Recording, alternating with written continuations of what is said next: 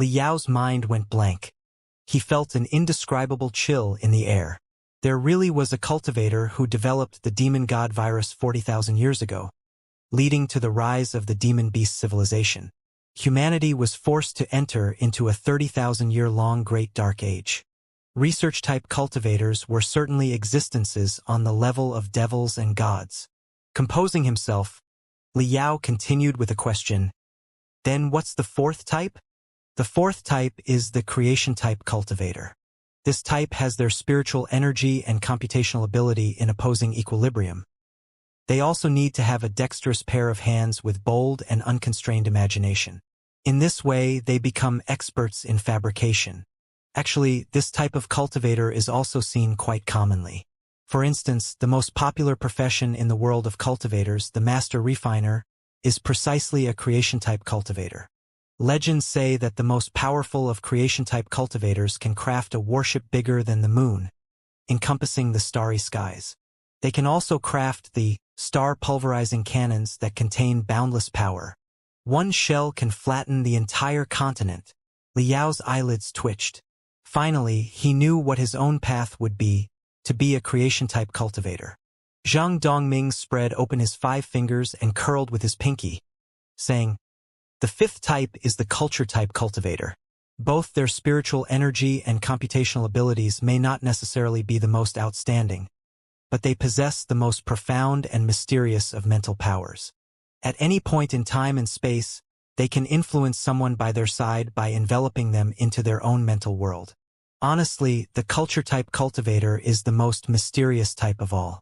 No matter how much the expert researchers tried studying this type, they were all unable to break open the mysteries of this type's mental powers. Often, the culture type is found to be the best poet, artist, novelist, and musician." Li Yao nodded his head thoughtfully. Artists? Novelists? It sounds like they don't have any combat strength. Zhang Dongming laughed strangely. That's not necessarily true.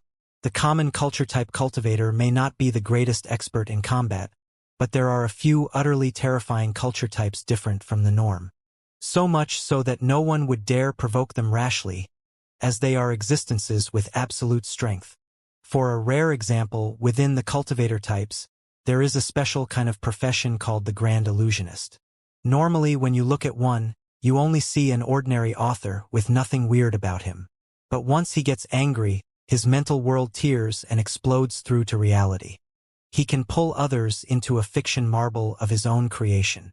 Just think about it. The complete laws of nature within that domain field are all created by him. They can call the wind and summon the rain. They're omnipotent. Even cultivators several stages higher than the Grand Illusionist, once they are caught and forced into the fiction marble, will have great difficulty escaping unharmed. The world of cultivators really is filled with all sorts of fantastic marvels.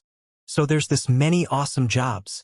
Li Yao thought deeply for a moment and was forced to admit that a Grand Illusionist would be a completely difficult enemy to deal with. When compared to the most mystical of cultivators, the most ordinary battle-type cultivator could simply be considered a domesticated and harmless upright citizen. Zhang Dongming's fingers pinched together, forming a fist. He said, "The sixth type is the hybrid type. They possess the characteristics of several different types, allowing them to assume many different important roles. They are rare geniuses known as jack of all trades. Anyways, the world of cultivators is vast and boundless. The more one studies in a subject, the harder they find to master it. The hybrid-type cultivators, who are able to cross over to other realms, are actually few in number. They appear once in a while, and when they do, the major guilds will always fight over them. And they become major stars that no one dares to approach for fear of getting burned." Li Yao's heart yearned. He felt that he possessed both the potential of being a battle type and a creation type. He had the chance to become a hybrid-type cultivator. However, it's still early to think of these things at the present. It's better to concentrate on dealing with the limit challenge competition for now. When Li Yao was lost in thought, the levitating ship vibrated lightly. The speed slowed down gradually. The surrounding students let out gasps of surprise. Li Yao gazed as far as he can into the distance. The view ahead was completely different from the dead calm of sea with the golden scales of fish in the ocean. It was unknown when the ocean's surface turned black, but there were several dozen terrifying gigantic maelstrom up ahead. They cried with ear-splitting roars of thunder. They were like dreadful sea demons opening their dozens of mouths, revealing jagged canine teeth. And surrounded by layers of these maelstrom was a series of twisted archipelagos, long and twisted. It looked like a flood dragon in the middle of the ocean, thrashing with all its might in the raging waves and stormy seas. This was their destination, Devil Flood Dragon Island. Arena No. 571 of the Limit Challenge competition. What caused the numerous students to gasp in surprise wasn't the figure of Devil Flood Dragon Island, but rather the demonic maelstrom that spun around the island, and even more so, the black ocean with its raging and bellowing waves. And floating calmly above all this was a gigantic crystal battleship half covered by the clouds. This was a completely old, outdated, dilapidated, yet awe-inspiring, super heavy-class crystal battleship that radiated profoundness. Its total length was over 7,800 meters, weighed over 63 million tons, and was manned by 132,510 active-duty Navy personnel. And manning the critical position of handling the ship were 300 refinement stage cultivators. It was only in this way that this ship was able to operate without issues. It looked like this crystal battleship had been dealt heavy damage from its appearance. It was riddled with scars and was full of holes. There were marks of explosions and corrosion left on its exterior. Quite a few places were mottled, fragmented, and in pieces. Of special note was the forward deck and bridge at the front of the battleship. It was smashed through even more thoroughly, exposing a terrifyingly enormous gaping hole. It gave off a feeling of a regretful giant bellowing towards the skies with a giant open mouth. It had already lost its propulsion power, so it had been floating here for a very, very long time. Enough time for the ocean wind to erode its armor, leaving the traces of a countless number of years. Even its original shocking gaping wound had become a part of it. It had become a fossil, a monument, a gravestone. Only, on some different mental plane, in a spiritual world unseen by the naked eye, it was quite like an awe-inspiring ferocious tiger, a giant dragon soaring over the highest of heavens. It gave of an unapproachable radiance of coldness. It's the Federal Army's eternal flagship, the distant expanse. Even Liao was stunned by the majestic aura of this crystal battleship. His breath was stifled involuntarily. The distant expanse was born 500 years ago in the Federation. The Federation mobilized practically their entire cultivator workforce to craft this master battleship. 500 years ago, during the Great Blood Ocean War, the distant expanse acted as the flagship for the Federal Army. It fought in the fierce battle against millions of demon forces of the Far East Demon Kingdom at the Far East Ocean. The fate of the Federation depended on the outcome of the Great Blood Ocean War. Because they were able to secure victory in this war, because they were able to annihilate the Far East Demon Kingdom, the Star Glory Federation was able to obtain ultimate supremacy in the Heaven's Origin sector. The fate of the nation grew more prosperous with each passing day. However, even though the distant expanse was able to sink the enemy Heaven's field, it also suffered critical damage and fell into the ocean. It was only 80 years ago that the Federation was able to salvage it to the surface. However, it unable to be used as a battleship. The Federation took this crystal battleship and renovated it into a war museum and a patriotic education base. It would float forever atop the battlefield in which it fought. However, popular legends say that although the Far East Demon Kingdom was annihilated, the Demon Emperor did not actually perish. He hides still, deep in the depths of the endless ocean. He continues to gather the souls of his demon soldiers that perished on the battlefield as a futile attempt to one day launch a counteroffensive, to come back even stronger. And so, this was the reason why this area of the ocean has turned into a place where evil winds blow with fury. A place covered with maelstrom, a ghastly and terrifying sheet of deathly darkness. This was all caused by the Demon Emperor on the ocean floor wanting to create havoc. So, the Federation took the distant expanse and had it hover in the air where it had fought back in the day. Year-round, Tour groups of hot-blooded youngsters came and toured around, stimulated with vigorous thoughts of war and valor. These thoughts condensed into an immortal national spirit of Star Glory Federation, which would suppress the demon emperor for eternity and extinguish the millions of demon souls completely.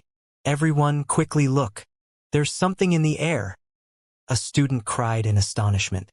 Liao stared as far as he could into the distance and was met with only the gradual projection of a gigantic hologram amidst the furious rolling waves of clouds. The hologram expanded in all directions at lightning speed. Soon, it had spread to a length of dozens of kilometers. On the hologram appeared a blood-like setting sun, stormy winds and thunder, and 1,000 crystal battleships interweaved and amongst each other. They mutually collided, tore apart, and were engulfed in explosions in a bitter battle. It's 500 years ago during the Great Blood Ocean War. Liao's spirit was shaken. The hologram soon displayed upon its screen the stirring and tragic scene of the distant expanse fiercely ramming into the Wild Heaven. Wild Heaven was the Far East Demon Kingdom's flagship. Rumor has it that the skeletons and corpses of 100 of giant demon beasts from the bottom of the ocean were catalyzed by demonic techniques to condense and refine into the incomparably large skeletal battleship. Its total length exceeded 20 kilometers, and its weight reached 190 million tons. It was simply an ugly, levitating mountain peak. It gave off a feeling of indestructibility and dread. Even the distant expanse was like a dingy boat when compared to the Wild Heaven, disintegrating with only a slight bump. But when faced with this powerful enemy, the distant expanse increased its speed with no thoughts of turning back.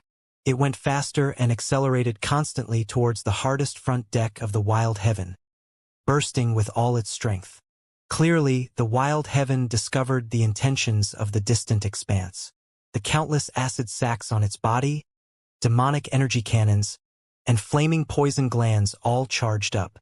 They fired out hundreds of acidic liquids, poisonous juices, and demonic lasers. They cleaved and struck, bombarding against the spiritual energy force fields of the distant expanse. The distant expanse was on the brink of collapse from the bombardment. Its spiritual energy force fields went dark. The ship could break into pieces at any moment. In response, quite a few of the surrounding battleships of mankind leapt forward one by one with reckless abandon for the sake of holding off the attacks on the distant expanse by the Wild Heaven. The weights of these crystal battleships were rather small in comparison, and their defenses were weak. Most of them corroded completely after eating a few acid shots and poisonous juices, falling into the ocean and taking its entire crew and the whole ship to death. But even more of humanity's battleships blotted the sky in valiant defiance against death, as if they were all crazed. They formed the strongest shield to protect the distant expanse. Finally, the distant expanse and the Wild Heaven were less than 500 meters apart. For two battleships of this caliber in size, it was like a distance of a hair. The distant expanse no longer powered their spiritual energy force fields. All spiritual energy were diverted into driving the propulsion arrays. The back of the battleship exploded forth with a violent red glow. The ship's speed increased to another level, and the ship rammed into the demonic energy force fields of the Wild Heaven.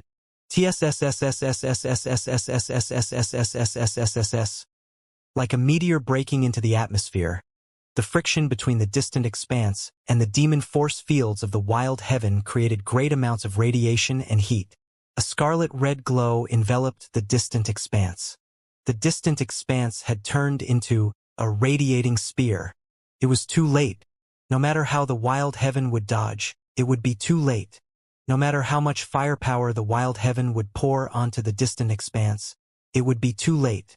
On the bridge of the Wild Heaven, no matter how much the Far East Demon Emperor bellowed in rage, no matter how much he roared in fury, no matter how maliciously he cursed against the crazed elite of humanity in front of him, it was too late.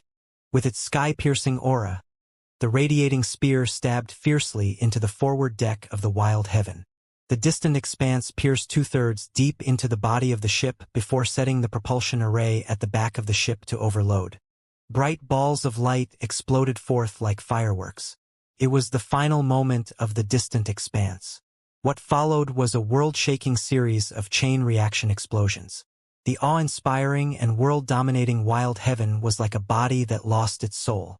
Fumes of smoke were going off all over. Fire leaked out everywhere. The skeletal structure of the warship began to collapse, and the broken pieces fell one by one into the ocean. As the battle ended, the projection gradually faded away. The blood-stained ocean turned into blue skies and white clouds once more. In the final scene shown by the hologram, the setting sun and blood gradually condensed into 3 paragraphs of scarlet-red words. In this battle, the 13,250 crewmates, including 300 refinement stage cultivators, 50 foundation building stage cultivators, and the core formation stage cultivator who served as captain, all perished. Not one survived, and there were an additional 110,000 crewmates and 4,352 cultivators who perished with them. What they created would forever be a powerful nation of humanity, the Star Glory Federation, and in this context, a red flag of monumental importance drifted carefree in the wind. It unraveled slowly, revealing a giant golden dragon that bared its fangs in the middle of the red flag. The giant dragon was seated upon a translucent crystal ball, and in this pearl were 9 glistening and dazzling 5-pointed stars. The national flag of Star Glory Federation, the rising dragon of the 9 stars flag. The 9 stars represented the first 9 cultivator guilds that founded the Federation. The giant dragon represented human civilization's stand against the river of stars, their great ambition to conquer the cosmos. When they saw these 3 paragraphs, when they saw the dark red blood-like national flag, the hearts of all these youths became stirred, overwhelmed by emotion. Their blood fired up heatedly, and someone unknown first shouted, "Long live the Federation!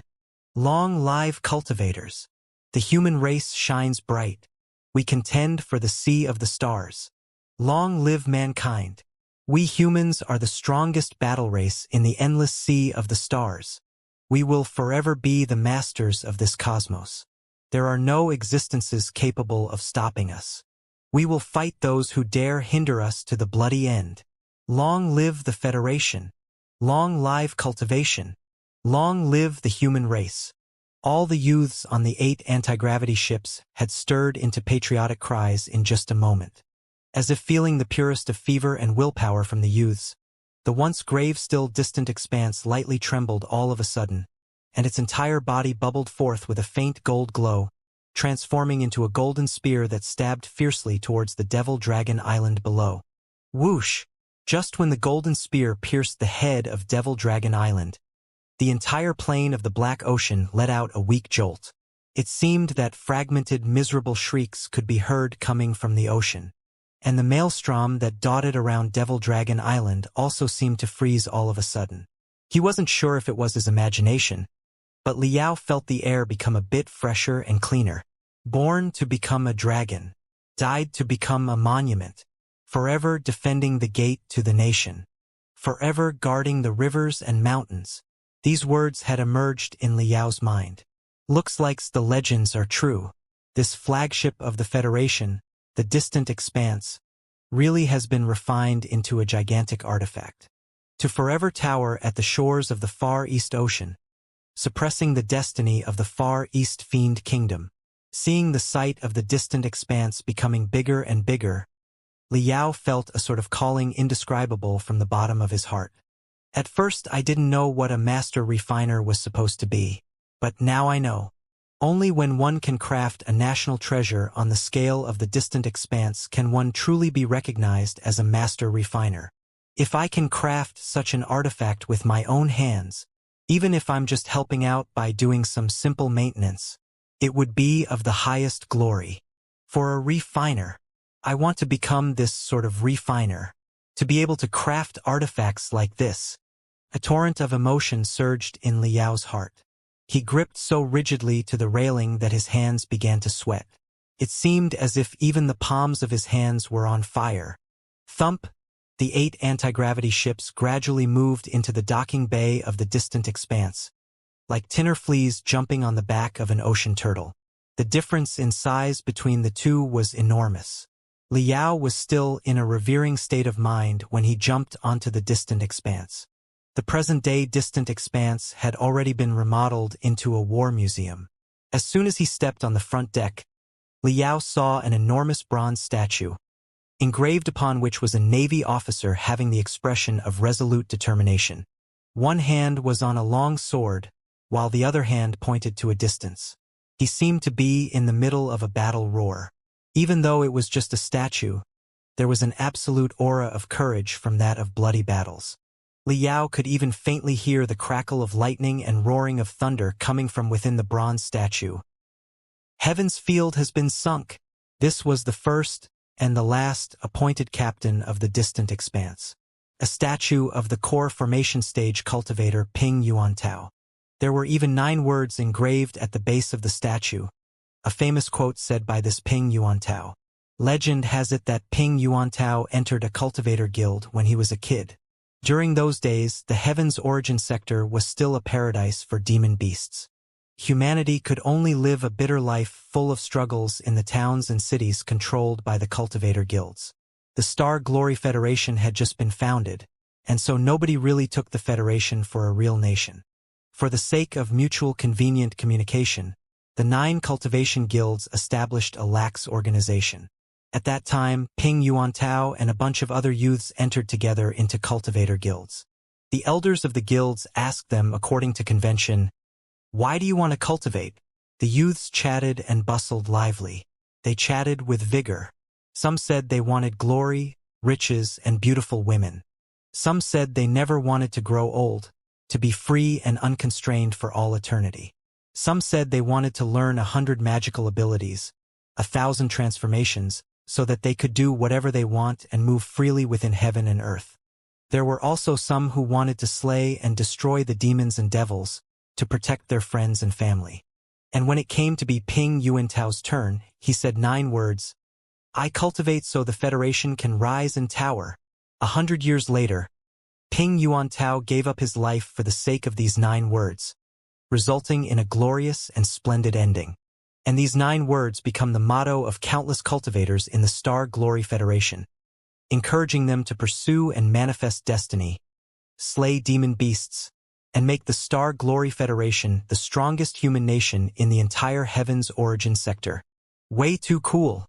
Even though he had learned of Ping Yuantao's story from textbooks on more than one occasion and had heard of these words before, when he saw these words on the distant expanse, he couldn't help feeling excited.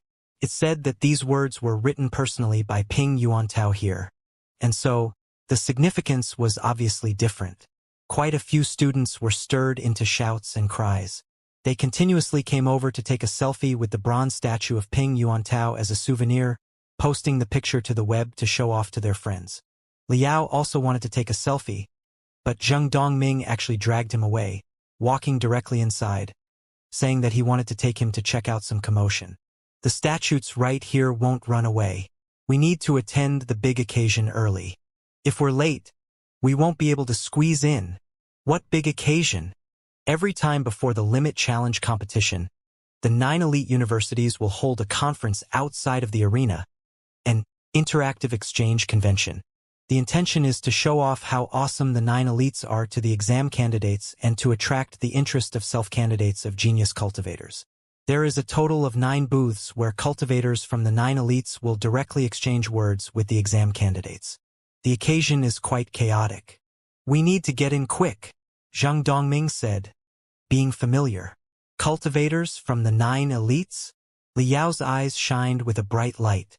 He didn't need Zheng Dongming to drag him, suddenly increasing his own speed. They entered the first holding of the ship. That large space was packed with over 1,000 students.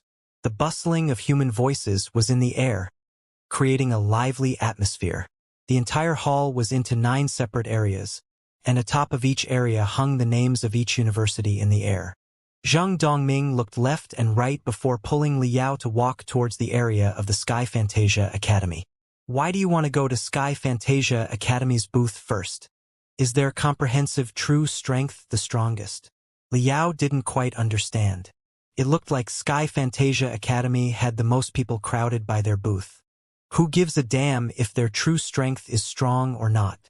Sky Fantasia Academy is the only school of the 9 elites to specialize in educating culture-type cultivators.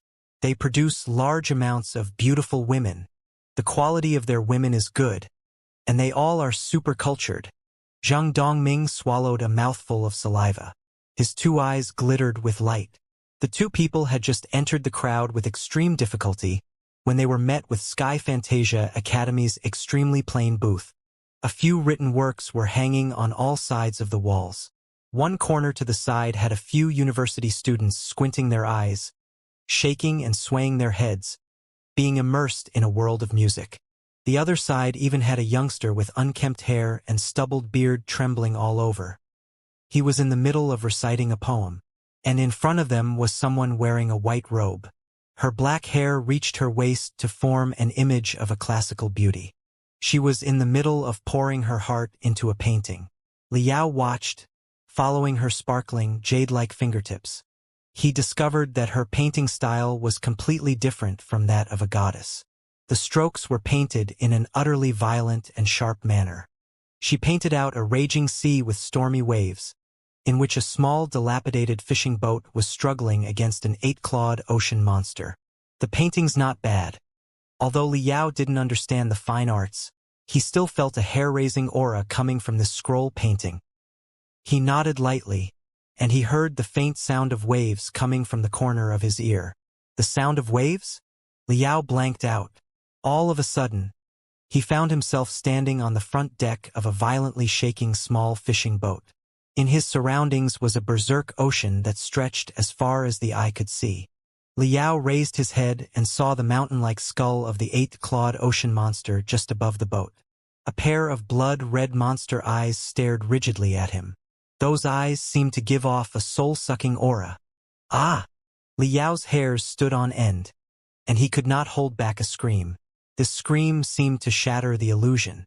His mind returned to his body that was already covered in overflowing cold sweat, waking up from a different world. He looked to his side. Zhang Dongming was also pale and his 2 legs were trembling. You should know just how fearsome culture-type cultivators are now, right? This beautiful woman did not have bad intentions, and the painting is only half completed, yet it was able to pull us into a terrifying illusion. If she were to actively attack and were to use a completed painting, do you feel like you can still escape? Said Zhang Dongming with a trembling voice. Liao let out a long sigh of relief and thought back to the moment inside the illusion. The scene where the 8-clawed ocean monster glared fixed at him.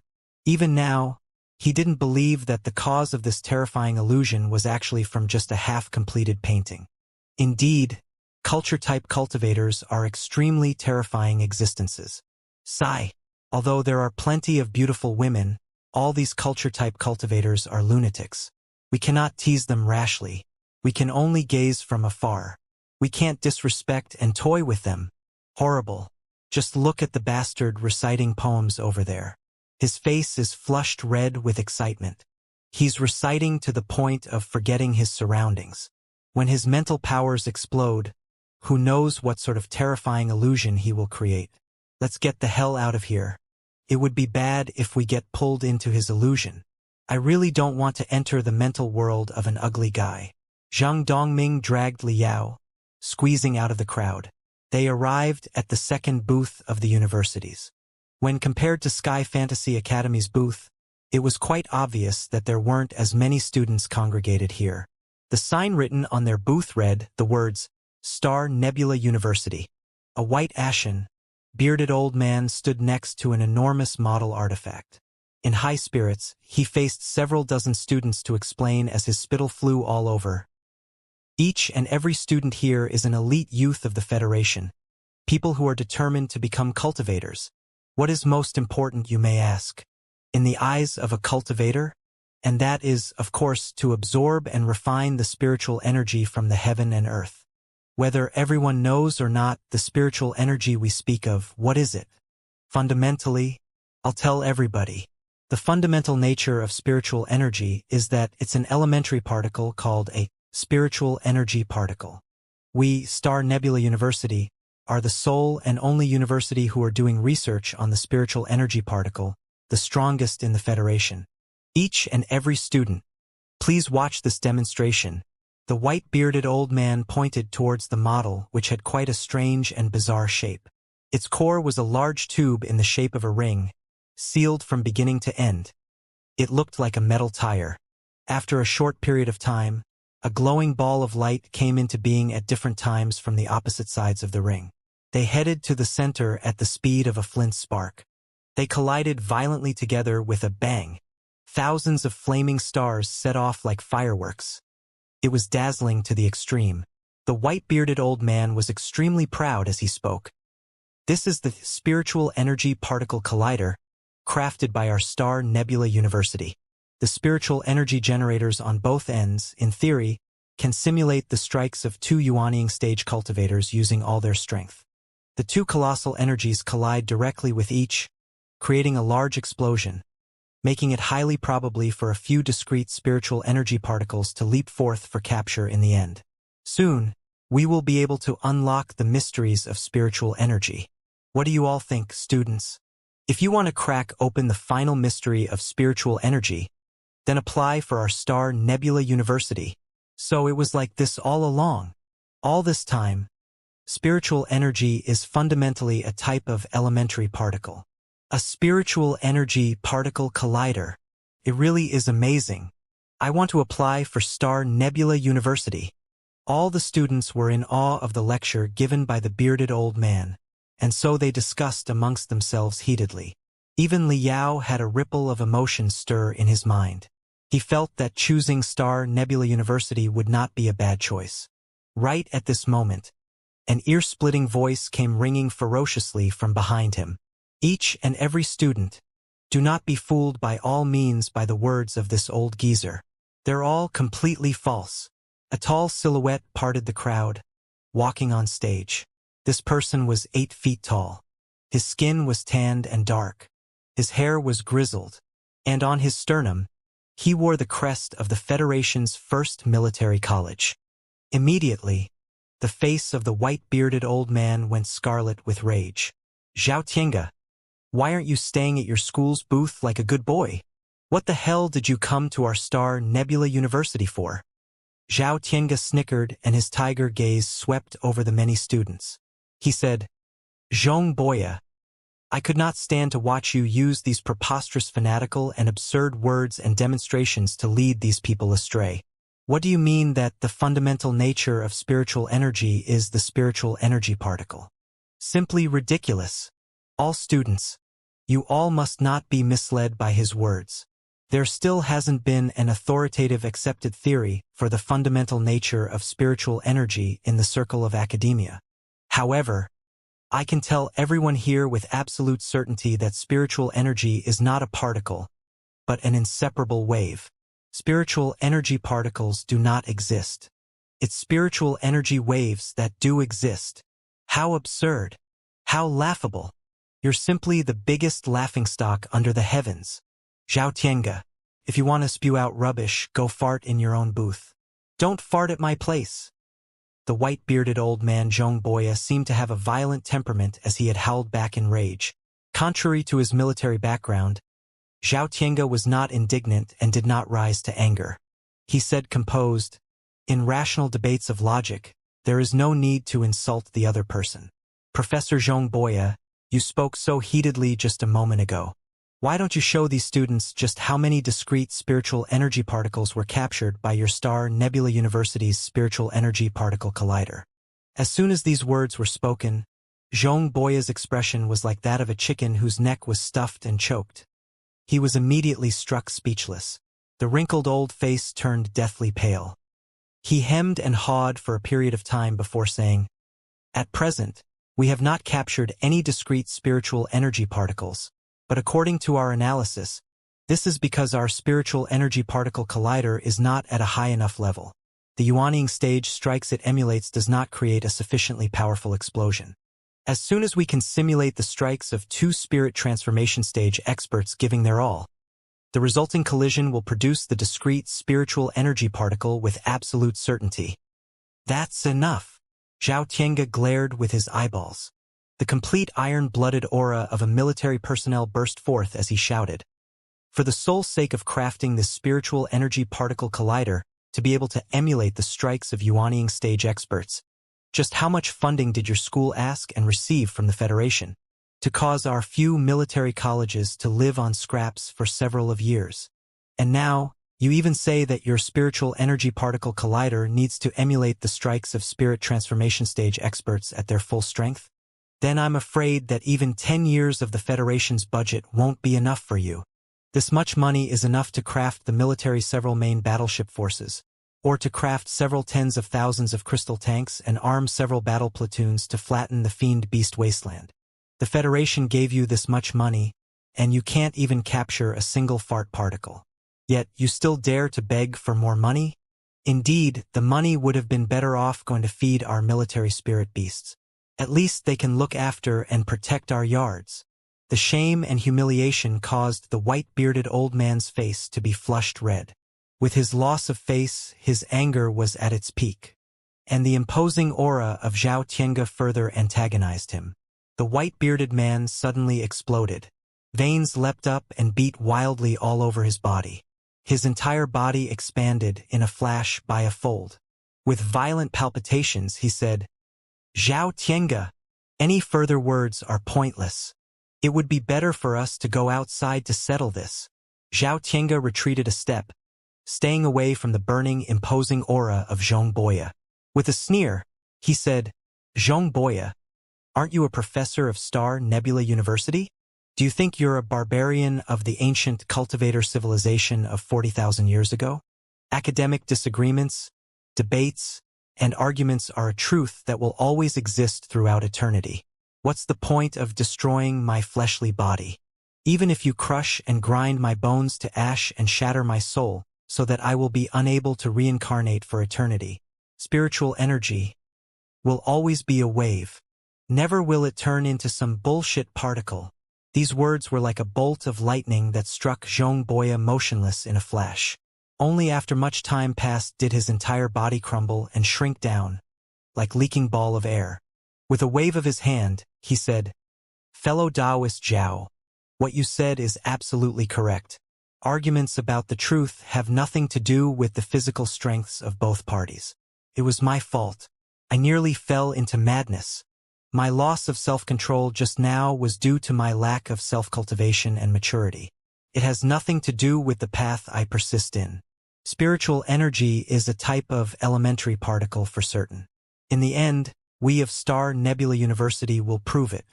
Each and every student, if you approve of my theory, then you can stay behind and we can discuss it some more. If you feel that fellow Taoist Zhao's words are correct, then you can go walk along with him. Walk to the booth of the first military college and listen to his lecture." "I have no sort of lecture. The Federation's first military college emphasizes practical application.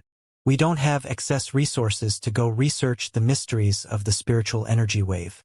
All we can do is slay demon beasts and defend our nation. Each and every student, if you're willing to come stand side to side with me on the battlefield to slay demon beasts, then you might as well come with and join our cause for defending the nation. We need hot-blooded men." Finishing his words, Zhao Tiange faced Zhong Boya with a nod and turned around to leave. The vast majority of youths followed Zhao Tiange. Only a small portion of students was enraptured by the spiritual energy particle collider. They stayed behind to ask Zhong Boya more deeply. "That was close. I even thought that these two might start a fight." This contention was largely outside of Li Yao's realm of expectation. His face was covered in a cold sweat. Fear still lingered in his heart when he had spoken. These two university professors were at least at the building foundation stage.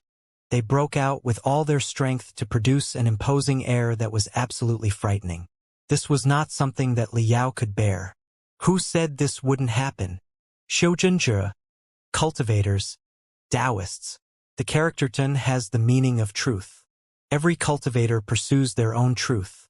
If truths are different to the extent of being completely opposite, then of course there will be a collision of truths with sparks flying everywhere.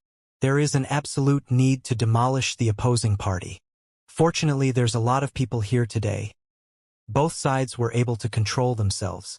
If this was a different situation with no one around in all directions, the two parties will really go and have a bout. This is trivially common, Zhang Dongming said with utter sorrow. They would be this extreme? They would go so far just for a theory. Liao smacked his tongue. Of course they would go this far. Cultivators, or Xiuzhen, means to cultivate Xiu in the truth Zhenli. To explain in terms from the ancient cultivation world, this truth is our Tao heart. Our heart's path. When our truth becomes refuted by others, when doubts arise in our hearts, then our hearts become swayed and becomes an unguarded Tao heart, making it easy to fall to madness. The cultivation of the self is then halted. In serious cases, their world collapses, their cultivation falls wildly, and they become cripples. Legends say that there once was a strong monad cultivator who debated with others on the Tao. His opponent brought out an irrefutable fact, thoroughly demolishing the truth he persevered in. The monad exploded, and his heart became unguarded. An external demonic influence took advantage of the opening and entered his heart, transforming him on the spot into a demonic cultivator. And this demonic cultivator quite nearly caused a great calamity. And so, when cultivators debate over the truth, it's more like they're debating over the greater truth, the great Tao. Only the brave can forge ahead and press forward. They cannot shrink back by even half a step, said Zheng Dongming with utter graveness. Liao looked pensive as he nodded his head. Indeed, today his world has been broadened. He received so much knowledge on the world of cultivators, but there was a bit that he still did not understand. Oh, that's right.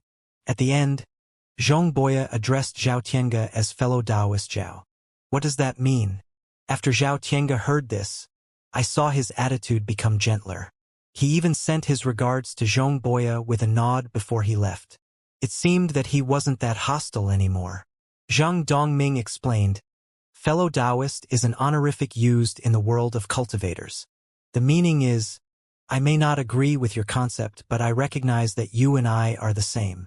We both pursue the truth and advance forward on the great Tao. Our truths may be different, but we both have the same kind of heart, the kind that pursues the truth. Therefore, we are friends, though ones who walk alone on our respective great Taos. And that is the fellow Taoist. It is a very formal address. When Zhong Boya addressed his opponent as a fellow Taoist, he gave goodwill on his own accord. Zhao Tiange also did not want to escalate the matter, so he naturally went with the flow and walked off the stage. Zhang Dongming, upon seeing Liao muttering to himself and not speaking up, laughed and asked, "What is it? Are you interested in Star Nebula University?" Liao thought seriously to himself. He shook his head while saying, "It looks like Star Nebula University's expertise lies more in the underlying theory in their academic subjects. I have never received a proper education, so my fundamentals are on the weaker side. Also, I am not interested in theory. Is there a university that focuses more on practical applications?" Focuses more on practical applications? Of course there is. Let's go have a look at Empyrean Capital School of Medicine. The two walked to the next booth, to the Empyrean Capital School of Medicine. All who appeared here were doctors wearing white gowns and surgical masks. The air was also filled with a faint acidic smell of disinfectant. A large glass chamber was placed in the middle of the booth. Confined within was a tiger-shaped demon beast.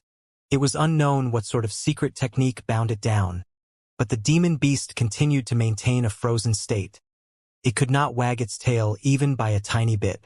Its eyeballs whirled and turned chaotically, flickering occasionally with a glow that contained both great panic and savage brutality.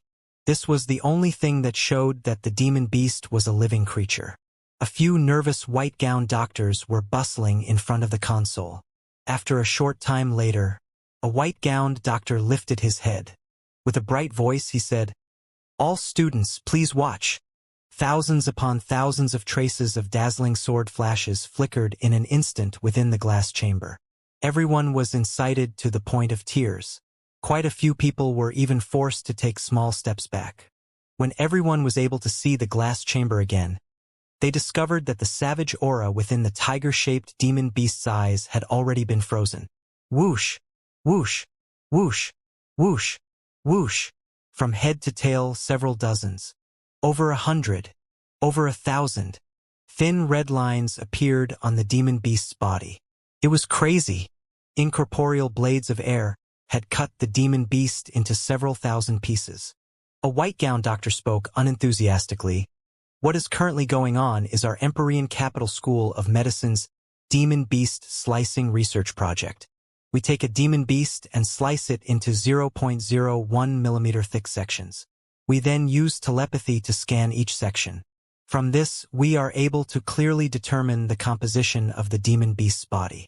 Taking this data and uploading it to a crystal processor, we are then able to create a complete simulation of a virtual demon beast. By going through this process, we are able to know the demon beast's habits, characteristics, and battle strength like knowing the back of one's hand. And we are also able to conduct all the various tests we could ever want in the great illusionary land without fear of being injured or killed by the demon beast. At present, we already have 98 major classes, consisting of 1352 different types, of demon beasts in this demon beast slicing research project. All students, if you're interested, then you can apply for our Empyrean Capital School of Medicine. Our mission isn't simply to help the dying and heal the sick. It's primarily to exterminate demons and demon beasts. Zhang Dongming met Liao with a wink. What do you think of this one? But first, I want to remind you, the minimum required score for the Empyrean Capital School of Medicine is very high. It's pretty much the highest required of the 9 elites. Even I have no guarantee to test in. Liao scratched his head, having some hesitation. There were so many universities, each with their own world-shocking miraculous marvels and exterminating techniques. But when compared to the university of his dreams, it seemed that there was still just that small difference in feeling. Within our federation, is there a university that focuses heavily on creating artifacts? I'm not talking about artifacts such as the Spiritual Energy Particle Collider, but rather for military use. For example, flying shuttles, flying swords, crystal rail cannons, crystal-powered mobile armors, these sorts of war artifacts. Of course, there is. Just ahead is the Deep Sea University. In the Federation, they are the strongest in the field of crafting and refining. That place is known as the Refiner Holy Land. Zhang Dongming pointed to a booth not too far away. The Holy Land for Refiners. A flame ignited and blazed within the depths of Liao's eyes, transforming into a myriad of fiery serpents that danced wildly. Like with all the other booths, the Deep Sea University's booth had a bunch of people crowded together. It looked like the vast majority of students were extremely passionate about this university, which had more of a focus on practicality. Liao could barely squeeze into the crowd. In the middle of the booth was actually the enormous model of a city. It had mountains and it had rivers. It had skyscrapers and it had mansions. The sky even had flying shuttle passing by occasionally. It was small but was complete in every detail. It was crafted to be a perfect imitation.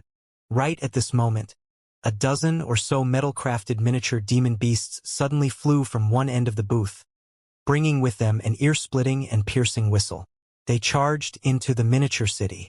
At nearly the same time, over 100 pentagonal metal balls rose abruptly from all around the city. The cubes spun rapidly in the air to form a giant net that blanketed the sky. They tangled around and held the invading flying demon beasts at bay, immobilizing them.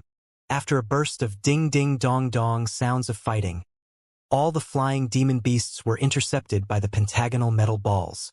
The demon beasts were sucked and firmly stuck to the surfaces of the metal balls by an indescribable force. All students. It was a man whose hair was as white as a crane's and whose complexion was as rosy as a child's. This purple-clothed man was full of hale and hearty vigor. With beaming smiles, he said, "The model you all just saw was the anti-demon beast defense system that our Deep Sea University has researched, developed, and crafted. It has already been purchased by the military for use in every strategic city in the Federation. It can withstand a simultaneous attack of up to 1,500 demon beasts and can even repel the flying swords of the strong demonic cultivators. With this kind of artifact, it doesn't matter if it's a powerful demon beast or a demonic cultivator. As soon as they enter the airspace of our Federation, they become gifts with their hands tied, waiting to be taken prisoner. The purple-clothed old man paused for a moment. Then, a dozen dark, dull, and completely ordinary flying swords floated and emerged from behind his back. They spun and circled randomly above the numerous students' heads. From time to time, the flying swords would perform maneuvers at rapid speeds within a small area. They dove, they turned, and they flipped, causing the observing students to cry out in surprise over and over. With a laugh, the purple-clothed old man spoke, "All students, if the recent demonstration of the anti-demon beast defense system was not enough to satisfy you, then look at the latest unmanned autonomous flying swords crafted by our deep-sea university. These flying swords come in two models. The alpha model can be controlled through a dedicated crystal processor remote control system, allowing for operation of the flying sword at a distance over 10,000 miles away from the cultivator controller. And these beta models you see here are completely and thoroughly unmanned and autonomous. There are absolutely no cultivators controlling these flying swords. If there's no one to operate them, how are they able to fly by themselves?" There were students who could not hold back from asking questions. In the master CPU in these types of flying swords, we employ a completely new type of glyph array architecture.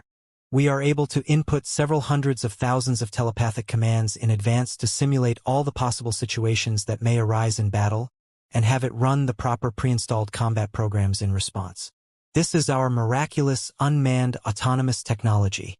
Of course, to actually research and develop this technology is not as easy as I described. The unmanned autonomous flying sword was just recently created. It still contains many problems. All students, if you're interested, then you might as well apply to our deep-sea university. Together, we can research, develop, and perfect miraculous artifacts such as these. The purple-clothed old man said, beaming with smiles. Liao watched the unmanned autonomous flying swords fly about through the air. He felt his heart stir and automatically thought of Black Wing. Black Wing also flew about without Liao issuing commands to it. It even lies in front of the hologram projector, humming and buzzing, singing and dancing. It simply didn't seem like an artifact, but rather an actual living being. When compared with these unmanned autonomous flying swords, Black Wing's intelligence was clearly on a much higher level. Anyways, his old man had once said that Black Wing was a relic found in a historical ruin in another greater thousand world. An entire lifetime of research and study was not enough to crack Black Wing's architecture. He even couldn't crack open Black Wing's shell. His old man had speculated that Black Wing should be the product of a different cultivator civilization on a higher level. It's already amazing enough that Deep Sea University was able to craft these kinds of flying swords that didn't need cultivators to control them. Right at this moment, an unmanned flying sword suddenly flipped around and swept past over Liao's head. Liao felt an itch in his mind. He instinctively reached out with his hand, wanting to grasp the flying sword by its hilt. As soon as his fingers were about to make contact with the hilt, the flying sword vibrated chaotically to create an azure blue glow, like that of an electric eel. An electric arc flashed and struck Liao's fingers. "It hurts." Liao pulled back his hand. His fingers had turned black. He looked once more at the flying sword that continued to circle above his head. From time to time, the sword exploded maliciously with azure electricity. With his tongue stuck out from fear, Liao contracted his neck. He no longer dared to be so reckless. The purple-clothed old man chuckled as he walked to be in front of Liao. He said, "This student, you should now know just how amazing the unmanned autonomous flying sword is. Fortunately, in time, the flying sword will be able to figure out your identity of being a civilian. If it had recognized you as a demon beast or a demonic cultivator, then you would have long been beheaded. Come, let me look at your hand, to see if you're injured." As Liao obediently reached out with his hand, his mind was actually revolving with interest. He did the utmost to figure out a method to break the unmanned autonomous flying sword. "Ha!" The purple-clothed old man's face leaked out a trace of an astonished and happy expression. His smiling expression intensified. "This student, do you often do artifact maintenance in your free time?" Liao stared. Stunned, he asked, "How do you know?" "I can feel that your hands are different from the common person. This kind of pliable and tough feeling should be from the growth of calluses that are later worn away. Then grown again. Then worn away. This must have happened over and over for at least a dozen times to produce your hands. Additionally, the muscles of your palm produce subtle responses. It's impossible for other people to have these hands. Only experienced artifact technicians have these kinds of hands. How about it? Do you want to apply to our deep-sea university? The purple-clothed old man asked, being completely cordial. Liao took a look at the anti-demon beast defense system. Then, he took a look at the unmanned autonomous flying sword circling over his head. With a forceful nod, he said, I have a dream that one day I will become a refiner, to craft the most powerful artifact of the Federation. Of the top 10 master refiners in the Federation, 7 of them graduated from our deep-sea university. Deep-sea university is the holy land for refiners. My name is Xianxia. I'm a scout for our deep-sea university in Arena 571. You're pretty good. I'll pay special attention to you during the competition. So be sure to give a good performance. The purple-clothed old man patted Liao on the shoulder. In the blink of an eye, he was surrounded by a blob of different students. Wow! From outside the crowd, Zhang Dongming cried out quite exaggeratedly. You actually met Deep-Sea University's scout. He's very influential and probably has some authoritative power for special admittance. As long as he chooses you, you won't even need to take the entrance exams. You can be admitted directly into Deep-Sea University. I should have known to let the flying sword shock me too just then. You still need to be chosen in order to get in. Although Liao spoke without thinking, his heart was actually beating wildly. He was nervous, excited, happy. Various feelings were tangled into a complex knot. It caused his emotions to be stirred to the peak. Deep-Sea University was the ideal university in his mind. He absolutely needed to give a good performance during the limit challenge competition to make this Xianxia sit up and notice him. Having already determined his number 1 goal, the other universities no longer appealed as much to him. Liao and Zhang Dongming circled around the ship's hold, completing a circle. They didn't pay particular attention to the remaining universities and were preparing to leave. At this time, they suddenly discovered that there was still a small exhibition hall in the deepest corner. The other universities had decorated their areas to be quite lavish. Their setup featured state-of-the-art technology. When comparing the exhibition halls that drew in people, this hall was really extremely unpresentable. There wasn't even a single student taking a look inside. There was only a lonely staff member sitting in the depths of the hall. Liao raised his head to look. On top were the written words, Grand Desolate War Institution. Is this also one of the 9 elites? Why is this place so abandoned? No one wants to apply to this school. Liao asked with utter curiosity. Zhang Dongming glanced at the sign and couldn't help laughing. The Grand Desolate War Institution has the worst internal resources. Their overall true strength is the weakest, and they're located in the nastiest of places, the Demon Beast Wasteland. But these factors aren't enough to make this hall this abandoned. The main reason lies in their combat department, that the Grand Desolate War Institution is most famous for. They are experts in educating people who temper their bodies to walk the martial path, the body practitioners. It is said that the most extreme body practitioners even forego all artifacts. They believe that the body is the strongest and is the sole and only artifact. They rely purely on their fists to fight demon beasts. They're simply a group of lunatics. Liao, upon hearing his words, also agreed considerably with him. He was born in the artifact graveyard. He was an expert at taking any item he can get and use it as a weapon. It was beyond stupid to rely solely on his 2 fists to fight hand-to-hand against his enemies. Zhang Dongming continued, the cultivation philosophy of the Grand Desolate War Institution has a bit of logic behind it. Because of the environment around the Grand Desolate region is of the worst quality, resources are in short supply.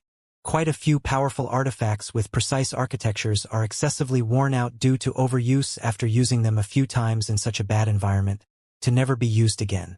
This kind of extreme environment is what fostered those who relied purely on their fleshly bodies, the body practitioners. But in the southeast region, all cultivators specialize in using artifacts. These types of martial art methods are very unpopular here. And in addition, tempering the body is incomparably painful.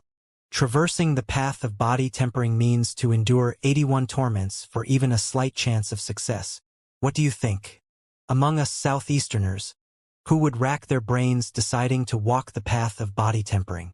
Pausing for a bit, Zhang Dongming suddenly thought of something. He tapped his head saying, I almost forgot. Your Crimson Nimbus Second produced a cultivation genius fiend blade Peng Hai. He decided to go with the Grand Desolate War Institution. He's not an extreme body practitioner though, he's a sword cultivator. This is the university that fiend blade Peng Hai studied at. A light flashed in Liao's eyes. A strand of interest towards the Grand Desolate War Institution was born in Liao. Since they were able to rise up into the 9 elites, they must have something that sets them apart from the norm. Let's go over and take a look. Liao spontaneously strolled towards Grand Desolate War Institution's booth. The Grand Desolate War Institution is full of barbarians with well-trained bodies, but simple minds. What possibly is there to see? It would be better for you to come with me to go back to Sky Fantasia Academy to see if there's a chance to find a few female seniors to eat dinner with. Together, we can discuss literature. Hey, if you're not coming, I'll go by myself. Don't say that I didn't consider you a swine friend. Zhang Dongming shouted a few times behind Liao's back, and was met with no reaction by Liao. Zhang Dongming then rubbed his nose, took out his micro-crystal processor, and set it to mirror mode. He spread open his hand to comb his hair to the side. After letting out a whistle, he headed walking towards Sky Fantasia Academy. As soon as Liao entered Grand Desolate War Institution's exhibition hall, Liao felt his footsteps go heavy all of a sudden. It was as if a 1,000 pounds boulder was pressing on his shoulder. Even the air turned somewhat more viscous. An artificial gravity field? Liao became interested. This exhibition hall was set up in a rough and wild cultivation gym. Dumbbells, barbells, sandbags, and other cultivation equipment were placed all around in a chaotic mess. To the astonishment of Liao, most of the cultivation equipment weren't actually made from metal but rather crafted and created from rock and demon beast remains. It gave one a coarse, barbaric, but blood-heating feeling. It made the muscles of his entire body, from head to toe, itch to give the equipment a try. As he made his way inside, Liao recalled the month when he spent his utmost effort, shedding sweat and youth in the school's warehouse. He could not help walking up to a squat rack, hefting a barbell onto his shoulders.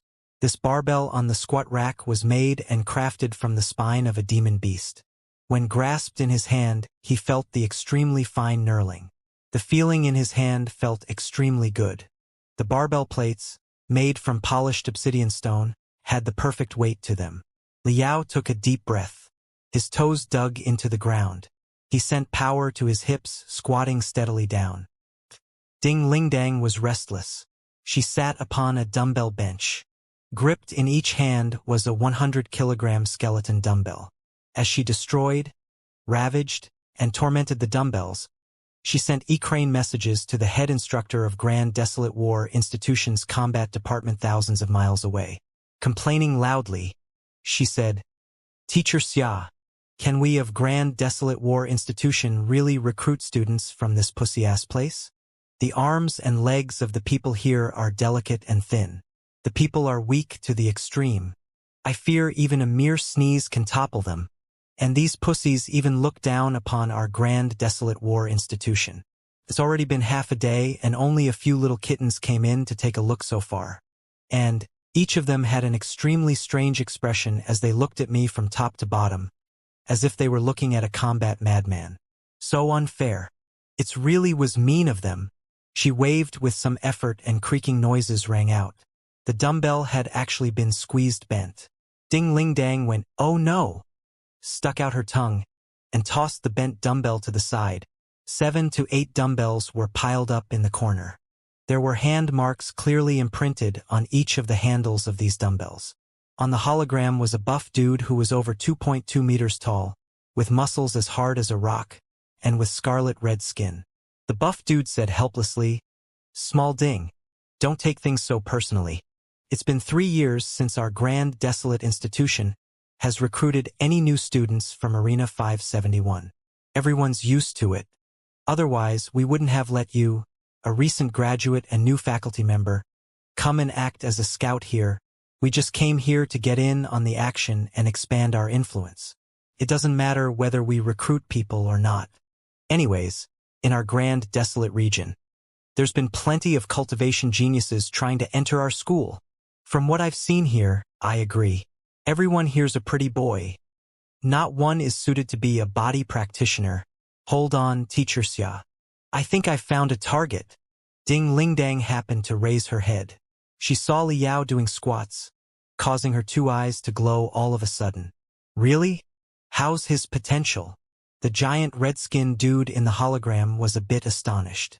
The fellows who can be considered targets by Ding Lingdang are few even in the grand desolate region. He's fairly decent. Those biceps, those pectorals, those lats, those quads, those glutes. TSK, TSK, TSK, TSK. Every muscle in his body is flawless and beautiful. It makes one unable to hold back from giving a few pinches. What a natural young talent. He's simply just made to walk the path of body tempering. Enough talk. I'm gonna go over now. To capture him, Ding Lingdang rubbed her hands together as her face filled with excitement. With a step, she scurried just behind Li Yao. Little brother, you've trained your pecs quite well. Li Yao felt only a ferocious and vicious hurricane sweep over from behind his back. A powerful oppressive aura, nearly on the exact same level as Fiend Blade Peng Hai's, appeared behind him. The only difference was that Fiend Blade Peng Hai's aura was earth-shattering in form of ebbing tides and waves. This aura was as if a Tyrannosaurus Rex had come crashing from afar, fiercely and viciously. A strong air of terrible beasts was mixed in the aura. All Li Yao felt was the tip of a spear pressing against his back. He could no longer bear the barbell, so he directly rolled forward, utterly miserably, to avoid the terrible beast assaulting from behind. He spun around like lightning with a strength that nearly broke his waist, automatically adopting the tightest defensive guard. Cold sweat rained from his forehead. His wild beating heart nearly ripped open his chest. Whose aura could be so overbearing? It's simply a Tyrannosaurus Rex in the form of a human. Li Yao gasped for breath with a gaping mouth. He was trembling with fear as he sized up this human-shaped T-Rex. What appeared behind his back was beyond his expectations. It was actually a woman. An absolutely young girl. At most, this girl was 3 to 4 years older than him. She appeared to be just over 20. She had a very tall stature, so much so that she was taller than him by just a little bit. Her figure was extremely healthy and beautiful with broad shoulders, a strong and flexible waist, and a slender pair of legs. Her plump thighs were bulging and bursting. They were exceptionally buff. They caused one to dream helplessly about her other bulges, wondering what sort of beautiful sensations would arise from coping a feel. She wore the bare minimum of clothes, just a tank top and shorts, exposing a succubus-grade beautiful figure to the air. She wasn't the sort of classical beauty that had flesh so tender and white it seemed like congealed oil. Her skin was a color of honey-like amber, glistening and shining under the light, looking to be as smooth as velvet. After having just done some exercise, her amber skin glistened faintly with sweat, making her skin appear sparkling, translucent, and gem-like. Her looks weren't considered exceptionally pretty, but that was due to her having coarse eyebrows, overly large eyes that contained too much spirit, a nose that stuck out too much, lips that were too thin, and ears that stuck straight out like a monkey's, kind of like jug ears. To describe her in a single sentence: she was too outstanding, too straightforward, and too forceful. Her invasive personality was too strong. There was completely no trace of the cool tenderness that most guys liked in a girl. However, it looked like she completely didn't give a damn. She continued being like a small sun, spreading heat and radiance absolutely without restraint. The weirdest thing was the object on each of her beautifully contoured ankles. An ankle bracelet comprised of faded red string connecting 3-4 tiny bells. Logically, she should have made some ding-ling-ding-lang, sounds as she leapt over here in large steps. But Liao didn't even hear the tiniest of noises. Those 8 strings of tiny bells seemed to be rusted to death and were tied firmly above her beautiful feet. Liao gasped inwardly in surprise. This girl had already reached the peak in regards to the fine motor control of her leg muscles. She made her muscles vibrate continuously throughout the entirety of her high-speed movement, superimposing and canceling with the vibrations of her movement. Through destructive interference, she was able to keep the tiny bells from moving. My name is Ding Lingdang. You can call me Sister Ling. You can also call me by my nickname, Ding Lingdang Lang. You're quite strong and buff. Little brother. You were able to do quite a few squats under 5 times gravity without breaking a sweat. And you were able to sense me dashing over here. Your intuition is quite sharp. You're good material. Come. Let's get to know each other. Ding Lingdang reached out her hand at lightning speed. She grasped Liao's right hand and gripped firmly, leaving no chance for Liao to resist. Inhale. Liao felt like his palm was gripping a piece of red-hot coal. Even though he had endured a month of torment with Give Up, he was caught off guard and was forced to take a deep cold breath in pain. Your grip strength isn't bad. I squeezed the hands of 7 or 8 students a moment ago. All of them cried tears of pain on the spot. One had even wet his pants. You Southeastern students are far too weak. Not being able to take a single strike, you're actually an exception. Ding Lingdang withdrew her hand as she spoke, being completely pleased. Liao shook his hand. He was pained to the point of being speechless. He finally realized, at this time, why there wasn't anyone who dared to come look around at the Grand Desolate War Institution's booth. If he had known of this earlier, it would have been better to go along with Zheng Dongming to Sky Fantasia Academy's booth and gaze at the classical beauties. While his mind was running wild with imagination, a fragrance of earthly nature assaulted his nose all of a sudden.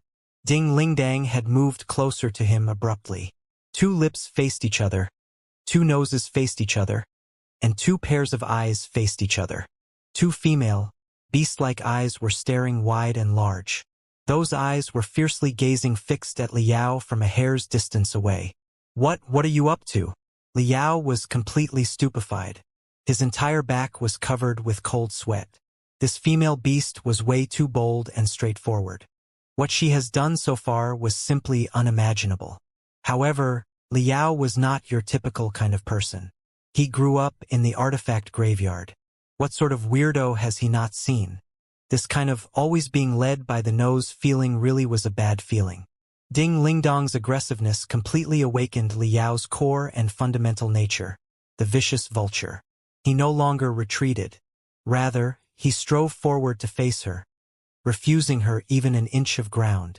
If you glare at me, I'll glare at you too. It's not like that you would eat me under the sun in broad daylight. If he was face to face at hand's reach with a different girl, like the painting classical beauty from a moment ago, this would have been an extremely alluring and exciting moment. But from Liao's perspective, he did not feel the least bit of attraction to the opposite sex coming from Ding Lingdang. This was because of the far too violent and fierce expression coming from this girl. It was like a shining blade. The unconcealed murderous aura bubbled forth, ferociously stabbing into Liao's eyes. The aura drove constantly inside Liao's mind.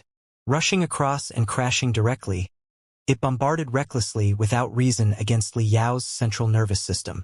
It was 10 seconds. A short 10 seconds of confrontation, and it was as if Liao had engaged endlessly in direct combat. Right when his 2 legs grew weak, when he was unable to hold on any longer, Ding Lingdang suddenly retracted her gaze. She grinned, exposing 2 pure white canine teeth. Her mouth was very large, as were her eyes, nose, and ears. Her smile seemed to possess a peculiar charm, like the splendid sun that appeared suddenly after days of rainy clouds. It made one forget about their troubles in an instant, making one feel crisp and bright. Little brother, you're quite amazing. Even in the Grand Desolate War Institution, there aren't that many students of the lower grades who dare to face eye-to-eye with me for so long. Not bad. Not bad at all. You possess strength and spirit rarely seen in a high school student. And your awareness is incomparably sharp. Most importantly, you will still able to resist while being enveloped by my strong killing aura. Good.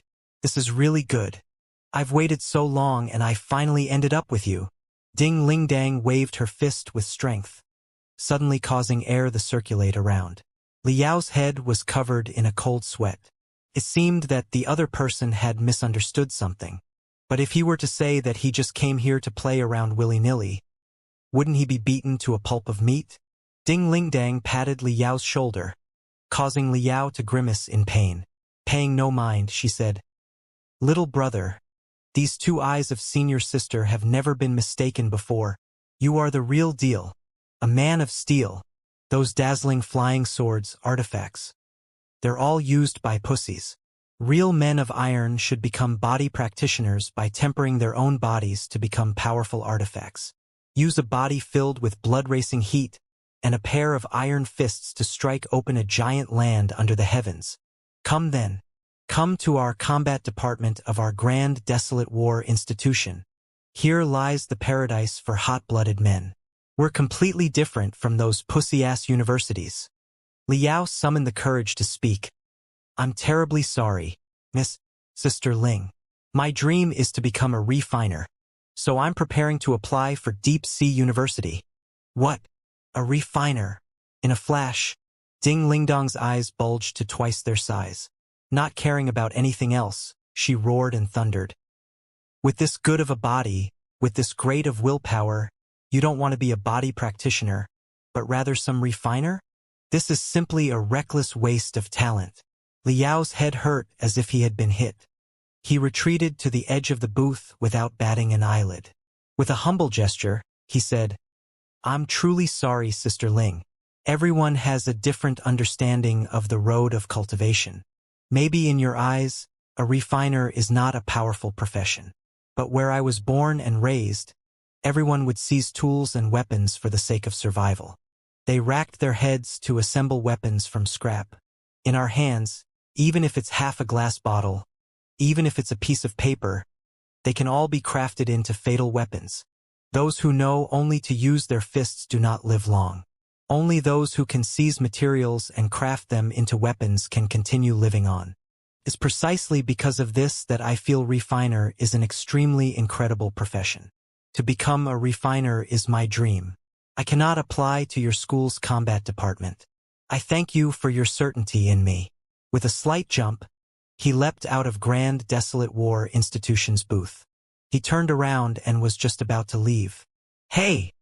Ding Ling Dang suddenly shouted, freezing him. Liao's body went rigid and his heart thumped. This female T-Rex wouldn't come chasing after him, right? Fortunately, Ding Ling Dang did not have the intention of chasing after him. She stepped one foot onto a barbell bench. Extending a finger, she said, "Little brother, don't make this decision so rashly. Go back and think it over carefully. You can ask around and see what the circle of cultivators think about our Grand Desolate War Institution. As everyone knows, the Federation has a total of 9 elite universities. 8 of them breeds cultivators.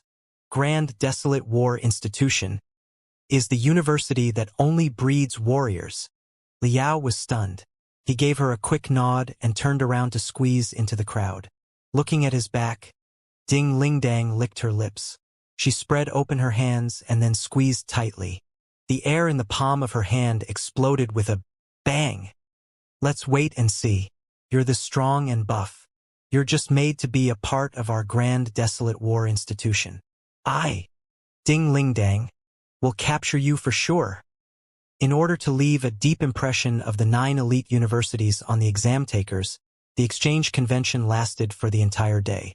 The hold continued being brightly lit and filled with a bustling atmosphere all the way until 9 p.m. Anyways, Liao had already chosen the university he most aspired.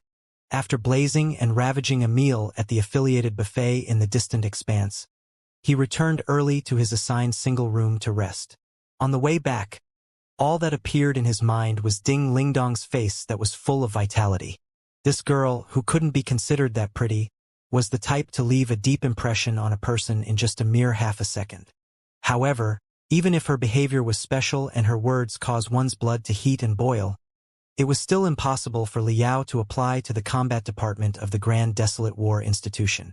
His path had already been determined, and that is the refining department of Deep Sea University. Tonight, I'm going to get a good night's rest so that I can put on a good performance at the competition tomorrow. I will win over people by blowing their minds with my brilliance. I will catch the eye of Deep Sea University scout, Xianxia. Liao made a resolution to himself in his heart. A facial recognition glyph array was drawn on the door of the cabin. A red light swept across Liao's face, ringing twice with beep-beep sounds. With a click, the cabin door opened. The room inside was very simple and plain. There was only a bed and a tiny bathroom. There wasn't even a desk placed anywhere. Liao actually knew that this was special treatment given to them.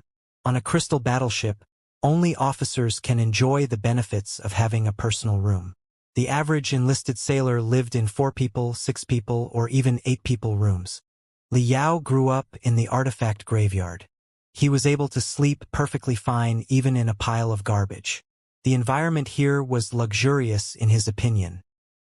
He walked in with large strides, tossed his luggage into the corner, and smashed himself ferociously onto the bed, letting out a sound of satisfaction. Pudgy Pudgy, Pudgy Pudgy. Student Liao, hello.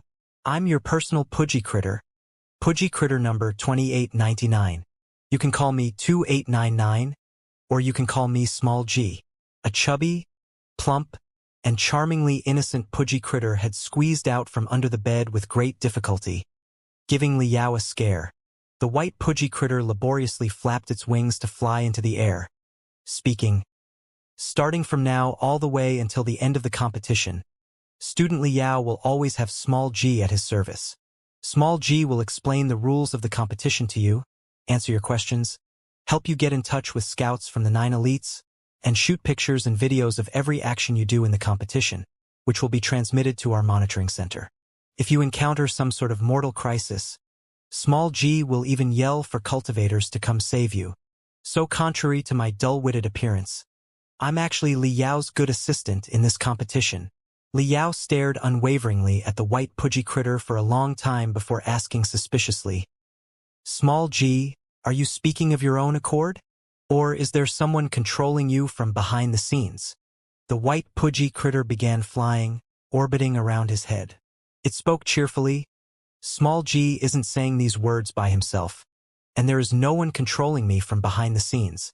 It's that Small G's body has been installed with the latest CPU system. 100,000 telepathic functions were programmed in advance so that Small G can perform the proper response in real time towards certain sorts of situations. Small G is the product of a joint research and development collaboration between Deep Sea University and the Empyrean Capital School of Medicine. I'm not your ordinary spirit beast. I'm the most advanced crystal beast. A spirit beast controlled by a crystal processor. Oh, so it was like this all along. You're quite advanced." So they increased the intelligence of spirit beasts in this fashion.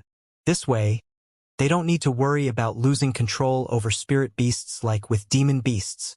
Liao's resolution to enter into Deep Sea University hardened even further. He continued asking, "Then Small G, please explain to me the rules of the limit challenge competition." "Sure thing." The hair on top of the Pudgy Critter's head shook to and fro. A meaty pink antenna extended out, and on the tip of the antenna was a flickering and shiny synthetic crystal stone. A beam of light shot out from the crystal, forming into a large 3D hologram right in front of Liao. With a flare of spiritual energy light, the holographic image of Devil Flood Dragon Island appeared in front of Liao's eyes. The Limit Challenge competition is a time-honored traditional competition of the Federation. Its purpose is to allow the 9 elites to select young talent gifted in cultivation. At the same time, it also gives the opportunity for students whose expertise are more focused on practical use, rather than theory, to show off their talent. The annual Limit Challenge competition has always been held 2 months before the university entrance exams. The entire Federation is divided into nearly 1,000 different exam regions, with each area containing 3,000 competitors.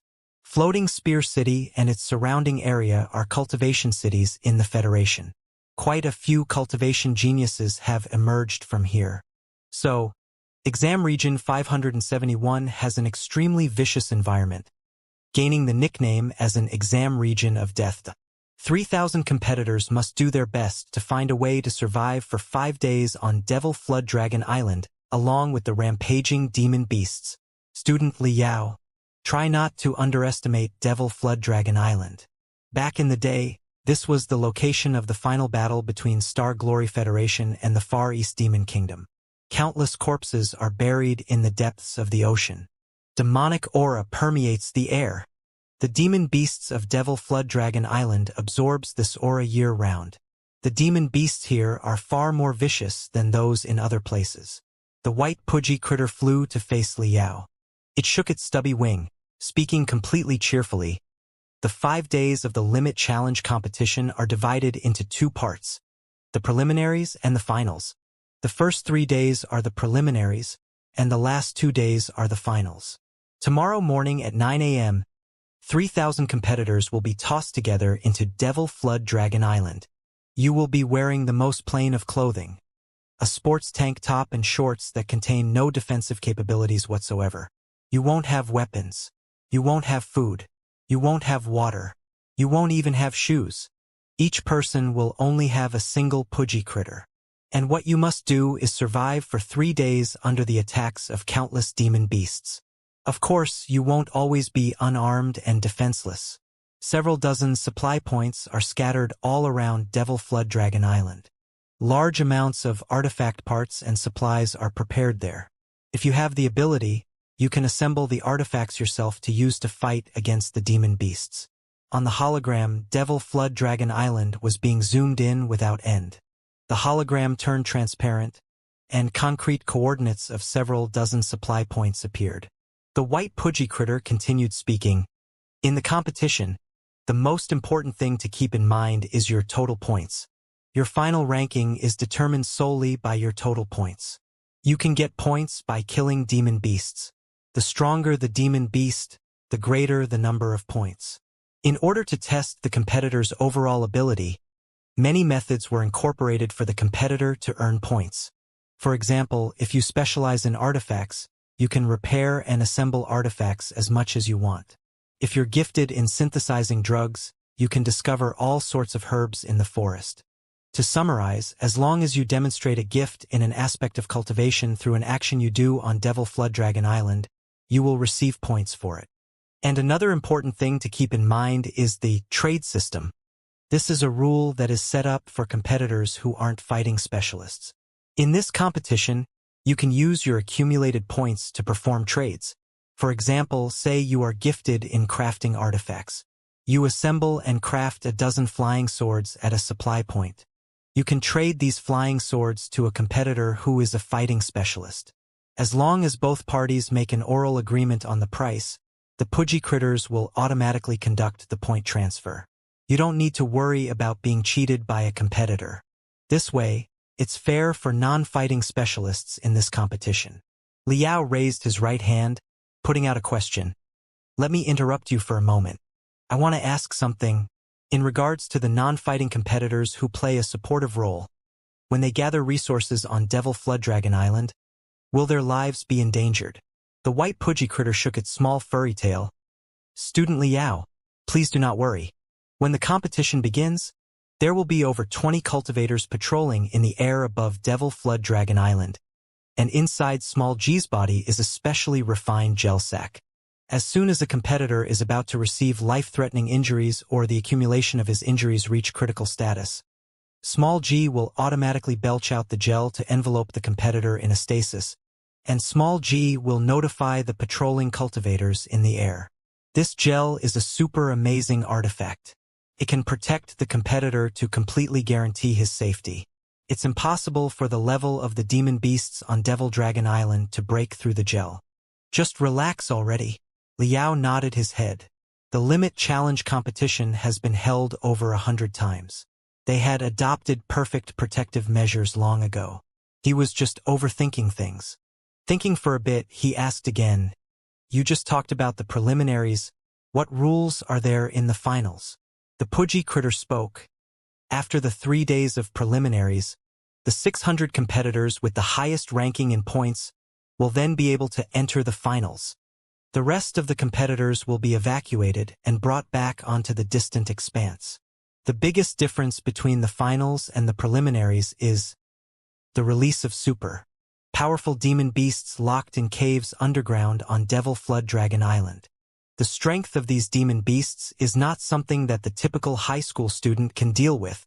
If you're able to kill these demon beasts, you will receive far more points than from killing normal demon beasts. In addition, the 600 students will be separated into two teams, red and blue. The two teams can attack each other however much they want. When an opponent is eliminated, that is, when the opponent's Pudgy critter is forced to spout out their protective gel, all the points of the opponent will be given to you. In other words, not only do you need to kill demon beasts, but you will also have to fight with competitors. Li Yao's heart stirred as he suddenly felt an excitement indescribable. Just being able to reach the finals means that these competitors will have accumulated a great number of points. Rather than go laboriously slay demon beasts, wouldn't it be better to launch attacks on enemy competitors? As long as a competitor was eliminated, it would be the same as killing several dozens, or even over 100 demon beasts. With these type of rules in place, the raging desire for battle will undoubtedly be satisfied in these youths. These competitors will be able to show off their complete potential. Small G continued, "So, that's pretty much all the rules.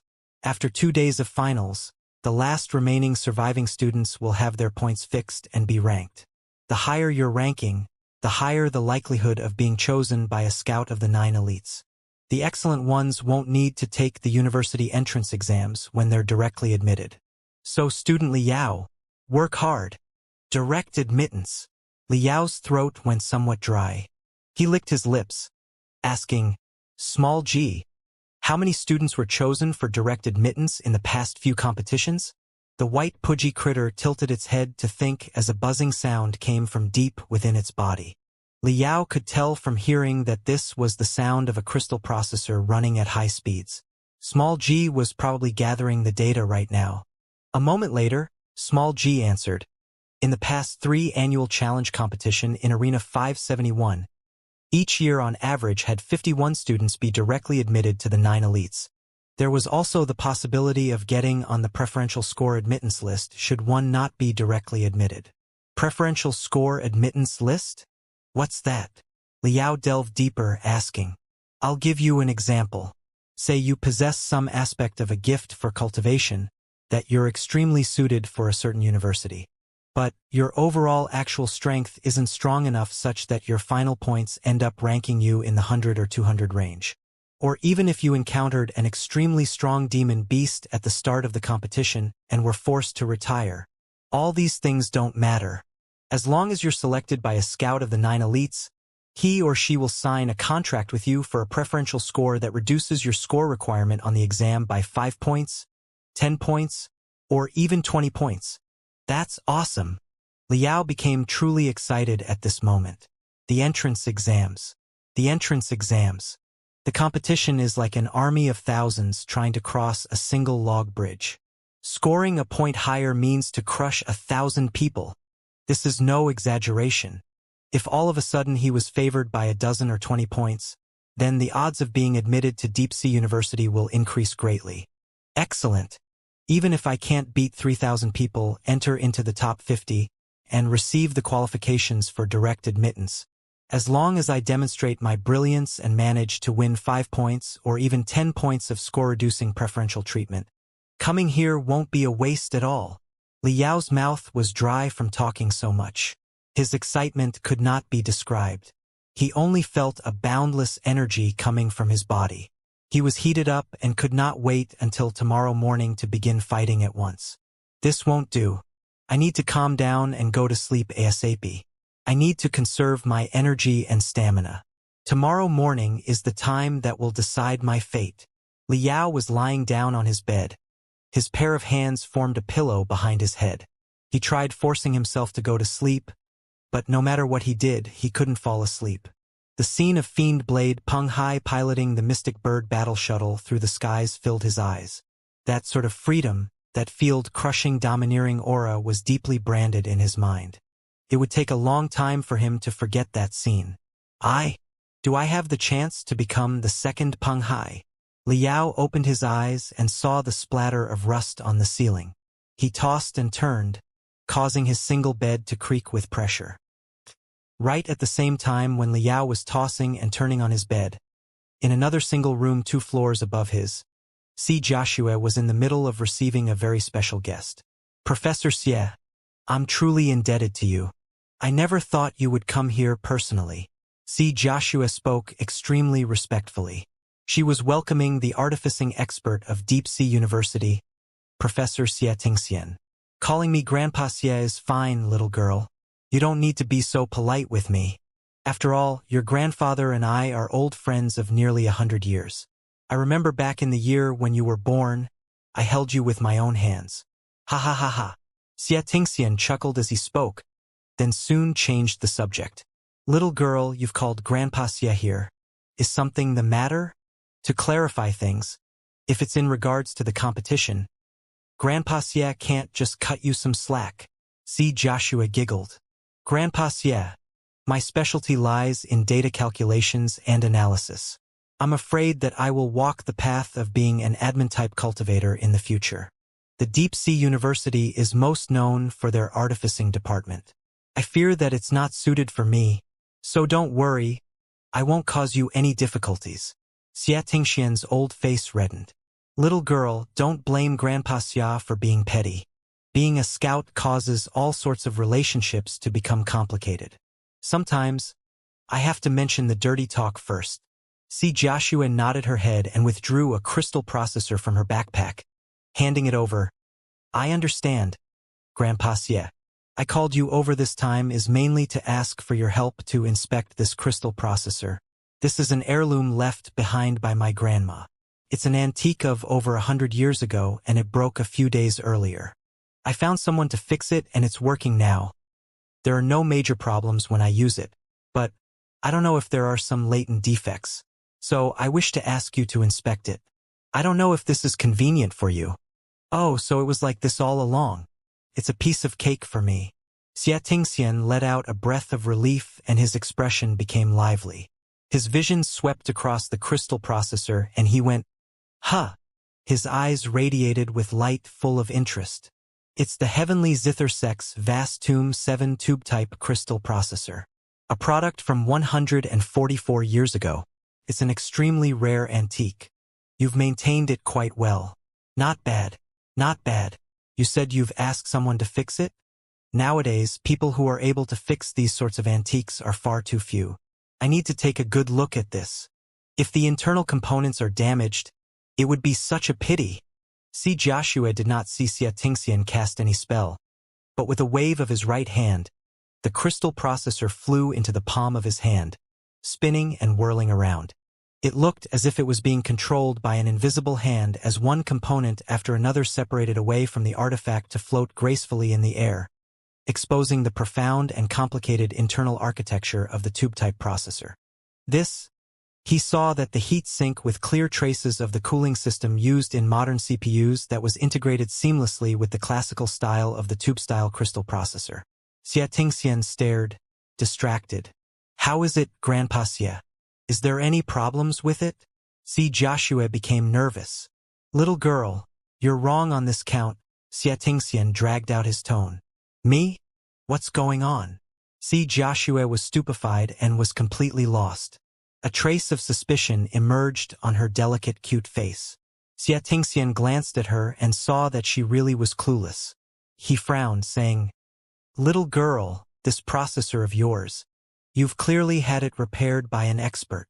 This expert completely redesigned the heat sink structure. His reasoning is exceptionally exquisite, and his installation technique is perfectly skillful. He not only guaranteed the stability of its structure and heat dissipation efficiency but also left behind space for future upgrades such that another heatsink can be added using the same method to form a heatsink system with higher efficiency. This way, the performance of your crystal processor can increase by over 10%. To have such a deep understanding of antique processors and to have such brilliant techniques, It must have been a refiner, right? You should know that each refiner has their own code of honor. They have the utmost confidence in their works. You chose someone to fix this, but then you brought it to me for inspection.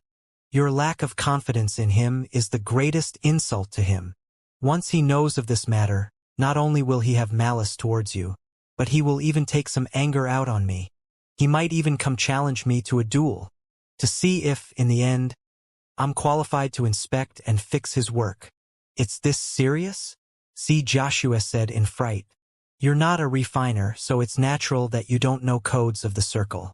Each piece of work from a refiner is his heart's blood. It's like their child.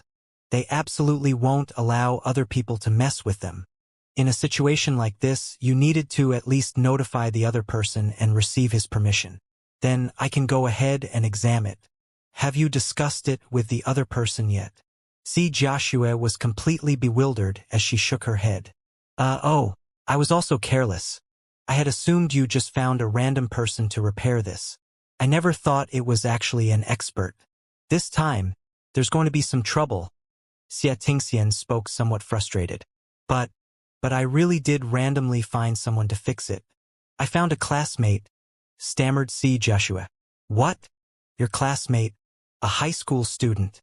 Xianxia went wide-eyed all of a sudden, and every wrinkle on his face began to tremble. He drew an arcane glyph with his right hand, and a purple beam of light enveloped the crystal processor. Every single breath of remnant memories from the previous repair was drawn from the artifact. A long time passed before Xianxia slowly nodded his head. Keeping what you said in mind, I telepathically scanned this artifact again for careful analysis. I was able to sample a few places that weren't done quite skillfully. There were a few joints that were a bit conspicuous and rough. But for a high school student to be able to reach this kind of level, it's already quite amazing. I don't quite understand. He's just an ordinary high school student whose actualization quotient can't possibly be more than 70%. Is he that amazing? Xianxia could not help asking. It's precisely because his actualization quotient doesn't exceed 70% that he was able to complete a work as refined as this. This makes him even more extraordinary. What's the name of this classmate of yours? Is he participating in this competition? Xianxia asked, filled with interest. His name is Liao. I have some information here about him. Grandpa Xie can take a look. Xianxia pulled out some videos from her crystal processor. Oh, so it's this small fellow? Xianxia stared blankly once again, and a smile continued to unfold from inside his heart. He nodded his head over and over. This small fellow is very interesting. It seems like I need to keep an eye on him in this competition. Early morning the next day at 8:30 a.m., 3,000 students were congregated on the afterdeck of the distant expanse. The spacious deck was packed tightly with 3,000 hot-blooded youths. They created a clamor of noise so loud that it seemed the deck was about to tip over. After experiencing yesterday's interactive exchange convention, everyone now understood the strengths and details of the 9 elites, and were looking much more greatly forward towards world of cultivation filled with its endless mysteries. Kill, kill, kill. I will kill to my heart's content on Devil Flood Dragon Island. I'll rise above the other 3,000 students, attract the interest of the Federation's first military college, and become a glorious military student.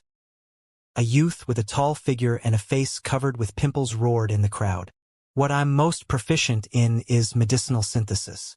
I've heard that there are over 10,000 different types of herbs and medicinal plants on Devil Flood Dragon Island. Just let me demonstrate my skills and show off to the scout of the Empyrean Capital School of Medicine. At his side, a girl with tan skin and a pretty face spoke with the utmost confidence. I had an ambition since I was growing up. It's to become a great general, to command a great army. If I make it to the finals, those who are in the same team as me will be quite lucky. I will certainly coordinate everybody with me to fight just like the way the Federal Army does. The enemy will be beaten to complete defeat. This third youth was short and small, but his aura was strong as he spoke. These 3,000 youths were heavenly blessed, carefully chosen from a dozen cities. It didn't matter how strong their actual strength was. Their confidence was at its absolute peak.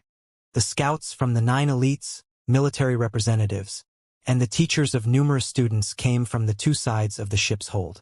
They came one by one, congregating together, and revealed smiles when they saw the exploding confidence in these youngsters. They were deeply moved. 1 year after another, and yet another year has gone by. Time really does go by quick. As soon as I saw these young fellows, I remembered back to that year and day when we participated in the Limit Challenge competition ourselves. The us back then, we sure were young. Yeppers. The only reason why Star Glory Federation is able to become stronger and stronger under the onslaught of demon beasts is due to the plenty amount of new blood that flows in every year. Who knows how many young talents will be able to burst forth from this year's batch of students and receive the qualifications to walk the road of cultivation. I want to get this out of the way. Teacher Zhang, I've already chosen exam candidate 2087. Do not, by any means, fight over him with me. Haha. Number 2087? Then I'll have to pay special attention to him later. If he really is some good talent, then depending on everyone's resources, let's see who can bid the highest. Liao stood calmly in the corner of the deck during this boiling and rumbling day. The white pudgy critter was very content to lay perched on his head. His head was tilting back and forth. It seemed that it was snoring. Last night, Liao was restless and was completely unable to fall asleep, so he just got up halfway through the night to study the rules in the competition. Liao had somewhat bloodshot eyes, but he was still energetic from being a bit too excited. It was because he discovered what seemed to be a loophole within the rules of the competition. Perhaps in other words, it was an opportunity that only he could exploit. He just didn't know if the battle tactics he formulated from focusing on the loophole would be effective.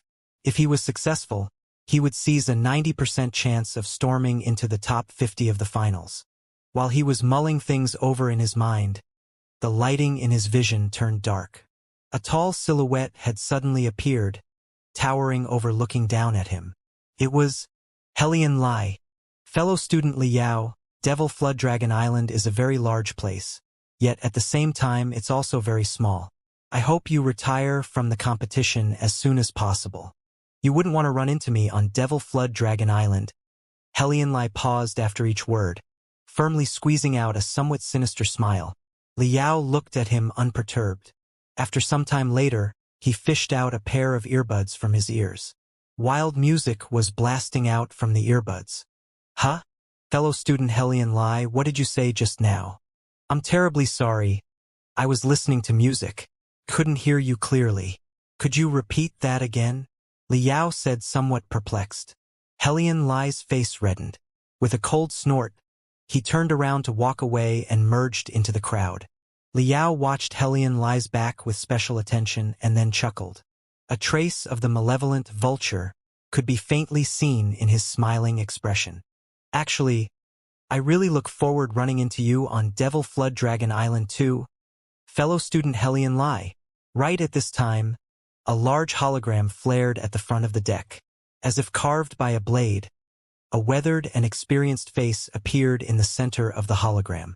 The pair of eyes set deep in their sockets seemed to contain the entire universe. 100,000 stars flickered with radiance in those eyes. It's Su Haoran. It's the Federation's chairman, Su Haoran. Quite a few students let out cries of excitement. Each and every student. We have reached yet another year of the Limit Challenge competition. Today, you all are baby hawks having yet to spread their wings and soar in the sky. You all have yet to step onto the road of cultivation. But soon in the future, you will become pillars of our nation. You will defend our homeland, defend our federation, and defend the hopes, dreams, and sanctity of our human civilization. Therefore, struggle and fight. Fight for yourselves and fight for the future of the Federation. The future of the human civilization. Remember this. Humanity is the strongest race of war in the endless sea of the stars. And cultivators are the dazzling blades of human civilization.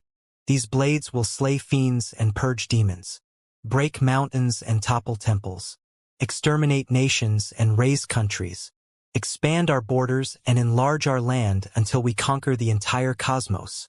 I hope that you all will become cultivators like these. to become the blades of the human civilization. I wish you all every success. The Federation's chairman, Su Haoran, stood up from behind his office desk. He retreated a step and, with a solemn expression, performed the official military salute towards the 3,000 youths. Demon beasts ran rampant in the Heaven's Origin sector. Star Glory Federation was founded based on martial might. The highest leaders are also military personnel. The military salute was the most majestic of etiquettes, representing unsurpassable respect. Federation Chairman Su Haoran actually performed the military salute to us high school students? For the sake of the Federation's future, for the sake of human civilization's future, do we have that much power? Of course we do. Right now, we may be ordinary high school students, but think about those core formation stage cultivators, those old yuanying stage monsters. Which one of them didn't start from elementary school to middle school to high school on their road to being a cultivator? Who can possibly become a yuanying stage monster as soon as they're born? If they can be what they are, then obviously so can we. There will be a day when I will become a great cultivator whose power shakes and radiates everywhere, to slay demon beasts, to defend our Federation, slay fiends and purge demons, break mountains and topple temples, exterminate nations and raise countries, expand our borders and enlarge our land, and conquer the entire cosmos. Too awesome. This is precisely the path I wish to walk. This is precisely the destiny of cultivators. I really can't wait much longer.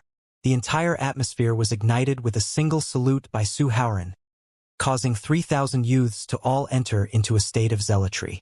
Similar scenes could be seen simultaneously at the other exam regions. The blood of countless youths were heated to the utmost boiling point. An officer dressed in black with the emblem of the skull of a demon beast on his shoulders stood on the upper deck. He saw how the morale was already excited to the highest point and announced in a loud voice, "The 137th Annual Federation Youth Limit Challenge Competition officially begins now. All competitors, prepare yourselves." VRRRR. A large hole 30 to 40 meters wide opened up in the front of the deck. A biting freezing wind was drawn suddenly into the deck and hold of the ship, causing the youths, who were only wearing sports tank tops and shorts, to feel a bone-piercing coldness.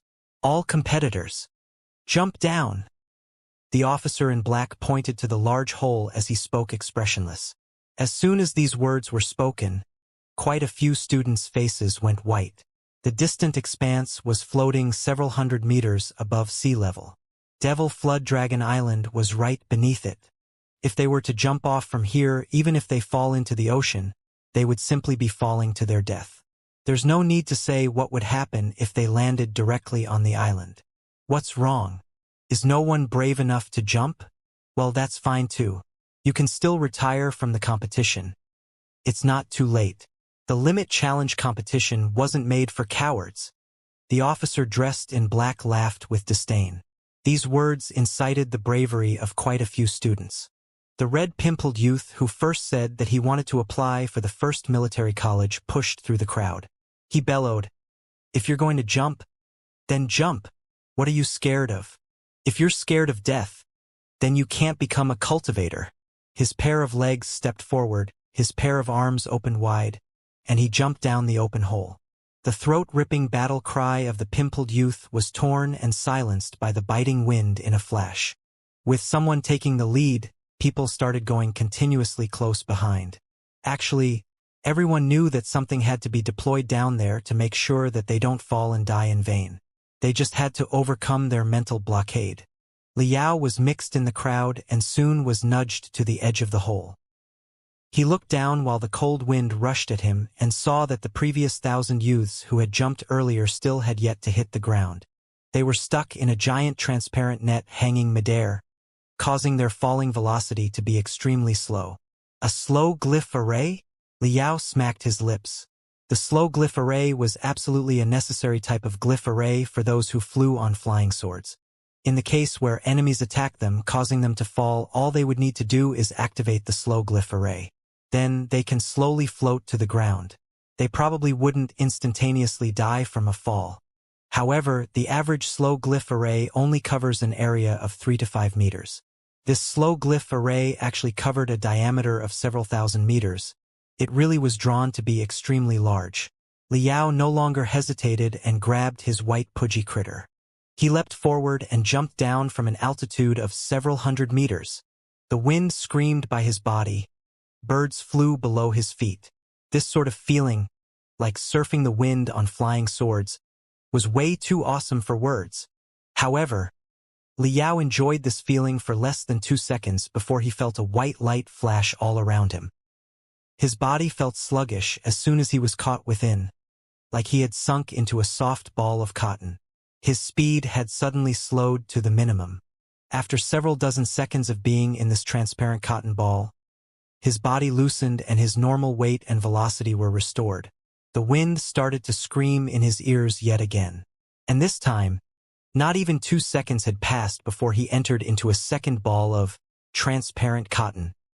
He looked several hundred meters below where several hundred competitors were flapping their arms and legs as if they were in water. Liao was deep in thought. He finally understood the mysteries of the slow glyph array.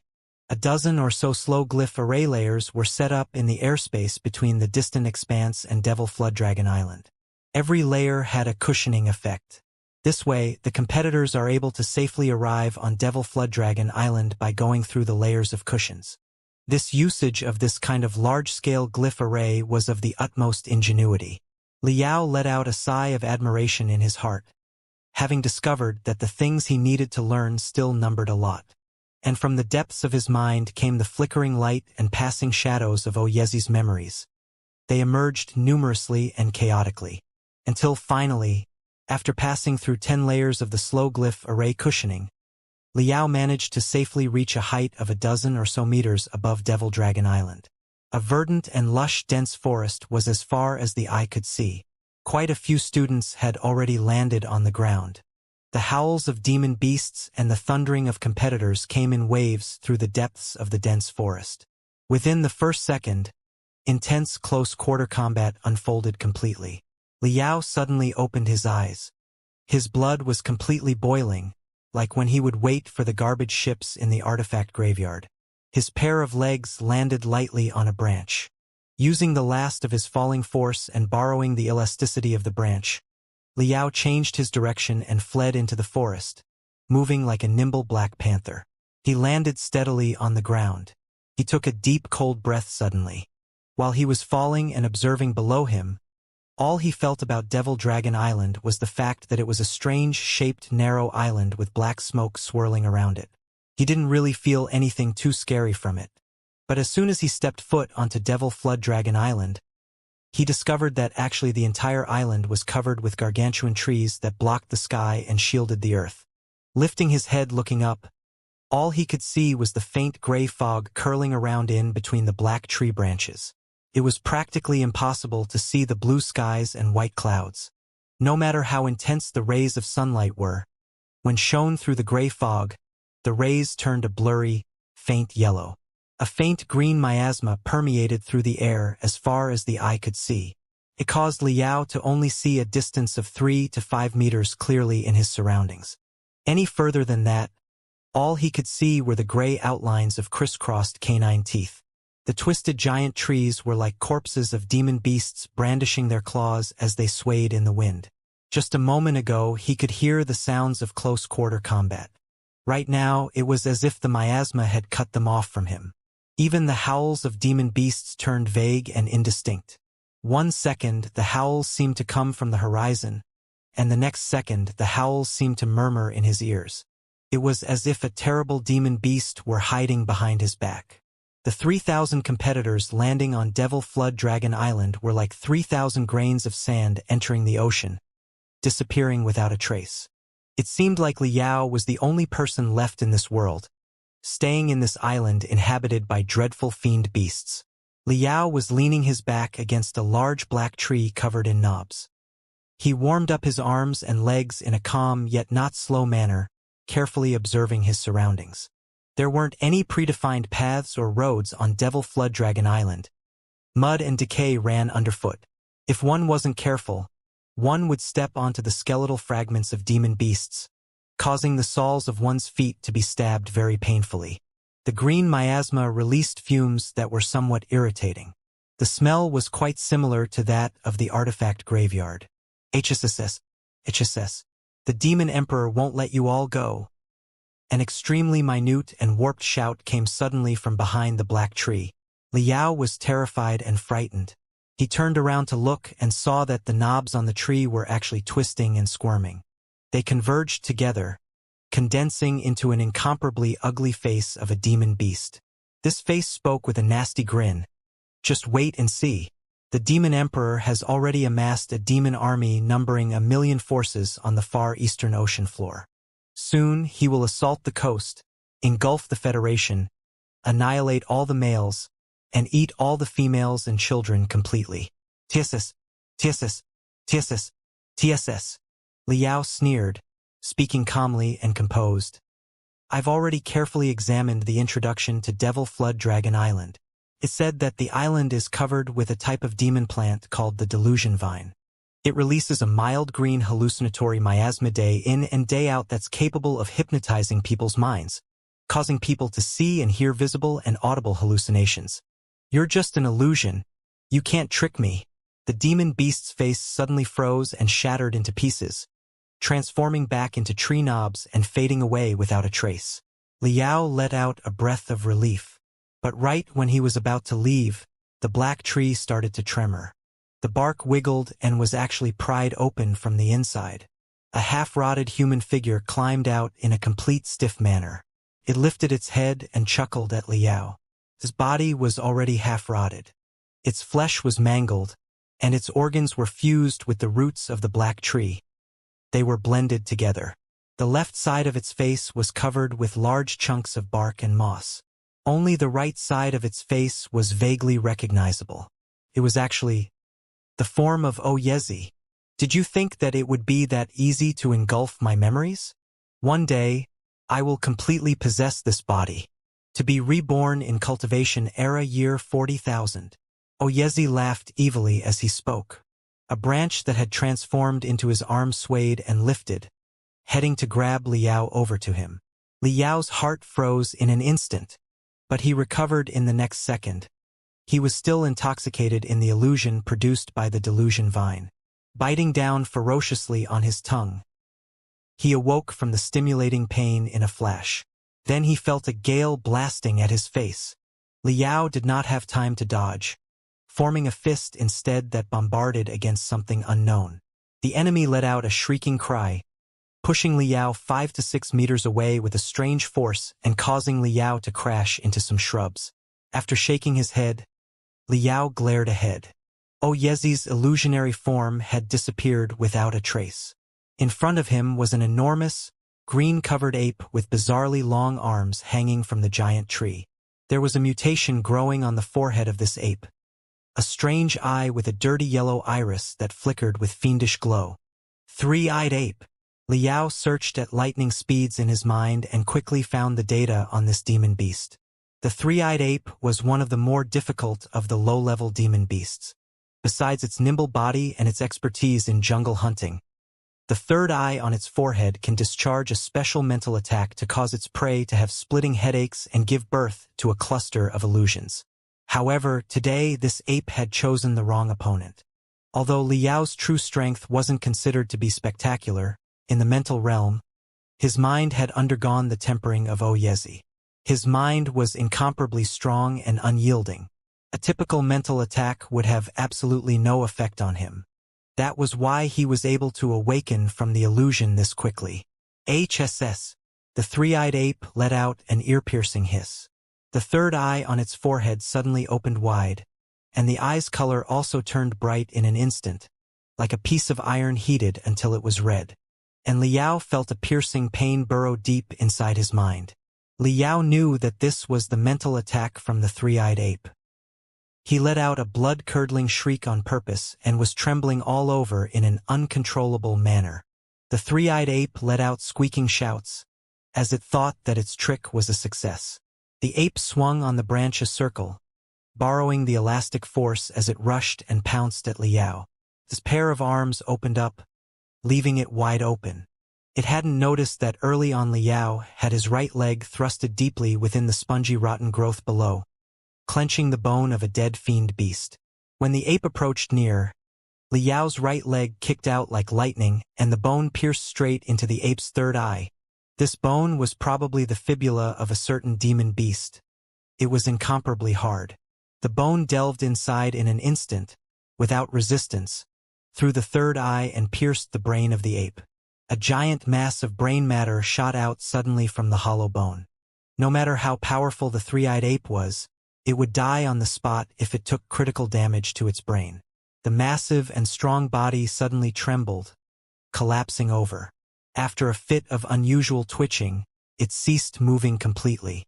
Similar scenes of slaughter occurred simultaneously all throughout Devil Flood Dragon Island. The portion of cultivation geniuses with resolute willpower awakened from their respective illusions one by one. They unleashed their terminating techniques, proceeding with bloody slaughter. Quite a few of the youths had bad luck though.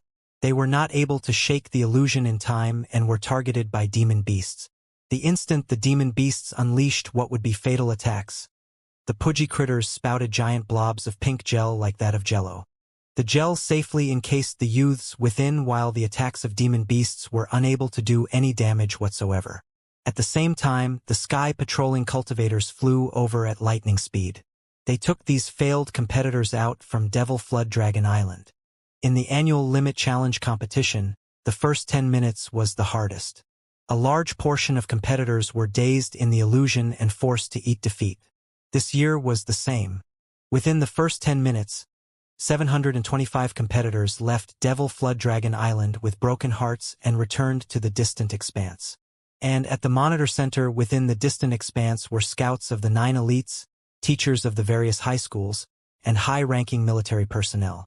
They were all gathered together here and were staring fixed with great interest at the incessantly flickering holograms. To the side was also a large flickering list of names that displayed the top 100 ranking competitors in order. Liao killed a three-eyed ape in an instant, receiving quite a few points, and had actually slaughtered his way into the top 100. At the present, he ranked number 98. The quality of this year's batch of new talent is quite decent. Only 720 people left the island within the first 10 minutes. I remember last year that over 1,000 people failed within the first 10 minutes. A high-ranking military personnel laughed as he spoke. Magnify the top 100 competitors. We need to observe them very closely, said a scout. 100 holograms metamorphosized immediately, transforming larger, clearer, and brighter. And flame decals were now on the perimeter of the hologram's frame. Ha! The artificing expert from Deep Sea University, Xianxia, went slightly blank. He saw the entire sequence of events of Liao slaying the three-eyed ape. He never thought that this youth who possessed such a high gift for artificing would actually possess such a proficiency for battle. I knew it. My eyes weren't mistaken. The scout from the Grand Desolate War Institution, Ding Lingdang, waved her fist in excitement. But what the hell is he up to now? On the hologram, Liao performed a bizarre action that caused Xianxia and Ding Lingdang to simultaneously have a feeling of bewilderment emerge in their hearts. As seen on the hologram, Liao did not leave after killing the three-eyed ape, but instead he removed the fiend bone from the ape's forehead. Using the bone as a blade, he cut the neck artery of the three-eyed ape in a completely skillful fashion and smeared the incomparably noxious demon beast blood all over his body. He smeared the blood completely even all over him, not even missing a single toe for exposure. And in the end, he even soaked all the hair on his head in the blood before he clapped his hands in satisfaction. He grabbed the fiend bone with his mouth and leapt onto a branch. Liao took a deep breath, and it was as if he had returned to the artifact graveyard. The crisscrossing tree branches formed narrow pathways and were quite similar to the narrow pathways among tottering towers of garbage in the artifact graveyard. Sweeping a glance at lightning speed, Liao unleashed his calculating ability to the limit. And emerging into his mind were countless coordinates, wind vectors, and digits. An incomparably clear and transparent pathway appeared and spread before his eyes. Small g. Help me locate the closest supply point. Liao spoke to the pudgy critter on his head. A moment later, the translucent map of Devil Flood Dragon Island was cast before his eyes, clearly marking his present location and the positions of several dozen supply points. Chuckling lightly, Liao jumped from branch to branch lithely, shooting towards the closest supply point. Swish! Swish! Swish! Swish! Liao passed unhindered between the branches through what seemed to be dead ends. It was as if Devil Flood Dragon Island was made just for him. A corridor in the air that let him move as fast as lightning. It wasn't that there weren't any demon beasts encountered on the way there. It was that every time he felt the existence of a demon beast, Liao would stop at once. He would enter into a state of deep concealment on the branch. The demon beast blood on his body let out a strong fiend aura. And in addition, he was used to concealing himself since young in the garbage heaps of the artifact graveyard. He was unable to be discovered and distinguished by all the other demon beasts. Sometimes, demon beasts would even attack amongst themselves. But presently, there were several thousand new arrivals of fat, tender, and extra juicy small fresh meat on Devil Flood Dragon Island. So all the demon beasts were busy hunting for the smell of humans. They had no intention of eating the bitter and stenchy meat of their own kind. Liao used this sort of method to arrive at the supply point, traumatized but unharmed. His strange behavior also excited the curiosity of numerous cultivators in the monitoring center on the distant expanse. Everyone was making conjectures on his intentions. The movement technique of this competitor is quite nimble. It seems that he grew up in the mountains and woods, and his aura concealment skill is on a rather high level. Come look. Two demon beasts who were 3 to 5 meters away from him already went past him, not discovering him in the least. You're right. This competitor possesses an abundance of actual battle experience, not at all like a newbie entering the battlefield for the first time. And his mental strength is also very strong to be able to let demon beasts pass by him without actually moving a single whisker. Even his eyes didn't even blink. This piece of material, after going through some education, can become an outstanding assassin. However, why doesn't he lift a finger? There were clearly several opportunities for him to kill a few demon beasts with little to no effort and receive a great amount of points. Why did he cock his bow, but not release the arrow? What's he up to? Other than killing the first three-eyed ape, Liao had not dealt with any beasts for half an hour. His ranking was dropping down, soon entering the end of the 2000s ranking. It should be known that the competitors that still remained on Devil Flood Dragon Island had killed 3 to 5 demon beasts on average by this time. Some of the experts with tyrannical strength were able to slay over a dozen demon beasts in a single breath. At the moment, the name placed number 1 in the rankings was Hellion Lai. Small fellow, so you want to be the first to reach a supply point to show off the artificing side of your talents? Okay then. I will pay close attention to you, to see in the end what sort of tricks you have up your sleeve. Xianxia chuckled as his pair of eyes glistened and brightened. With a light leap, Liao jumped into the supply point. The supply point was a piece of flat, empty ground amongst the forest. An offensive glyph array was set up encircling the surroundings. As soon as a Denib beast enters within, the demon beast would be assaulted relentlessly by the glyph array. After time passed, demon beasts would no longer come here seeking their own deaths. Piled up in the supply point were some food and water. There were also several dozen camo green weapon crates as well. Liao swept his gaze in a circle. He opened a weapon crate first and took out a set of jungle camo battle clothes. He did not even consider the battle boots due to the excessively complicated environment of the forest. Wearing boots would get in the way of attacking. It would be better to go barefoot. He opened the second crate and discovered several dozen alloy blades glittering like snow inside. As if facing a pile of garbage, Liao kicked the crate away in disdain. He opened the third and the fourth crate in succession. They were packed full to the brim, loaded with artifact parts. Liao examined the crates for a moment and discovered that the rest of the crates were filled with artifact parts, save for a crate containing first aid drugs and etc. He went ahead and opened all the crates, sending the parts toppling out and forming a small mountain. What is he up to? Cultivators whispered to each other's ears in the monitoring center. The artifact parts in these supply points are for competitors to assemble their own artifacts. It tested the competitors' degree of familiarity and manual dexterity with these artifacts. However, most people would open at most 1 or 2 weapons crates and extract parts for a set. It was enough to assemble 1 or 2 artifacts. This little fellow took all the artifact parts and mixed them all together. Can he distinguish them clearly from one another?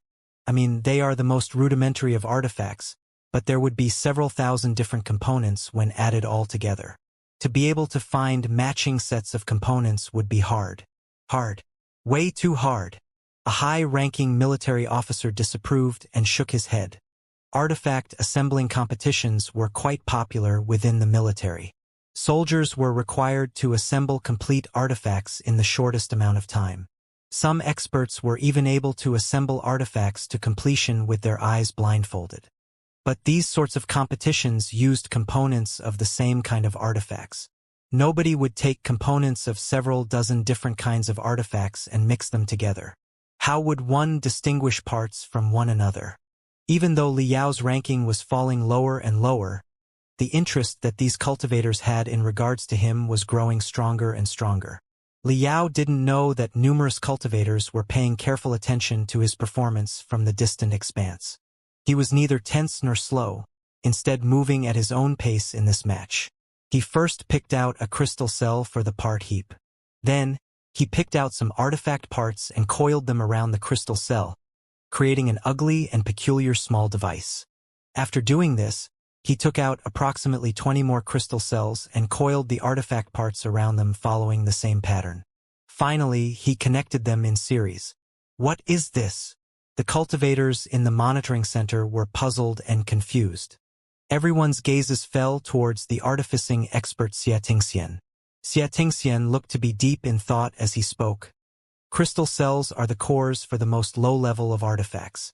They are responsible for providing essence energy to artifacts as an energy source. But what this competitor has made and created using crystal cells isn't your standard artifact. At most, one can say that this is a device that carries some artifact capabilities. Professor Xie, what sort of uses does this device have? A military officer could not help asking. Xianxia thought to himself for a time. It's a kind of explosive device. It can disrupt the stabilizing glyph array within the crystal cells to cause the powerful spiritual energy contained within the crystal cells to rupture in an instant and give rise to a great powerful explosive force. Could it be that he wants to make over 100 explosive devices and bombs his way as he goes? That can't be right. He set up 20 of them crystal cells in series.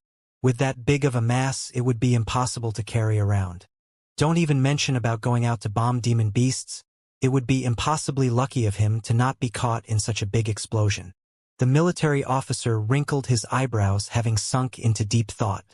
After making a small and a large crystal cell bomb, Li Yao did something unexpected by changing his style completely. His dexterity increased abruptly in a flash. His pair of hands transformed into 2 trailing shadows as he plucked out several hundred components from the pile at lightning speeds. A crackling, exploding sound rang forth as a long sawtooth-edged sword began to form at lightning speed. Such fast hand dexterity! The monitoring center was in an uproar. Assembling artifacts was a basic skill of cultivators. Every cultivator had some understanding of it. But at their level, they long since ceased using their hands and instead used spiritual energy to manipulate the components. For an ordinary youth whose spirit root had yet to awaken, possessing hand dexterity as demonically fast as these means that he had absolutely gone through long, difficult, and unsurpassed amounts of practice. Such solid fundamentals! Xianxia nodded his head over and over, faintly feeling that he was about to snatch up a diamond this time. The other cultivars could only see that Li Yao's hand dexterity was demonically fast. With the eyes of an expert, only he could tell that Li Yao was maintaining a super high speed while also maintaining a pair of steady hands. Li Yao ensured that every component was assembled firmly and accurately. Even breathing did not cause the slightest hint of disruption. The only thing was, Xianxia blinked his eyes. He had discovered that the assembling sequence Liao went through differed somewhat from the standard military greatsword assembling procedure. At first, he thought that Liao had made a mistake. But a moment later, he found out that Liao was modifying the architecture in the most inconspicuous place. There he added a little something. Interesting. This really is interesting. Xianxia did not expect that Liao, a high school student, would actually take these classical artifacts with finalized designs and go on to modify them. Although he had yet to figure out what the small modification would entail, he was already made to nod his head over and over, firmly increasing his resolve to pay close attention to Liao. Not 5 minutes had passed when Liao completed assembling the first artifact. This was a military standard chainsword nicknamed the Tiger Shark. It was a two-handed broadsword exceeding 1.5 meters long. A sawtooth ring crafted from superalloy steel revolved around the exterior. Powered by crystal cells, the sawtooth ring was able to revolve at super high speeds. As for its killing power, it can easily chop through a giant tree with a girth that one could not wrap his arms around. No matter how hard the shell and bones of low-level demon beasts were, they were no use when faced with this sword.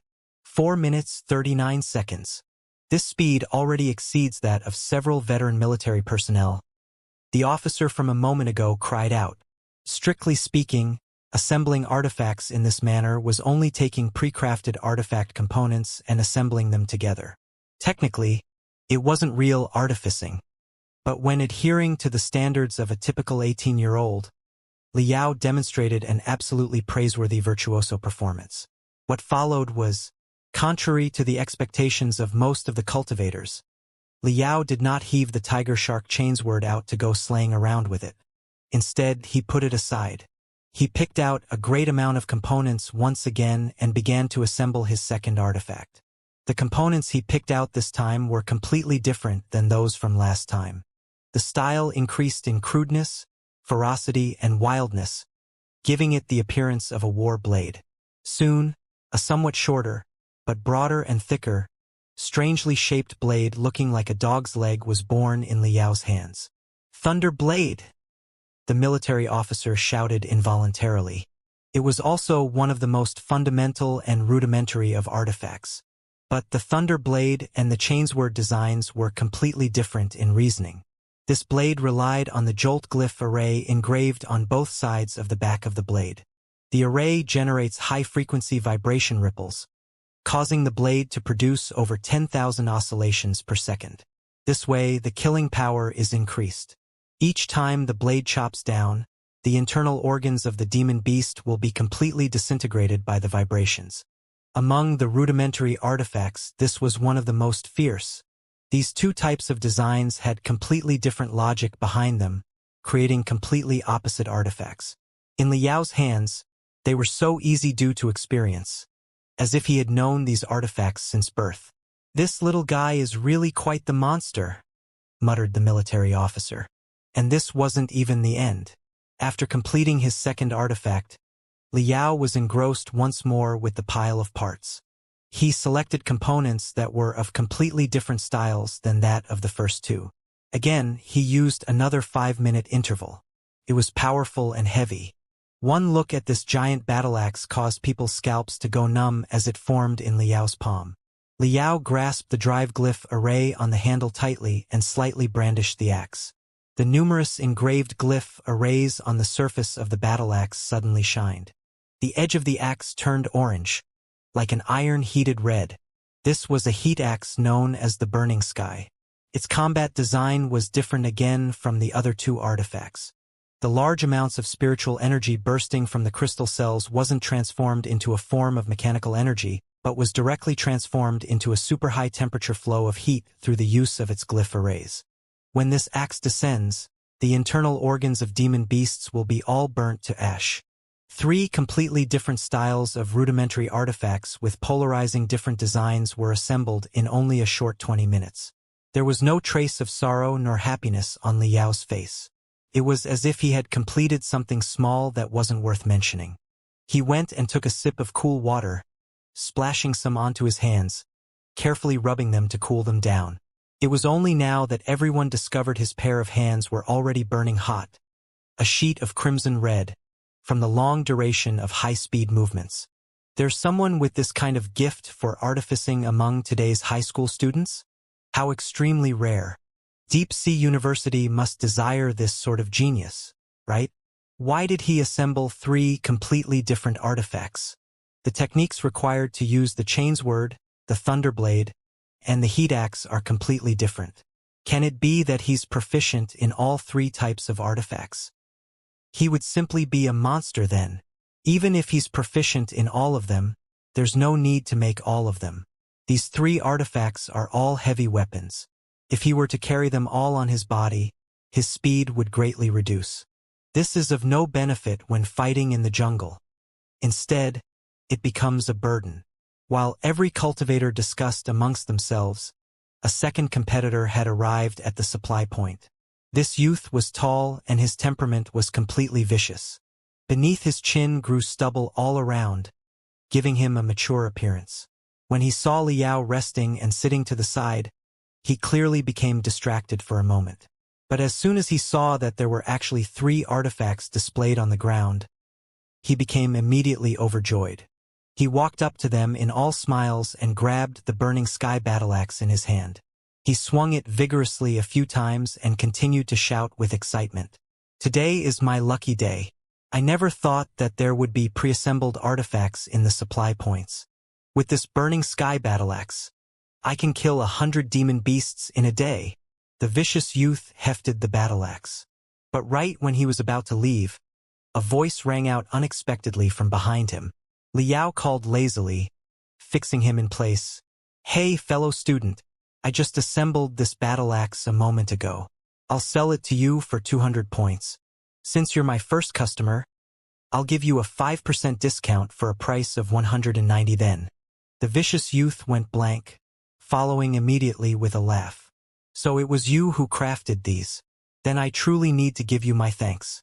I'll treat you to dinner when I have time. With absolutely no intentions of trading, he hefted the battleaxe and turned around to leave. Liao had foreseen this happening early on. He shouted after the youth without a change in expression, fellow student. Hold on. Please take a look at this. Upon speaking, Liao gently unfolded his arm. Ferociously tossing the first crystal cell bomb, he assembled far into the forest. Boom! A large sound suddenly rang out from within the forest. A ball of smoke rose gradually into the air. Flickers of a malevolent flame were mixed within the smoke. A surging wave of heat assaulted their faces. The vicious youth was frightened by the large sound. The color of his face changed as he turned around to stare fixed at Liao. What do you mean by this? Liao held a large bomb comprised of over 20 crystal cells connected in series. He giggled while saying, I don't mean nothing. It was only the powerful explosion of a crystal cell bomb just now. You saw it. I still have over 20 crystal cells hooked in series in my hands. If you're not willing to trade and you want to walk away with my burning sky battleaxe for nothing, then you leave me no choice but to activate the glyph array, ignite the crystal cells, and blow the both of us out of the competition then. You? The vicious youth was suddenly struck dumb. He never expected that Liao would play this hand. Liao chuckled, saying, If you don't want to buy, that's okay too. There are quite a few ordinary swords over there. You can take any you please. It doesn't matter if you take all of them away. But please relinquish my burning sky battleaxe. The vicious youth squinted his eyes and saw the ordinary swords scattered all around the ground. A color of disdain was revealed in his irises. Had he not tried out the burning sky battleaxe, using ordinary swords may have been fine for killing demon beasts. But he already had a taste of the burning sky battleaxe with its truly ecstatic feeling of being of the highest quality. He was somewhat unwilling to return and choose an ordinary sword. Liao continued speaking. Killing one low-level demon beast will net you approximately a dozen points. If you purchase this sky-burning battleaxe for 200 points, you can increase your demon beast killing efficiency greatly. How many dozens of demon beasts can you kill within 3 days? You can probably make back the points in half a day. The color of the vicious youth's face was dark and unclear. He was in complete hesitation. After all, the competition had only just begun. None of the competitors had many points. 190 points seemed to be all he had in his possession. If he went ahead with the trade, his ranking would drop to the very bottom. But what this fellow said was correct. If he had this burning sky battle axe, his demon beast killing efficiency would greatly increase. The rate of earning points would increase by at least twofold. Liao was smiling from ear to ear.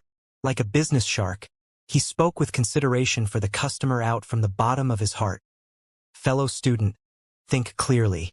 If you don't buy this burning sky battle axe, later I will sell it to someone else. That person's offensive strength will greatly increase over yours. He might rank higher in points than you later on. In this manner, you might suffer from not just a little bit of a loss.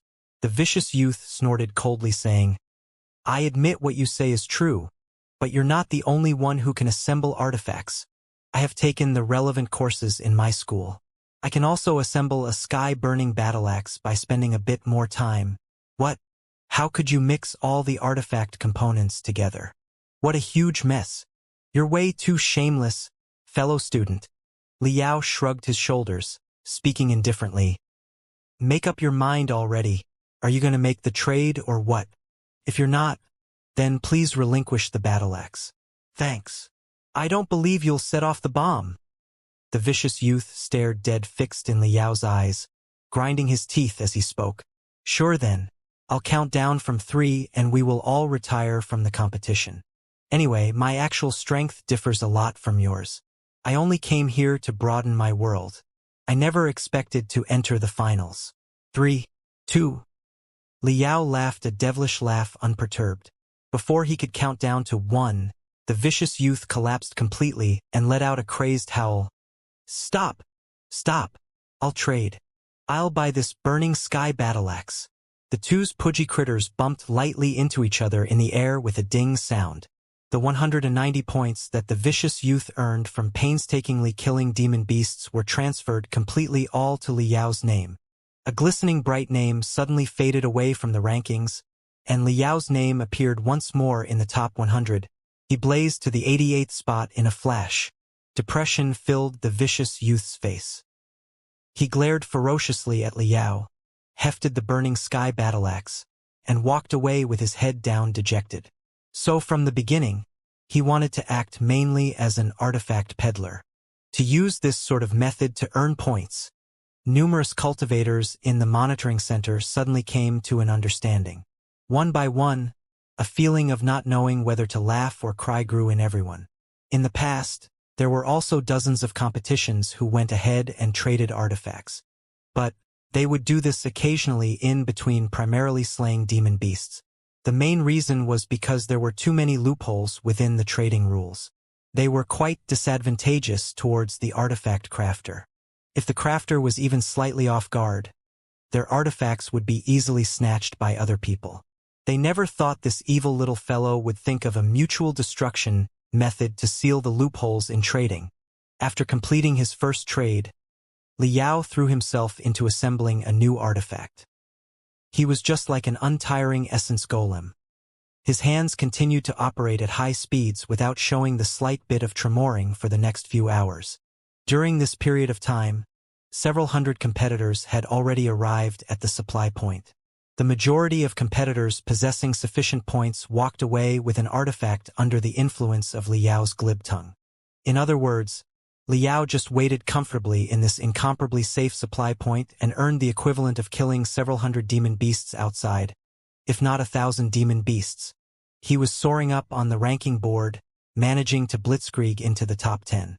There was only a 100-point difference between him and Hellion Lai. Every competitor can check the ranking board through using their pudgy critters. Obviously, when Hellion Lai saw Liao's name, he was shocked, astonished, and stupefied. This mishmash was clearly a rotten piece of trash. Piece of trash. Piece of trash. How the hell did he blitzkrieg his way into the top 10? To have such a small difference between us? This is completely impossible. Hellion Lai's eyes were bloodshot. His anger was exploding incomparably. No matter how he racked his head, he could not find an answer to what Liao did to reach here in the end. Soon, all the artifact parts were consumed bare by Liao and all assembled artifacts were traded for points. Liao chuckled and then whistled. He took the big explosive and put it in his military pack. He was setting out towards the next supply point. He did not have as much luck at the second supply point. Quite a few competitors had already arrived and snatched stuff first.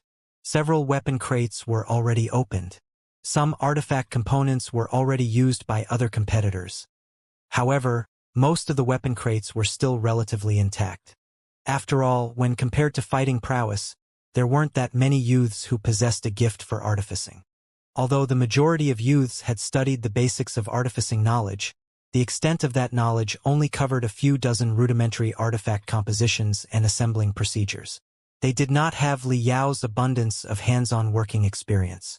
Modern artifacts differ from ancient artifacts. Even the most rudimentary of cold weapons would be composed of over 100 parts. When assembled by a novice, aside from the slow assembling speed, whenever a part wasn't carefully installed, there would likely be problems arising during battle. Best-case scenario, the artifact would suddenly fail. Worst-case scenario, it would explode on the spot, causing the spiritual energy to backfire from the inside, creating an incomparably dangerous situation. Therefore, the majority of youths who weren't good at crafting still chose to use ordinary swords to fight. Liao began doing procedures, starting the second round of crazed assembling. In the beginning, the trading went rather well at this supply point. But after selling his 20th artifact, Liao finally hit an iron wall. If you want money, I have none. If you want life, I have one. I'm gonna take and walk away with this burning sky battle axe. Go ahead and set off the explosion. The worst thing would be mutual defeat. It was a male youth with dark skin, the height of a cow, and the size of a horse. He looked to be a demon as he spoke fiercely. Liao had somewhat of a toothache. Fellow student, don't be so stubborn. I already gave you 10% off. You can buy such a great battle axe for only 270 points. It's simply a blood-spitting price reserved for family. Or does it mean that you really don't believe I will set off the bomb? You're correct. I was stubborn since birth. Other people call me the stubborn bull at school. I just don't believe it. If you have guts, then just set it off. The tanned male laughed loudly, hefted the burning sky battle axe, and turned around to leave without looking back. Liao sneered as he looked at the male's back. A trace of ferocity exuded from Liao's eyes. Before the tanned male could walk outside the supply point, a gale of wind blasted suddenly against his back. Without even the time to react, his body turned wet from a blob of pink gel that bound him firmly. The tanned male was encased in the pink jello with an expression of shock and grief as he sadly left the competition. That's what I'm talking about. This kid is suited to be an assassin. Think about it. He doesn't need to be supplied with weapons when he hides behind enemy lines. He can craft and maintain any sort of artifacts himself. This kind of fellow is an existence that will cause headaches for the enemy no matter where he's placed. A cultivator could not help speaking out in the monitoring center. How ruthless and merciless. It's true that there's nothing preventing competitors from attacking each other in the preliminaries, but to use this kind of deathly back-to-the-head sudden attack means that he has a strong mental fortitude. That kind of fortitude isn't typical of a high school student. He's good. He's really good. A cultivator with a shriveled, skinny figure and cold eyes also chuckled, nodding his head repeatedly. The competitors like the stubborn bull with a block-headed behavior, one-track mind of walking towards doom, are few in number. Most of the competitors straightforwardly chose to trade with points after weighing the pros and cons. As the competition went on, the number of demon beasts slain by everyone grew larger and larger. The competitors with stronger strength had over 1,000 points each. Even though Liao played things by ear when increasing his prices slowly, his prices were still quite fair. Most of the competitors did not want to get caught in hassles, for it would be much more delightful and easier to kill demon beasts with a better weapon. The second supply point was swept clean in no time, and once again, Liao headed out towards his third supply point. It took a full 2 days for him to sweep all of the supply points on Devil Flood Dragon Island clean. He had assembled several hundred rudimentary artifacts in succession to trade with other competitors. Later on, He even sent a message through his Pudgy critter on the public channel meant for communication between competitors. He broadcasted in great amounts of chains words, thunder blades, and burning sky battle axes are available for sale. They are mighty and very powerful. Their quality is solid. The prices are cheap. They are essential treasures for slaying demon beasts and earning a great amount of points. If you wish to buy, please come post haste to so and so number supply point. Liao killed a total of 4 demon beasts. One was from the three-eyed ape in the beginning. The others happened when he had accidentally revealed some tracks when moving around, so he was forced to kill 3 demon beasts. But when the competition entered its 49th hour, Liao's name had actually inconceivably appeared in the first place spot on the rankings, even placing above Helion Lai's name. This was unprecedented in the history of the Limit Challenge competition. But top place ranking lasted briefly. It's hard to be sustained for long. This was because all of the supply points on Devil Flood Dragon Island were swept clean by the end of the second day. At his first supply point, there were a lot of artifact components for him to assemble. But after all, there were still quite a few people among the competitors who knew how to assemble artifacts. All the artifact components in the last few supply points were already consumed and exhausted.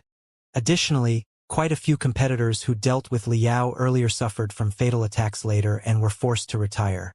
Great amounts of chain blades, thunder blades, and burning sky battle axes were lost in the forest and found by other competitors. This was something that Liao was utterly unable to prevent. By the end of the second day, Liao's business had already become very difficult to maintain. Liao didn't give a damn.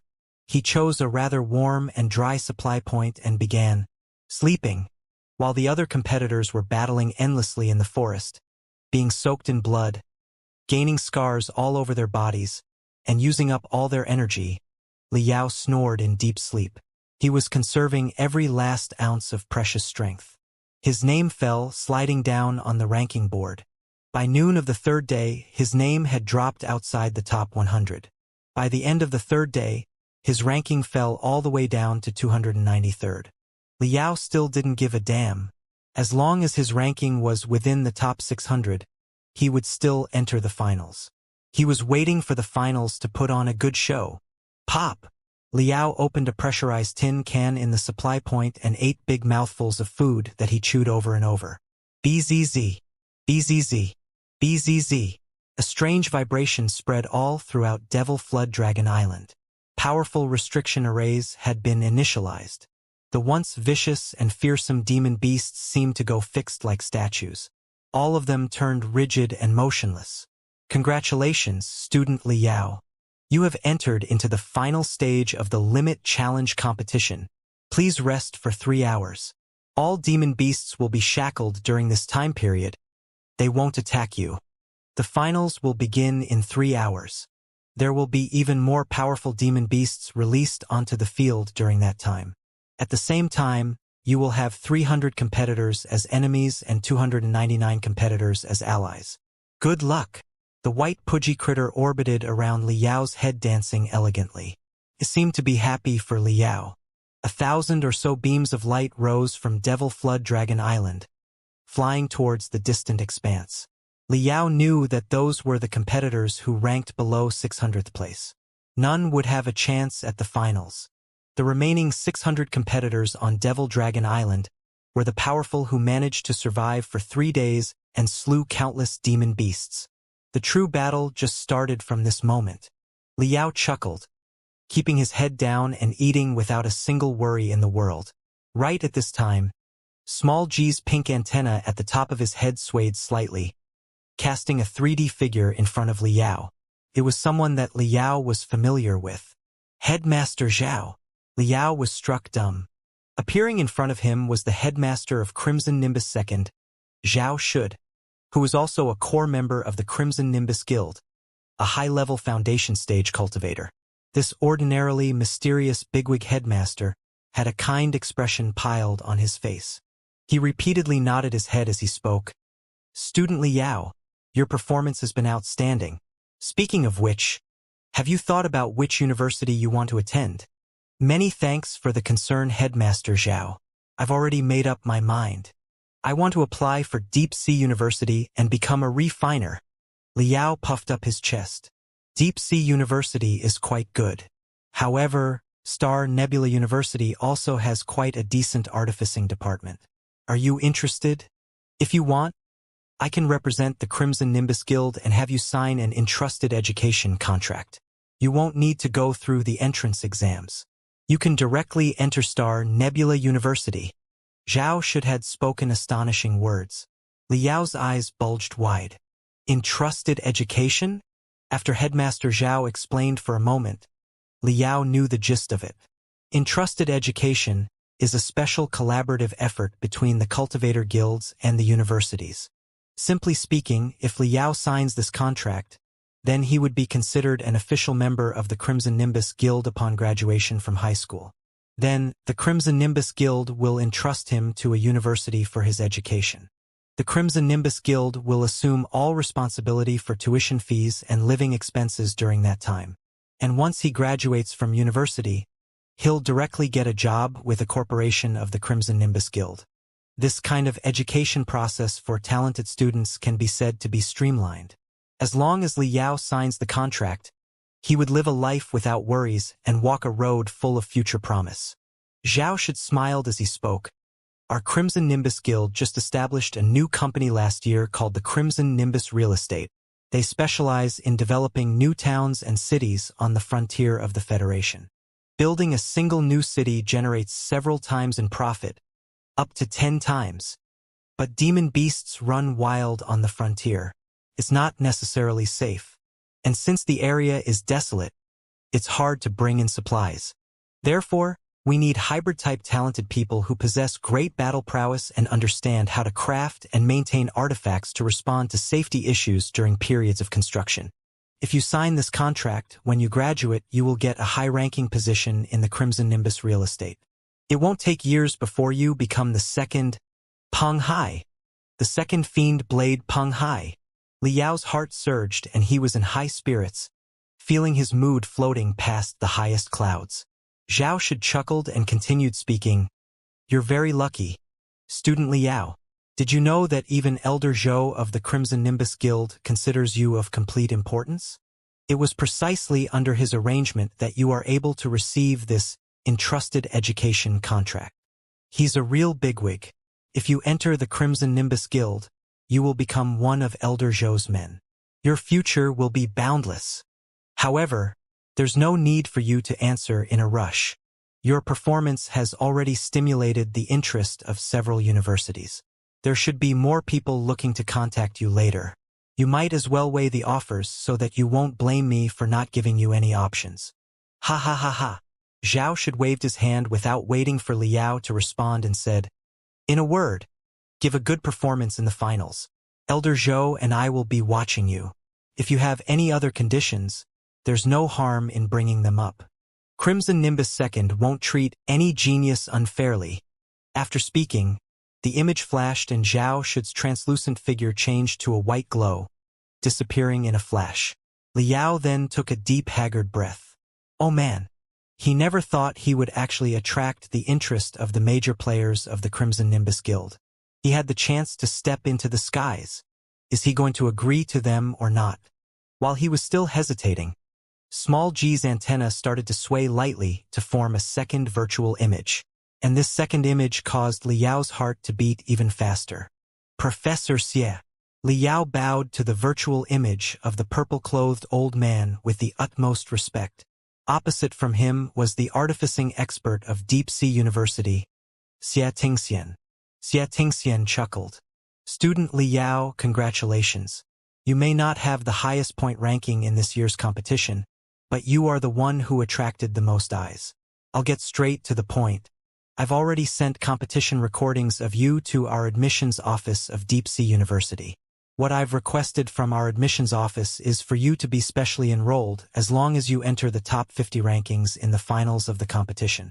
If you enter the top 100, then I'll give you a preferential score treatment of 20 points. If you enter the top 200, then I'll give you a preferential score treatment of 10 points. How is it? Doesn't this count as good faith? Really, I'm far too grateful, Professor Xie. I will do my best and fight my way to the top 50. Liao spoke loudly. Good. Right now's the critical moment. I won't bother your resting. Do your best to maintain a tranquil state of mind. Fight and bring out your best. Xianxia nodded towards him, chuckling as his figure faded in the hologram. The instant Xianxia faded away, another virtual image appeared with a jerk, seeming hot-headed and itching to get on with things. It forcefully squeezed into Liao's line of sight. Ding! Ding ling dang! Liao went blank. It was that female T-Rex. Ding ling dang sized Liao up and down with utterly scorching eyes. She spoke sternly. Student Liao, you appear to have somewhat of a misunderstanding about the Grand Desolate War Institution. It's true. Our school's combat department is the strongest in the Federation. But we don't have just empty-handed body practitioners in our combat department. We also have experts in bladed weapons and melee artifacts, sword cultivators. You come from Crimson Nimbus II, so you ought to know of a famous senior, Parng Hai. He entered our Grand Desolate War Institution after graduation from high school and specialized in training in the usage of various melee artifacts. Later, he even won the nickname Fiend Blade. It's okay if you don't want to become a body practitioner. It would also be great if you can come to our Grand Desolate War Institution's combat department to become a sword cultivator. The two words Peng Hai caused Liao to be stupefied for a second. A flame ignited in his eyes. Upon seeing that Liao hadn't immediately refused, Ding Lingdang became more lively as she spoke. In brief, I feel that it is in your nature to become a battle-type cultivator. You're extremely suited for the combat department of our Grand Desolate War Institution.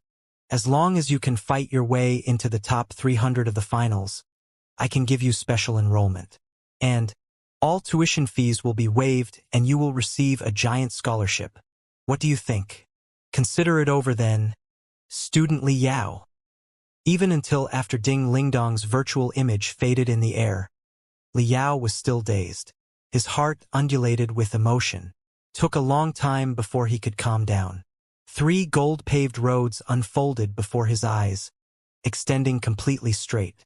Each road led to the supreme apex of the world of cultivators. In the end, which school ought he choose? Liao sat cross-legged and calmly thought over the pros and cons of each of the 3 options. Of the 3 options, the invitation from Ding Lingdang was clearly the most sincere. With Liao's actual strength, as long as he brings out his normal strength, fighting his way into the top 300 of the finals shouldn't be that difficult. And Fiend Blade Peng Hai graduated from the combat department of this Grand Desolate War Institution. Obviously, they did not just specialize in educating body practitioners, but also in sword cultivators. It matched with his own strengths. However, after careful consideration, Liao still eliminated Grand Desolate War Institution first from his choices. He promised his long-past old man that he would become a refiner for sure. Becoming a simple battle-type cultivator would be deviating from his dream, and Headmaster Zhao's conditions better align with his ambitions. Although Star Nebula University's artificing department wasn't ranked as high as Deep-Sea University's, they were still able to craft treasures like the Spiritual Energy Particle Collider. Clearly, they had their own originalities. This quite suited Liao's liking, and all expenses would be covered by the Crimson Nimbus Guild. After graduation, he would get a job in a large company controlled by the Crimson Nimbus Guild. After a certain number of years, he would be able to experience a life of new cars, beautiful women, and luxurious villas. It was simply a path of instant success. However, everything has their negatives. After dinner comes the reckoning. Once he signed the contract with the Crimson Nimbus Guild, he would become an official member of the Crimson Nimbus Guild. Any cultivation courses he would take would be determined by the Crimson Nimbus Guild. His future path of development would also be limited. He would be unable to have his own characteristics. Since the Crimson Nimbus Guild is paying for everything, he will certainly be educated to be a concentrated cultivator that's specialized for a certain job. Like being a cog in a big artifact machine. He would always be on board the Crimson Nimbus Guild's chariot. This was something Liao could not stand. After considering everything over, Liao still resolutely settled on his initial aspiration. He will bring forth everything in the finals to fight his way into the top 50. He will attain special enrollment into Deep Sea University. Even if he was unable to fight his way into the top 50, at least he would fight for that 20 points of preferential treatment so that he would have a big advantage in the entrance exams. Deep Sea University is his only choice. Let the finals begin. I can't wait to get started. He watched the muddy yellow clouds above get snatched up by the giant bird-like distant expanse. Liao licked his lips and punched hard to the sky with a fist. Just wait a moment, and I will let you experience just how fearsome a shameless refiner can be. At the moment, the distant expanse was bustling with unusual noise. There were cultivators in the monitoring center and 2,400 defeated competitors in the hall outside. These youths were only upset for a short while before they fixed their attention raptly onto the giant hologram, waiting for the finals to begin. After all, they would receive benefits to their future cultivation when witnessing numerous experts radiate like burning stars during exchanges of blows. 3 hours passed quickly under the gaze of the large crowd. The limit challenge competition officially began. Bow! Bow wow wow! The restriction arrays that covered Devil Flood Dragon Island were released. The demon beasts who had been restricted for 3 hours impatiently jumped forth. They used the craziest of snarls to vent the rage coming from the depths of their hearts. Roar! Roar roar! Responses came from underground, shouts mixed with tyrannical strength like muffled thunder. Upon hearing the howls, the just before majestic demon beasts began to reveal expressions of utter fear on their faces as their necks shrank. At several hundred hidden points all around Devil Flood Dragon Island, countless transmission arrays began to flash. Under the flickering radiance, powerful demon beasts with larger bodies, fiercer appearances, crueler expressions, and more violent auras were set free. They stuck their heads out, observing their surroundings. Their noses shook as they took in the fresh meat scent in the air, the smell that soon caused them to go wild. They shook their heads and wagged their tails, bore their fangs and brandished their claws, and threw themselves into the depths of the forest. And in front of each of the 600 competitors, their respective pudgy critters listed the 600 names of those who entered the finals. The 600 people were divided into teams, red and blue. A blue or red glow also curled around the pudgy critters to show the teams. At the same time, the communication channel of the competitors promptly changed. From this moment on, they can only send messages to their own team. Liao skimmed through the 600 names at lightning speed and discovered that he was on the red team, and that Helian Lai and Xianxia were divided into the blue team. Surprisingly, the fellow Zhang Dongming had become his teammate. Helian Lai. Per your own words, Devil Flood Dragon Island is quite large and is quite small at the same time. I hope we won't encounter each other. Liao did final inspection on his artifacts and laughed with utter confidence. He was equipped with 2 short progressive daggers.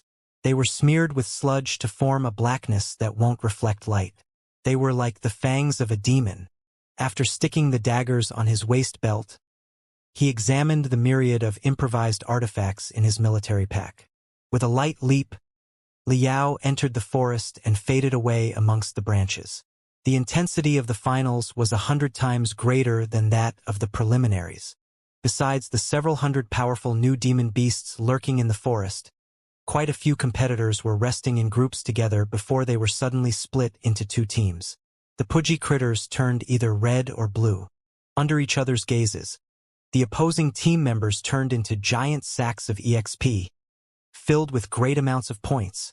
The just laughing, cheerful students engaged in bloody, close-handed slaughter in a flash. In a short 5 minutes, 37 competitors were ejected from the competition, and their points were robbed by the competitors who slain them. In the ranking board shown in the monitoring center, the top 100 names seemed to be changing every second. Everyone, don't panic. We should organize ourselves and fight like the Federal Army. My name is Gao Yi and I come from a family of military. I followed my father and uncles since young, learning the commander tactics of special forces. I possess extremely powerful computation and commanding abilities. Everyone listen to my commands. Group onto my position. If you're far away from me, Group with the teammates by your side. Assemble into small battle squads. A sound suddenly rang out from the blue team's communication channel. The voice was somewhat hoarse but contained great confidence and powerful inspiration within. It caused people to automatically believe in those words. Quite a few of the members of the blue team slightly hesitated, then subconsciously moved closer to Gao Ye's coordinates. The commander for the blue team has appeared. All the cultivators were in high spirits in the monitoring center. 600 students were divided into two teams in the finals. A competitor's individual combat ability was actually not the most crucial thing. The most crucial thing was for everyone to assemble together in the shortest time frame, form into battle squads, and fight against demon beasts and the enemy team. It can be said that in this battle, whichever team has an expert commanding admin-type talent first appear will seize the initiative. They would very likely seize the final victory. In the previous competitions, often it took at least several hours, or even a day, of strife and a bitter price to pay before a commander was born. It was very unexpected for such a gifted commander talent to appear in this competition. The chaos of the blue team had been dissolved in a mere 5 minutes. In the blue team's comm channel, Gao Yi issued commands after commands, coolly and calmly, giving no chance for anybody to refute his commands. Although there were people who questioned his strategic decisions, Gao Yi would justify himself and refute them within several seconds. The opposition were left dumbstruck and everyone accepted Gao Ye's commands willingly. Under his command, the remaining 280-plus competitors on the blue team gradually grouped together, forming a standard-like battle formation. A dozen or so competitors even formed a hunting squad, killing a powerful demon beast that had just walked through the transmission array. On the other hand, the red team was in a bad situation. They did not have an organizing admin-type genius among their 300 competitors. Voices were clamoring in their communication channel. If you're noisy, I'll be noisier. Voices were talking over one another. It was like the special bargain sale time at the supermarket. My actualization quotient is at 75%. Let me be the commander for the red team. Everyone, convene onto me. Convene onto me. Who gives a fuck if your actualization quotient is at 75%? My actualization quotient is at 77%. I can kill 2 demon beasts with a single strike. But I know myself. I don't have the makings of a commander. Kid, you should just stay where you belong. You're this arrogant? What school are you from? Don't you dare going back after the competition. Everyone quiet. First, let's quickly think of a way. I saw that the blue team has likely assembled themselves already. Our side is completely suppressed. They have 7 to 8 people fighting our 2 or 3. Ah, not good. A powerful demon beast appeared in my position. My coordinates are, someone come and help. No go. We've been intercepted by the blue team here. These goddamn bastards. How is it that the blue team has people everywhere? Red team. Where the hell has red team gone? Liao's body was smeared all over with sludge. On top of the sludge was an entwined layer of weeds, sticks, and vines. He concealed himself deep inside a shrub and waited calmly. Even small G was smeared in the same fashion of camouflage. He turned down the voice mode of the comm channel, skimming over the words in the comm channel with the weakest brightness. Looking and looking, Liao let out a sigh somewhat helplessly. He did not expect a genius-level commander to appear on the opposing team while his own team was a mess. The situation seemed to be a bit disadvantageous now. Liao knew himself. His skill was in crafting, not commanding the battlefield. And he didn't have the ability to charismatically sway people with a few words. The ability to be revered and be saluted to. He did not have the makings of being a commander. Even if he does enter a squad, he would be laughed at and ridiculed by his teammates. Maybe it's about time to use my ace in the hole. Liao fondled a hard and stiff object in his embrace. It was a simple artifact that he made at the first supply point. It was a remote control. The situation was within Liao's expectations.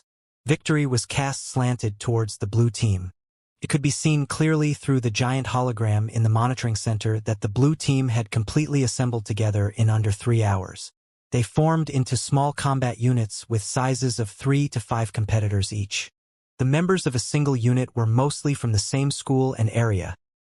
They were familiar with each other, so their attacking and assisting teamwork were well coordinated. They attacked and defended as one entity. The distance between each combat unit was perfectly adjusted. Together, the combat units faintly formed a large circle, enclosing Gao Yi in the center.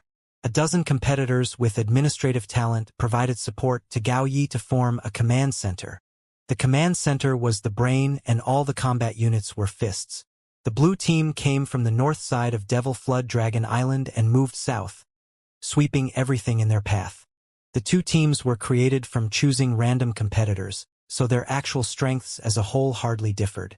When one side organized as a battle squad went to fight against non-organized scattered sand, the non-organized side was simply massacred. Whether it was demon beasts or members of the red team, it seemed neither beings were capable of withstanding the blue team battle squad. Even if there were several red team members with tyrannical strength who were able to resist for a while, they would immediately find themselves surrounded by 3 or 4, or even 5 or 6 combat units of the blue team. Under the endless attacks from cleaving blades, members of the red team were gelled off and expelled from the competition.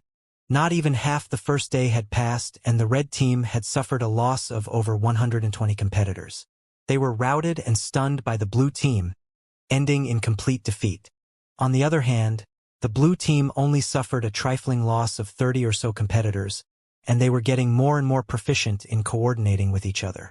The red team's sphere of influence was being suppressed step by step. The battle losses between the teams further grew in difference. There's no suspense. If things go on like this, it won't even take a day and a half before the complete annihilation of the red team.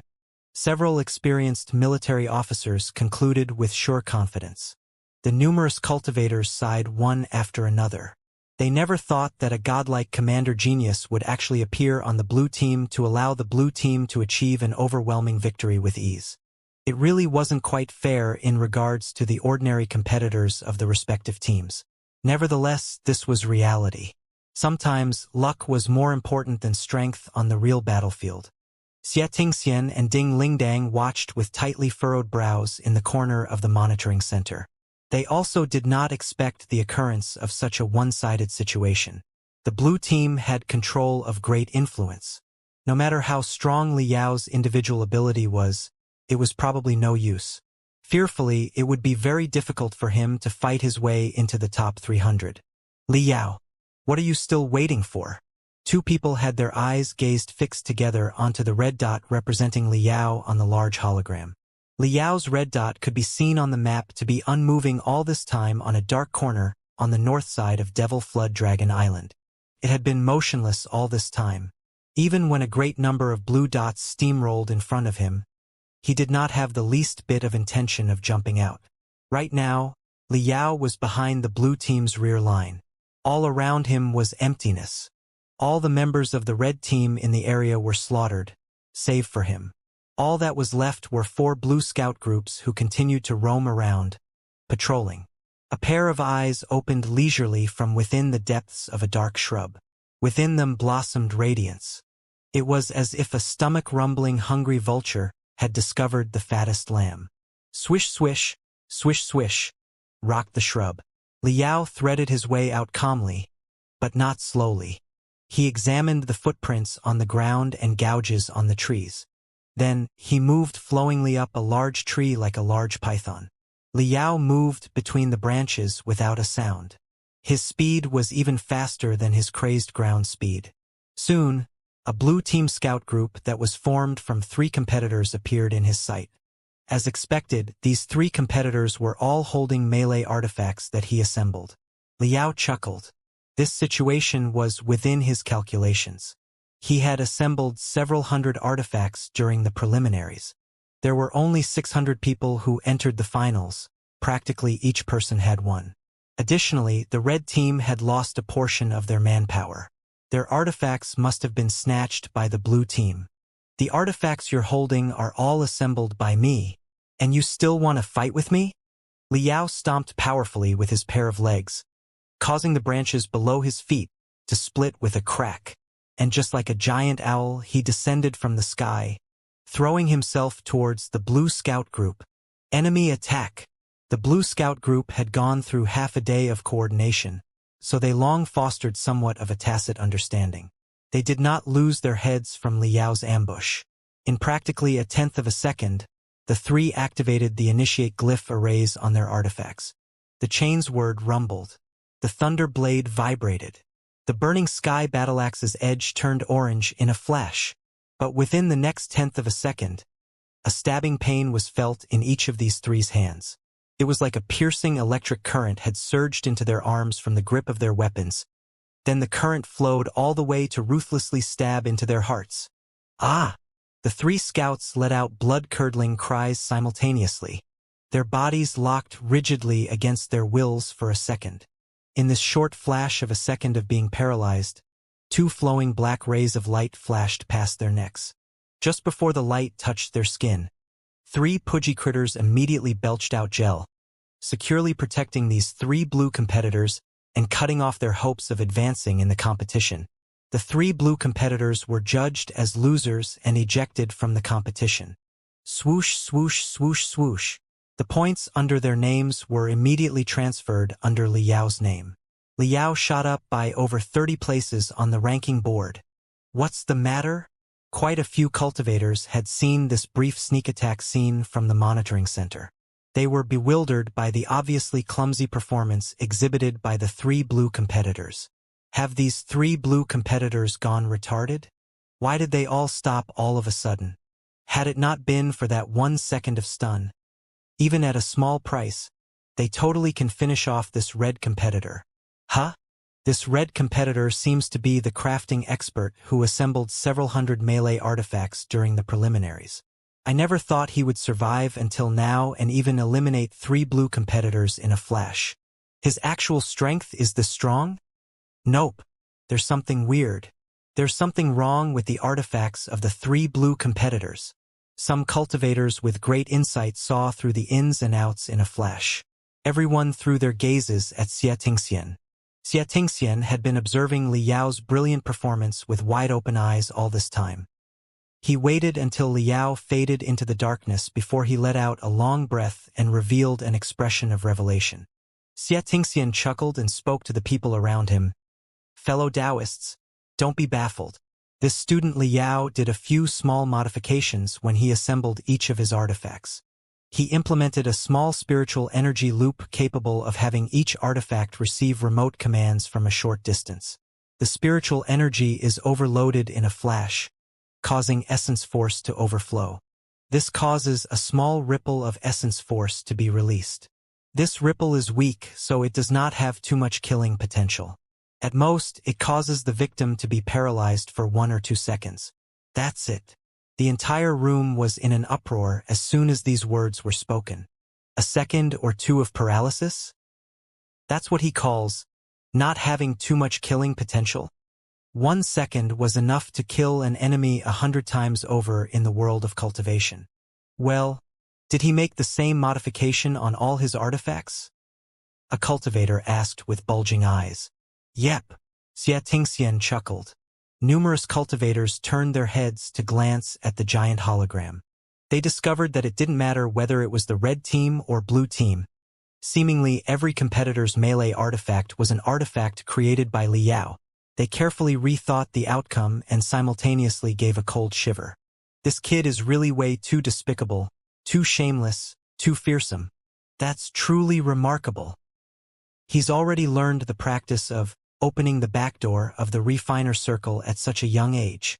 A cultivator had muttered to himself and somewhat unintentionally swept his gaze at Xianxia.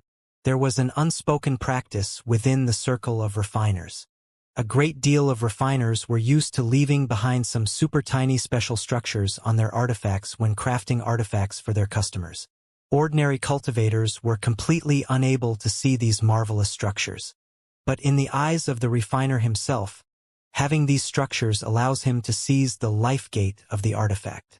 When the need arises, they can go through the life gate to control the artifact. In the circle, this kind of move was called opening the back door.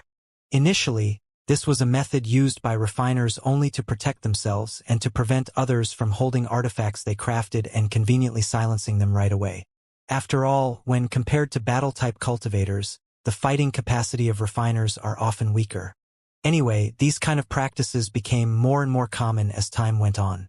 It seemed that it became an open secret within the circle of veteran refiners. It turned into an unwritten rule. There was only one way to prevent the backdoor from opening in an artifact: to craft your own artifact. But the present was different than the old days. In the ancient cultivator civilization of 40,000 years ago, all kinds of artifacts were utterly simple in nature. There were merely flying swords, throwing knives, and spatial pouches or so. An artifact like the Heaven Upheaval Seal would be considered complicated. Cultivators were certainly able to craft these themselves. But as time progressed into the modern era, the social division of labor became increasingly specialized and divided. The architectures of artifacts became more and more complex. The subject of artificing became a giant can of worms, a mysterious and profound subject. It was an extremely difficult subject to succeed in without spending over dozens of years of effort. And if one doesn't have a gift for artificing, it would require twice the work for half the outcome, spending countless hours of bitter blood. Even then, one may not necessarily comprehend the mysteries of artificing. It was improbable for a common battle-type cultivator, who didn't have a hint of a gift for artificing, to spend several dozens of years to study artificing. Otherwise, when would they have time to fight? Therefore, after considering the matter, they could only pinch their noses and endure through the clearly known artifact loophole. Or they could find a trusted refiner to craft their artifacts. Or after having an artifact crafted, they could find another refiner to crack the backdoor.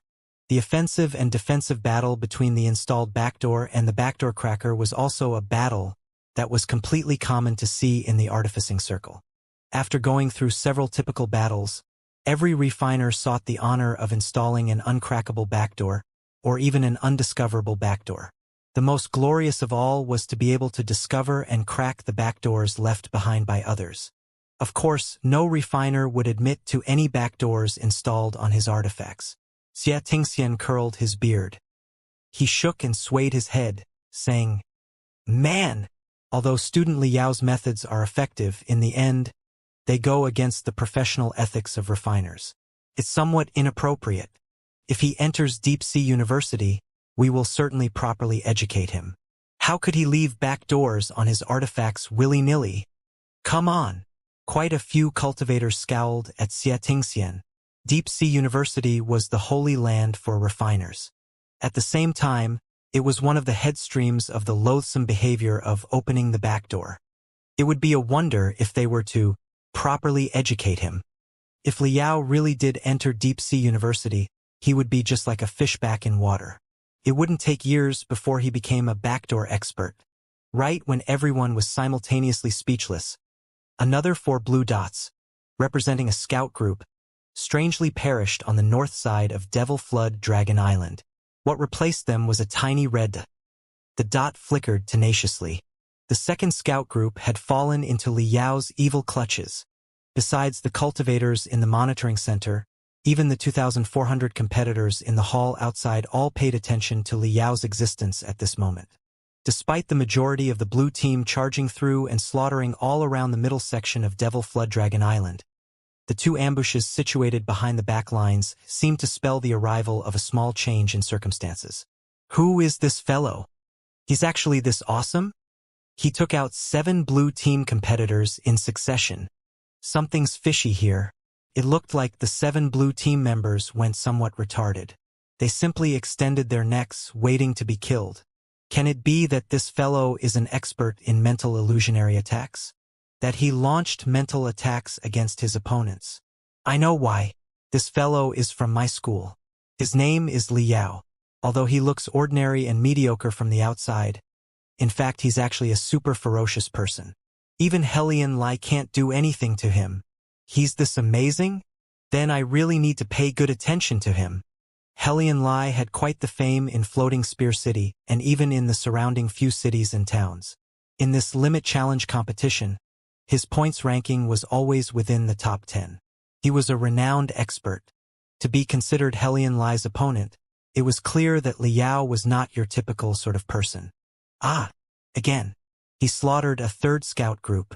These fellows are really too retarded. Come on and fight back. What are you all frozen for? Are you waiting to be killed? Hey you guys, do you think that this kid will continue slaughtering everything in his path? Will he bring forth a gargantuan counterattack? That's impossible. When teams face off, a single person alone is not enough. The blue team has the commander genius Gao Yi. They've already hold great influence. They won't be rocked that easily. You guys look. Gao Yi has noticed that something's off. He'll make a response soon. The contents of the red and blue team's communication channels were shown in real time on the hologram, so these retired competitors were also able to see the commander tactics of Gao Yi. Gao Yi discovered that it has been a long time since he was able to contact the backline scouts in the communication channel. He determined that there was a valiant red team squad or a powerful demon beast behind the blue team's backlines. He commanded the majority of his army to cease attacking on the spot. He ordered them to be on alert and be on standby. At the same time, he ordered the 8 strongest combat units to combine by twos, to form a new scout group, and to completely sweep the backline for the fish that escaped the net. Everyone must be on high alert. Don't let this temporary victory get to your heads. Until we completely annihilate the last of the red team, there's still a chance of them making a comeback. Right now, there's most surely a great enemy within our backlands. We must understand clearly what we're dealing with. Let's first eliminate this big enemy before we steamroll over the defeated enemy to the front. Gao Yi made his decisions quickly. His voice was calm and unhurried. He had quite the bearing of a general. His tactics were quickly shown to be effective. After annihilating the last scout group roaming around the north side of Devil Flood Dragon Island, Liao became tangled with a new scout group. This scout group was formed from 7 competitors. Each of them was as tall as a bull and as large as a horse. Their eyes were filled with vigor and energy. Their temples swelled and bulged. Their actual strength was incomparably powerful and daunting. And leading the group was Liao's acquaintance, Helian Lai. Fellow student Liao, Devil Flood Dragon Island is quite a large place. I never thought we enemies would meet face to face. At first, Helian Lai was stunned. But soon after, the muscles on his face twisted gradually into an evil grin. He's a classmate of yours? How's his actual strength? The several blue team competitors did not dare to be careless. They adopted defensive stances and had asked filled with caution. His actual strength is very powerful. Helian Lai gritted his teeth in acknowledgement. Not only is his strength very powerful, his methods are underhanded and despicable. He's shameless and vulgar. He'll do anything for victory. He'll go to any length. He's the most fearsome of opponents. No wonder he was able to kill 4 of our scout groups in succession on his own. Everyone needs to be careful dealing with him. I don't want to give him a shred of an opportunity. The 7 blue team competitors raised their awareness to the max. One of them retreated to contact teammates in the area. Helian Lai, Devil Flood Dragon Island is quite large, yet it is also quite small. This sentence shall also be said by me to you. There really is some animosity between us. If you still consider yourself a man, come fight me one-on-one. Let's settle this once and for all. Liao's pair of hands crossed, pulled out the black progressive daggers, and licked the corner of his mouth. Helian Lai laughed involuntarily. His expression was actually tranquil. He spoke unhurriedly yet not slowly. Liao, you don't have to goad me. I won't be fooled. Right now, we're in a competition. In accordance with the rules, I will use my greater numbers to bully your few. It will be several dozen versus 1. If you want a duel, I will honor it any time after the competition. That's fine. Just you wait. After speaking viciously, Liao blinked his eyes and jumped lightly back. Like a large ape, he leapt into the undergrowth and faded away without a trace. He actually ran away. Helian Lai and company were stupefied for a moment. They never thought that this kid would, in a blink of an eye, actually slip away faster than a mud fish after speaking such righteous and revering words. Helian Lai suddenly grew angry. He felt that he had been toyed with savagely by Liao. His handsome face swelled deep red. He stepped forward, seeking to give chase. But Gao Ye's voice sounded from the communication channel. Helian Lai, pay him no mind. The opponent's goal is to infuriate you, to break your formation. Then he will attack you one by one. Don't be fooled by all means. Contained in Gao Ye's voice was an indescribable authoritative power. Even the wild and unruly Helian Lai had his raging fury suppressed. Helian Lai took a deep breath and spoke through gritted teeth. Gao Yi, what you said is absolutely correct. What do we do now? It took a moment before Gao Ye's voice sounded out. It seemed that he had gone through some meticulous calculations. Helian Lai, this person is your classmate. In the end, how is his actual strength? Helian Lai hesitated before speaking. A month ago, he was just a piece of trash with mediocre strength, but through some unknown fortune, he flew ahead boldly in a month's time. Right now, he should still be beneath me, but the difference is minute. I just don't know if he's still concealing some strength or not. He paused a moment and continued. Right, this kid grew up in the garbage dump. His circumstances growing up were extremely complicated. He possesses an extreme abundance of actual combat experience. Gao Yi coolly and calmly said, Okay, let's assume his actual strength is higher than yours, even to the point of being 1.5 times yours, and that he's an expert in jungle warfare. It's still impossible for him to slay 4 of our scout groups in a flash without making a single sound. There is something weird with this matter. According to my calculations, he holds some sort of secret weapon unbeknown to us in his hands.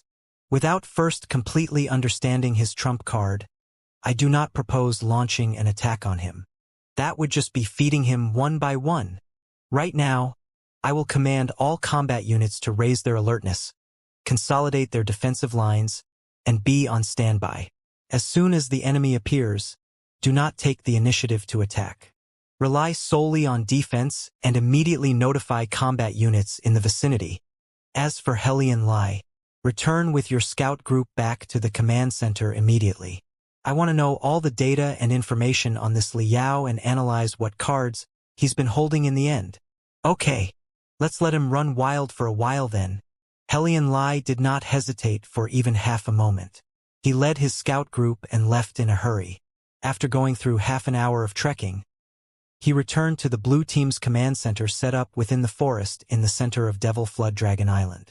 Half an hour later, a male with a somewhat short stature and a pair of eyes burning with life that constantly radiated light sat cross-legged on the ground.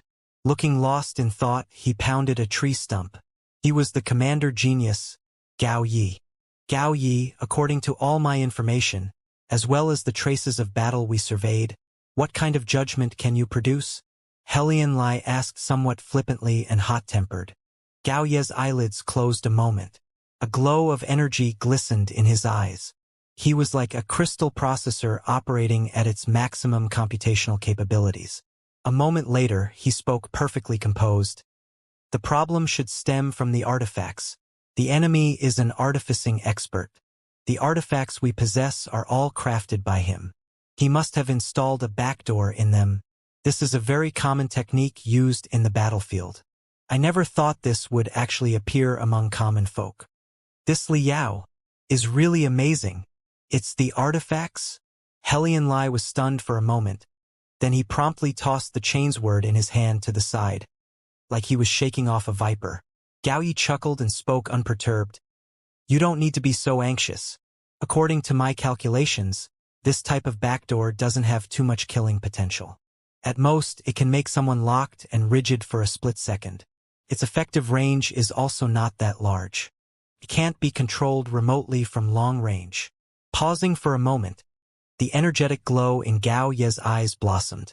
We don't need to have all our people relinquish their weapons. We just need to choose a few elite troops to carry ordinary swords and form a small hunting squad. They will hunt down Liao. After he's been slain, then we can use artifacts without worry. Helian Lai frowned. Then we must have sufficient numbers. Too few would be suicide. Gao Yi nodded his head. Relax. I won't underestimate any opponent, especially someone as fearsome as this. I will specifically plan some tactics to hunt him. Not a hair of detail will be missed. Xianxia pressed. Gao Yi, according to your analysis, where is he hiding now? Let me calculate for a moment. Gao Yi closed his eyes. His eyeballs trembled at high speeds beneath his eyelids. 30 seconds later, he suddenly opened his eyes and muttered, I've analyzed with a 47% probability that Liao is concealing himself in the swamp region on the north side of Devil Flood Dragon Island. That area is covered with sludge and marsh. It's disadvantageous for a large army to advance there. It's the greatest place for guerrilla warfare. Other than that, there's a 33% probability that he's already passed through our defensive lines to return to the Red Team's army on the south side of Devil Flood Dragon Island. There's still a 19% probability that he's concealed himself in the large waterfalls on the west side of Devil Flood Dragon Island. He's prepared himself to remain concealed all the way until the end of the competition, to rely on the points he had accumulated in the early stages, and obtain a decent ranking. Finally, a ripple of astonishment emerged on Gao Ye's expressionless face, like a clay sculpture suddenly splitting a small crack. There's still a 1% probability that he's right on top of us. Before his voice had died away, a pitch-black metal ball dropped suddenly from the branches over his head. Bang! A ball of flame more dazzling than the sun suddenly exploded. Everyone's vision suddenly turned to boundless whiteness. They were completely unable to see anything. It's a flash glyph array! Someone shrieked miserably, covering his eyes. At practically the same time, a gale of wind blasted from the skies. An unstoppable force headed straight for Xianxia. Xianxia, your life is mine. Liao hissed and his daggers transformed into 2 black streaks of lightning. Don't be fooled. I'm his true target. It's absolutely not Xianxia. Gao Yi shrieked. His short figure curled up into a ball and rolled backwards on the ground in a completely sorry manner. Upon hearing Gao Yi shriek, several large and strong blue team competitors immediately threw themselves towards him, disregarding their own safety. Gao Yi had long since calculated the possibility of the red team executing the beheading tactic. Thus he had his teammates practice anti-beheading tactics since the start. In less than half a second, a sturdy and robust meat wall appeared in front of Gao Yi. 7 to 8 ordinary blades danced vigorously, crisscrossing to form an unstoppable blade formation. And sure enough, Liao had stopped and changed directions in an utterly strange fashion while in the air, as if he had fiercely stomped on a transparent wall of air to throw himself towards Gao Yi, ignoring Xianxia. It seemed like Liao did not foresee Gao Yi reacting so quickly. He suddenly crashed into the blade formation. Fortunately, the blue team competitors had yet to recover from their dazed state caused by the flash glyph array. Their visions were blurred and unclear, and all they heard were ding-ding-dang-dang sounds of colliding swords. Liao shouted a blood-curdling shriek and threw himself back into the forest to fade away without a trace. He left behind only a sentence. Just y'all wait. I'll be back. 3 seconds later, every blue team competitor recovered from their dazed state. Each of them had deathly pale faces, were sweating like pigs, and looked at each other in dismay. They all saw panic in the depths of each other's eyes. What a fearsome fellow. He actually tailed us without making a single noise and infiltrated our command center, all without being discovered. A blue team scout member had spoken traumatized. He could not hold back from looking at the crisscrossing branches above, as if Liao was still concealing himself in the darkness amidst the branches. However, he's still no match for Gao Yi. In the instant he threw out the flash glyph array, we all thought his target was Xianxia. Only Gao Yi still maintained a clear head, forcing Liao to fail in the end. Gao Yi, you sure are a natural commander. A different male had spoken cheerfully. Gao Ye's expression was incomparable grave as he spoke. This is an extremely formidable opponent. He does not possess as strong computational abilities as I do, but he possesses a certain innate beast-like keen intuition. He knew for certain the difference between himself and Xianxia. He knew that even an ambush may not have instantly killed Xianxia. What's more, although Helion Lai possesses tyrannical combat strength, he is not someone who is key for determining victory and defeat. Even if he slays Helion Lai, he would be beheaded from the competition a second later by our numerous blades. It would have been a mutual defeat between him and Helion Lai. This was something he absolutely did not want to happen. I'm different, however. I follow the road of admin-type cultivators, and my expertise lies in my computational and analyzing abilities. My combat strength is ordinary and mediocre. It would be very likely for him to slay me in a single blow, and once I'm out of the competition, the blue team would be reduced to a sheet of loose sand. Chaos would emerge for certain shortly. If the red team was able to seize this opportunity, they may have been able to turn the tides. This fellow figured this out, so he purposely used Helion Lai as his pretense. He made it appear that there were personal grudges between him and Helion Lai on the surface, so he recklessly tailed behind to settle things. Actually, his true target had been me from the start. Even more, I truly doubt this was all deliberately planned from the time when we first found him. I'm certain that once he first discovered Helion Lai from the shadows, he took the initiative to show himself for the sake of discovering the location of our command center. Formidable. This fellow is way too formidable. If it weren't for my computational abilities computing a move ahead, finding out his plan in the last minute, he might have successfully pulled this off. Gao Yi had spoken with lingering fear. His forehead was drenched with sweat. However, he's still no match for you, Gao Yi. The layers of tricks that he schemed with all his might were all seen through by you. He's already lost the initiative. Now, we're the hunters and he's the prey. A blue team competitor had shouted with excitement.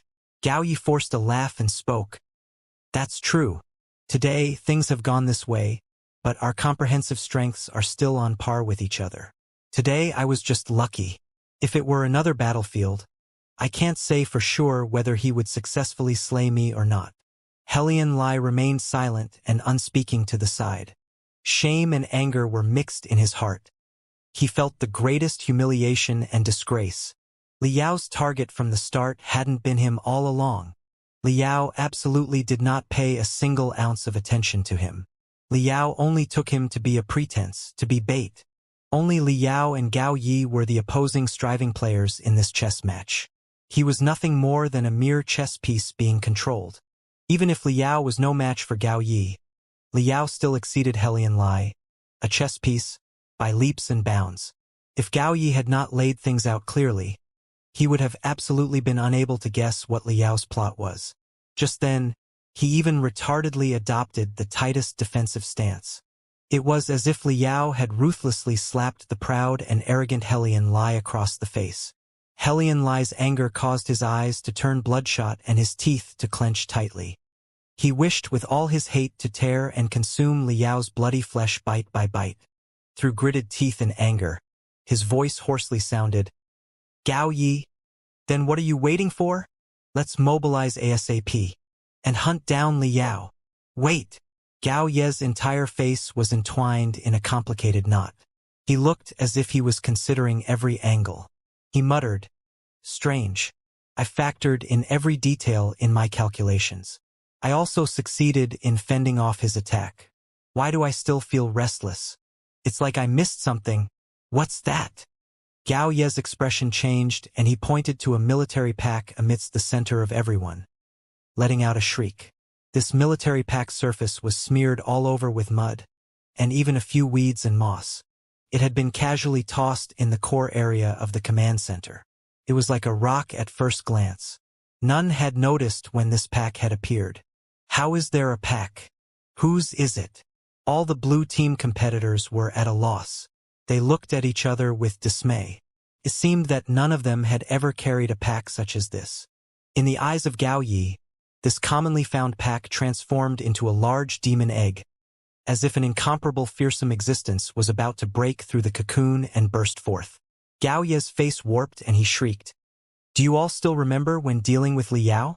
He would hold an explosive device composed of over 20 crystal cells connected in series.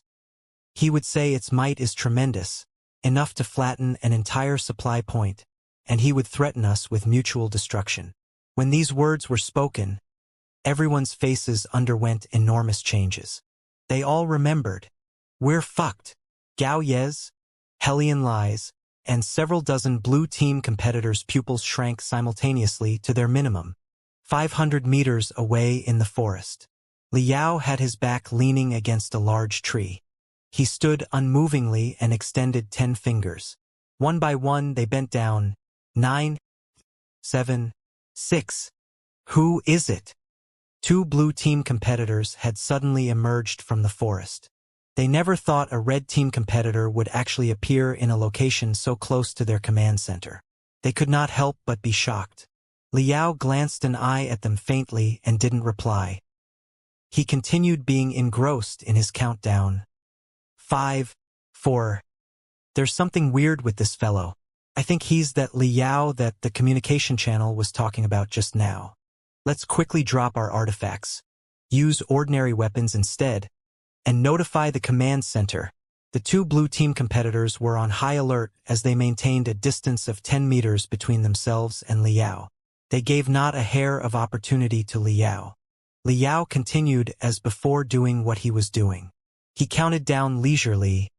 3, 2, 1. When the number 1 was spoken from his mouth, a loud earth-shaking rumbling boom exploded 560 meters behind him in the forest. The entire forest shook and swayed, and a large gigantic white mushroom cloud gradually rose. A surging heat wave rolled and spread at high speeds, soon reaching out over 500 meters. The two blue team competitors' pupils were captured by this mushroom cloud. The hair on their heads was roasted and scorched by the heat wave.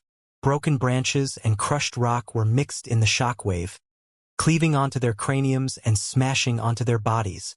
In a flash, the two were stunned and covered in dirt and grime, becoming like two clay statues. Static came from the communication channel. Not a single person was still capable of answering their shouts. What the hell did you do? The two blue team competitors could not hold back from trembling. I'm terribly sorry. From now on, the blue team's command center no longer exists. Liao slowly took out his black daggers and walked over to the two blue team competitors with a smile. Over 100 competitors were still noisy and in disorder within the red team's communication channel. Each of them vented at, insulted, and complained at each other. It was extremely chaotic, just like the clamoring noise of a market. The sound of the giant explosion coming from the center of Devil Flood Dragon Island intimidated them all simultaneously into silence. No one spoke a word for a long time. Only after a long time had passed did a lazy-sounding voice sound out. I've already beheaded the blue team's commander. The entire command center has been bombarded to the skies. Right now, they're like a flock of dragons without a leader. It's a great opportunity. What y'all must do next is very simple. You don't need to assemble, don't need to form squads, don't need to cooperate. All you need to do is tear your throat screaming the words, Gao Ye's dead. The red team shall prevail. Scream as if you're a pig about to be slaughtered. Then, wave your giant swords crazily and slaughter all in your path. And that will be fine. Understand? Everyone, who are you? Why should we believe your words? It was silent for a moment until someone who was unconvinced had spoken. It's up to you if you want to believe me. Anyways, I'm gonna go mow some grass. Everyone, do as you please. It's best if you just stay where you're at and not move. Let me take all the points alone. Ha ha ha ha. Gao Ye's dead. The red team shall prevail. Die die die die die die die die. A pig-slaughtering howl came from the communication channel. From the incomparably arrogant laughter, everyone could imagine this certain fellow heaving a chainsword to go around chopping down people in a mad slaughter, harvesting all the heads he wishes. Look, the opposing blue team is acting a bit strangely. They haven't made a movement in a while. It's like they've gone retarded. Two red team competitors whispered in each other's ear at the corner of Devil Flood Dragon Island. Damn it! It'll be a dead end if we keep being suppressed like this as the battle goes on. Fuck it. Gao Ye's dead. The red team shall prevail. Two red team competitors hardened their hearts. They heaved their giant swords and charged over like hungry wolves throwing themselves at lambs. They blazed and collided with the blue team's combat unit. Gao Ye's dead. The red team shall prevail. Gao Ye's dead. The red team shall prevail. Gao Ye's dead. The red team shall prevail. Berserk battle howls rang simultaneously from far and near on Devil Flood Dragon Island. The blue team competitors just found out the news of the instant annihilation of their entire command center by the enemy through their communication channel. They were shocked into panic from this astonishing news and were caught off guard by the crazed assault of the devils and fiends that are the red team competitors. Their ears were filled with the red team's hellish demonic howls. They were completely unable to bring forth the least bit of intention to fight. At first, the scales of victory were completely slanted towards the blue team. No one ever thought that Liao would take the scale and kick it to crap.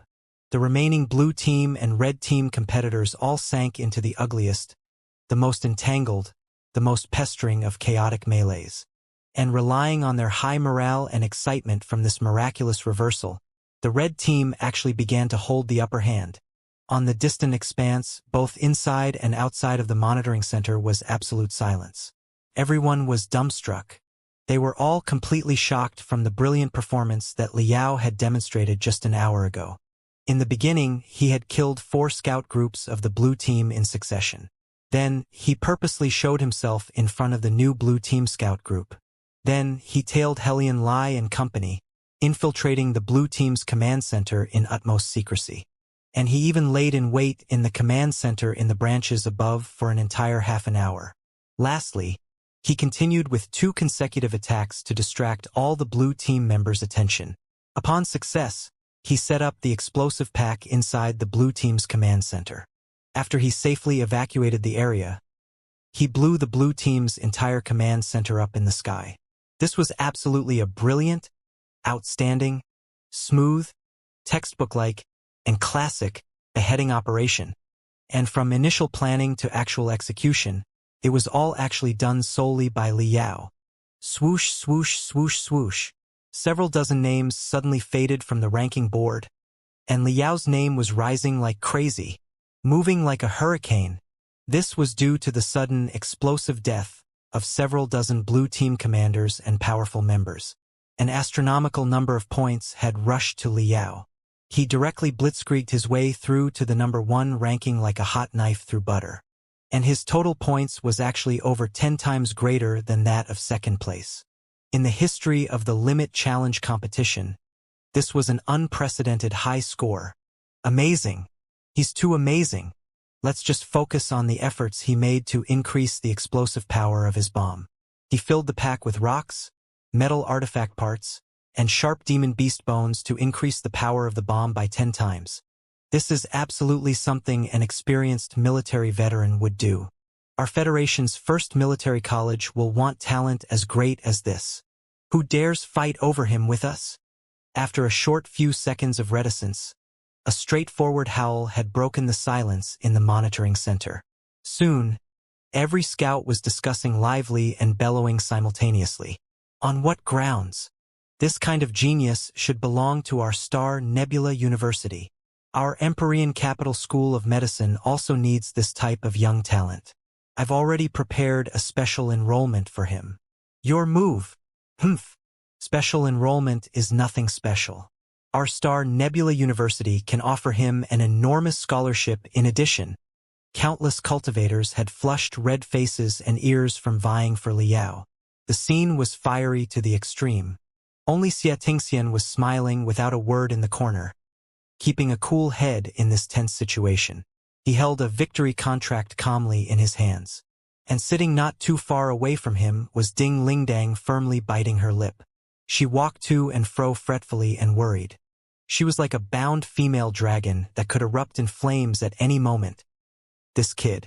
Why the hell is he bringing out such an outstanding performance? It's over, it's over. With this many schools wanting to give him special enrollment, this kid certainly won't choose our Grand Desolate War institution. Can it be that I need to knock him out and directly carry him back to Grand Desolate? Ding Lingdang frowned and thought seriously for a second. Then she shook her head, rejecting this plan. I can't. With my fist being this powerful, what if I kill him with a single punch? In the hallway outside the monitoring center, Li Yao's gorgeous performance set off even more stormy waves. It seemed as if all the youths were shocked to the max. Quite a few of them rubbed their eyes with force. They did not dare to believe everything they've seen. Some people even let out strange cries. Mother of God! One person flattened the entire blue team's command center? Isn't this way too abnormal? An evildoer. He's 100% an evildoer. He's really way too dreadful. Where did this monster come from? Floating Spear City? I've never heard of such an expert in Floating Spear City. I've only heard of Helian Lai and a Zheng Dongming. I never thought that even Helian Lai wasn't able to withstand him and was directly screwed. What a fearsome fellow.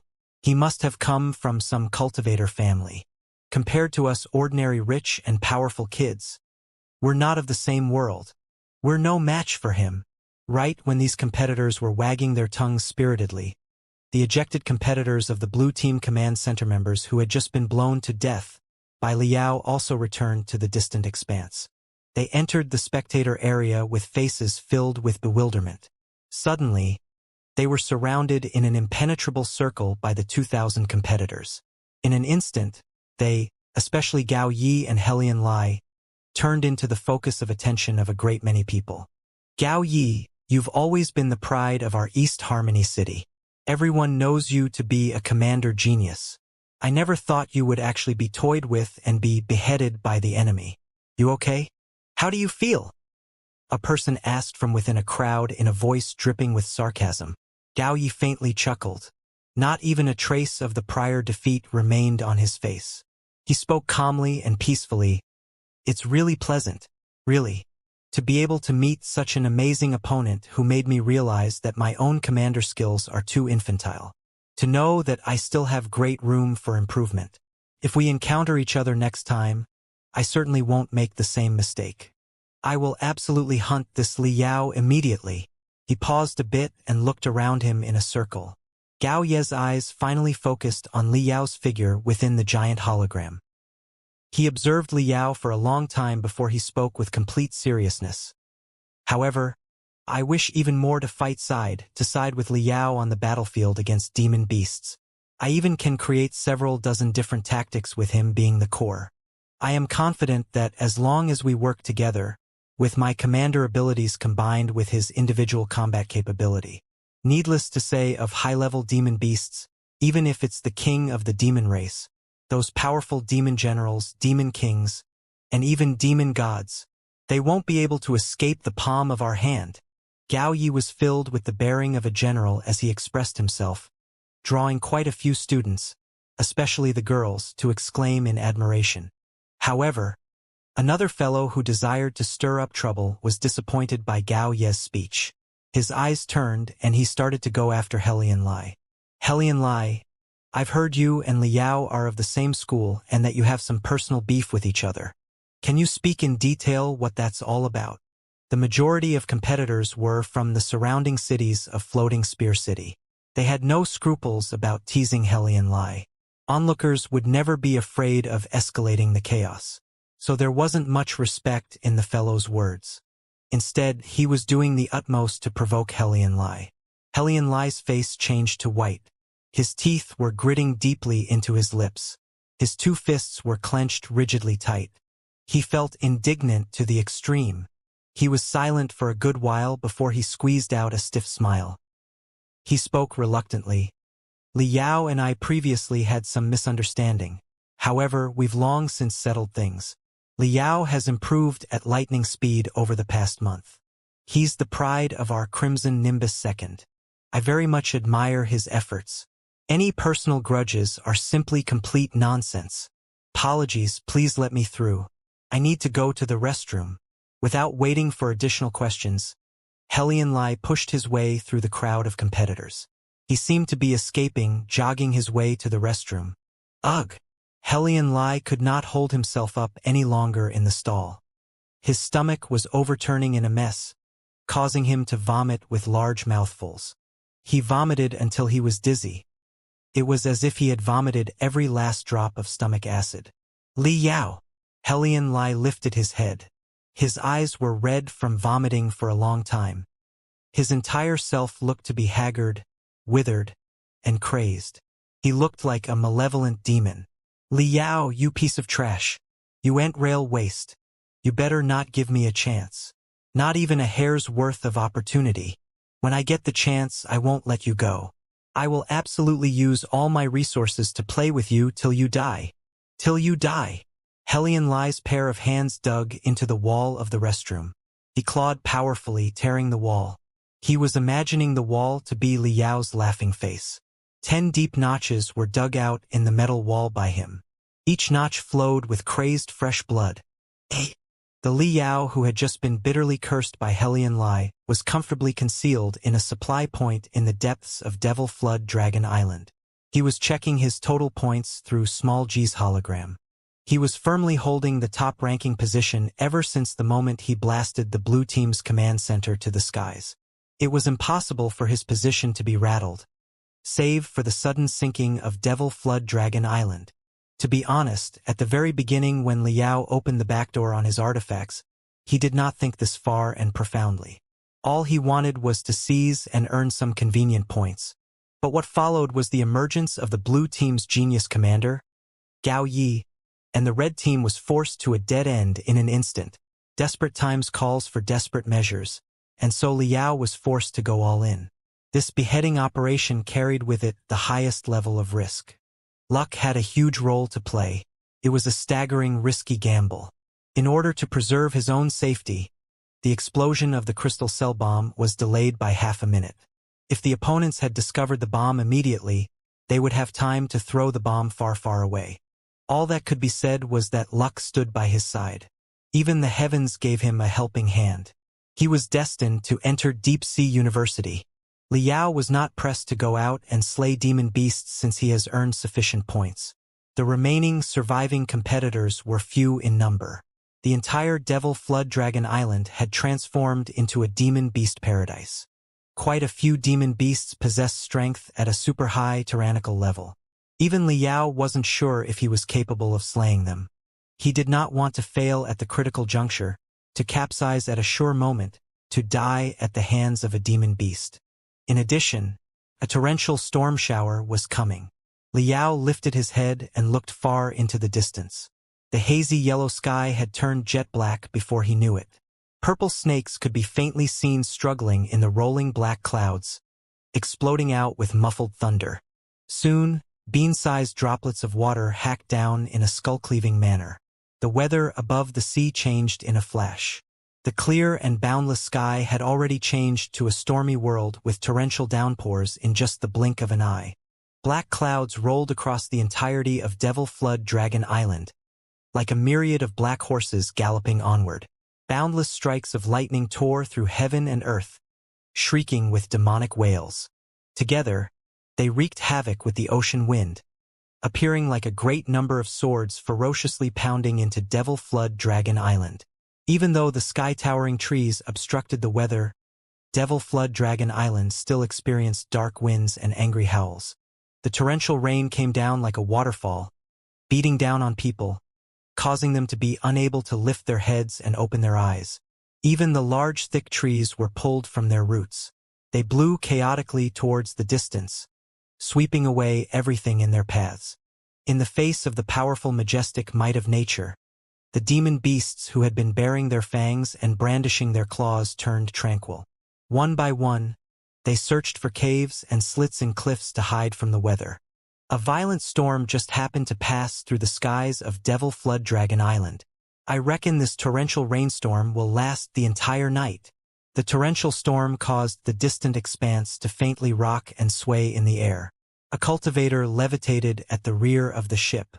He squinted his eyes and observed the skies, reaching a conclusion. A bolt of lightning cleaved towards his skull. The bolt of lightning was stopped by an invisible wall an inch away from the cultivator and was transformed into 4 to 5 lightning serpents that coiled around his body, illuminating a rather handsome face. The sky-patrolling cultivators were having a hard time covering every nook and corner of Devil Flood Dragon Island under such berserk weather.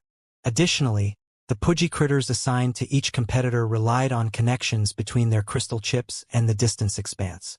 The telepathic link became unstable, and it was no longer guaranteed that each competitor's situation was promptly monitored and that the protective gel would be spouted in fatal crisis. The danger of the competition had increased greatly. Do we need to suspend the competition? As soon as this cultivator opened his mouth, the electric currents coiling around his body were consumed with a single bite. He licked his mouth as if wishing for more and returned at lightning speeds to the distant expanse towards the numerous cultivators to ask. In the monitoring center, cultivators were whispering in each other's ears for a moment before making a decision. The competition will continue as usual. The torrential rain would not affect the competition. In an actual battlefield, it is highly improbable for demon beasts to call an armistice with humanity over bad weather.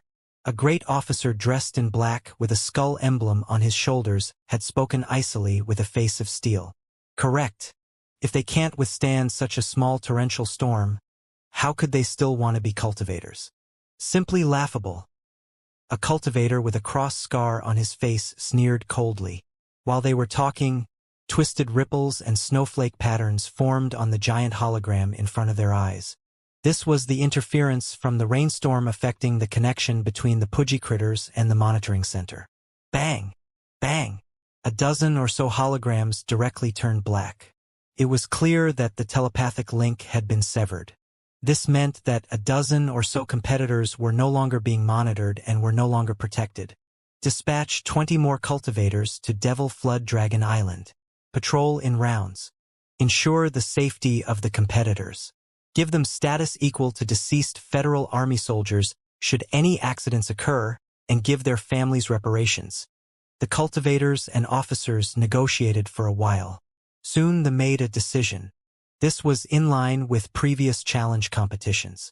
The Star Glory Federation was capable of occupying the most fertile land of the Heaven's Origin sector. This land was created from slaying a myriad of demon beasts into mountains of corpses and seas of blood. Every inch of the Federation's territory was dyed red with the blood of federal army soldiers and cultivators.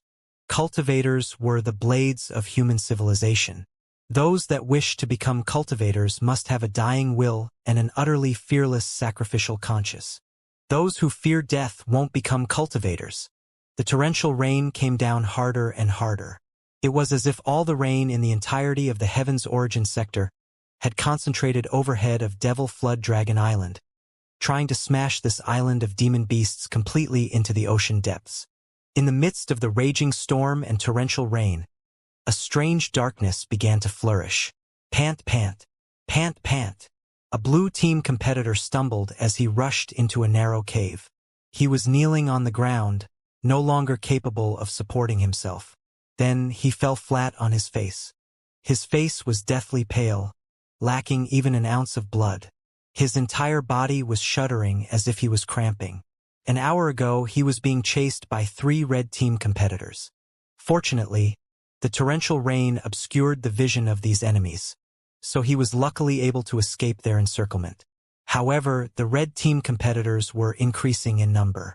He didn't know how much longer he would be able to last. Damn! We were clearly about to win. How can things change so suddenly? The pain of this blue team competitor caused him to smash against the rock wall. He was extremely depressed. A dark glow began to congeal in the depths of his eyes. He observed his surroundings from within the cavern. Squinting his eyes, he looked up towards the sky. His pudgy critter was like a headless fly, orbiting chaotically around a large tree. It let out tszz sounds as if it were out of control. The torrential rain and thunder both will interfere with the control crystal chip of the pudgy critter. Right now, my pudgy critter and the distant expanse have already lost connection. Things have sunk into a chaotic and crazy state. The monitoring center won't be able to see anything I do. The darkness in the eyes of this blue team competitor turned denser and denser. The sounds of the red team competitors pierced faintly from all directions. Their encirclement was gradually shrinking. Soon they would arrive at his hiding cave. The darkness in the blue team competitor's eyes turned malevolent. He reached out his hand and bit through the skin of his fingertip. He used his fresh blood to draw an arcane glyph on the inside of his right leg.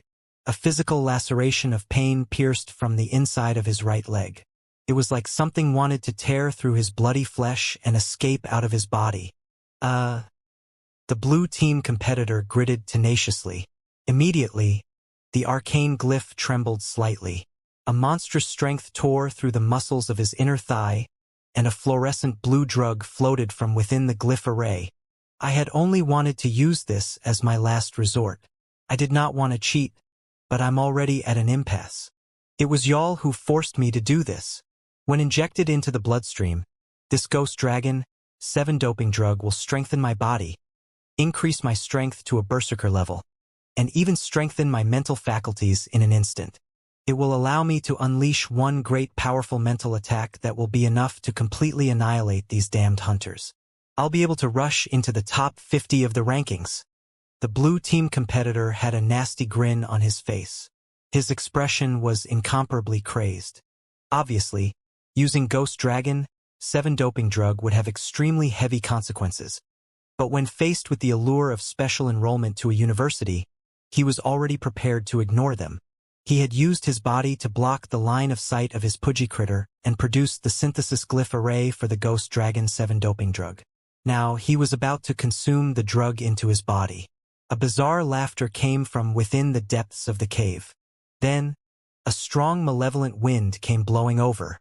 The blue team competitor's vision turned into complete darkness before he could respond. He was no longer aware of anything. His Pudgy critter finally responded to his strange behavior, immediately spouting out gel. But what it enveloped was just a headless corpse. Immediately, a monstrous force ferociously tore through the jello and a white streak of light shot forth at an incomparable astonishing speed. Leaping into the air, a pair of hands seized the Pudgy critter and tore with force. The Pudgy critter immediately split in two. It was a bloody scene incomparable. Within the torrential storm, 1 out of 3 Pudgy critters lost connection with the monitoring center in succession.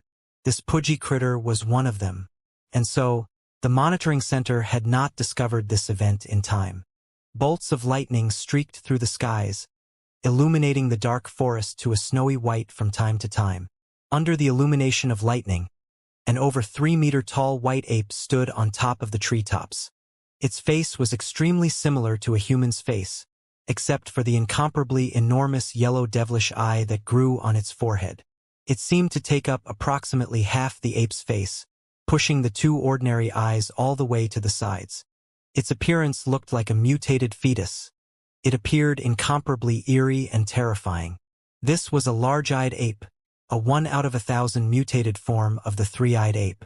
Not only does it possess outstanding intelligence, the strength of its mental attacks are 10 times stronger than that of ordinary 3-eyed apes.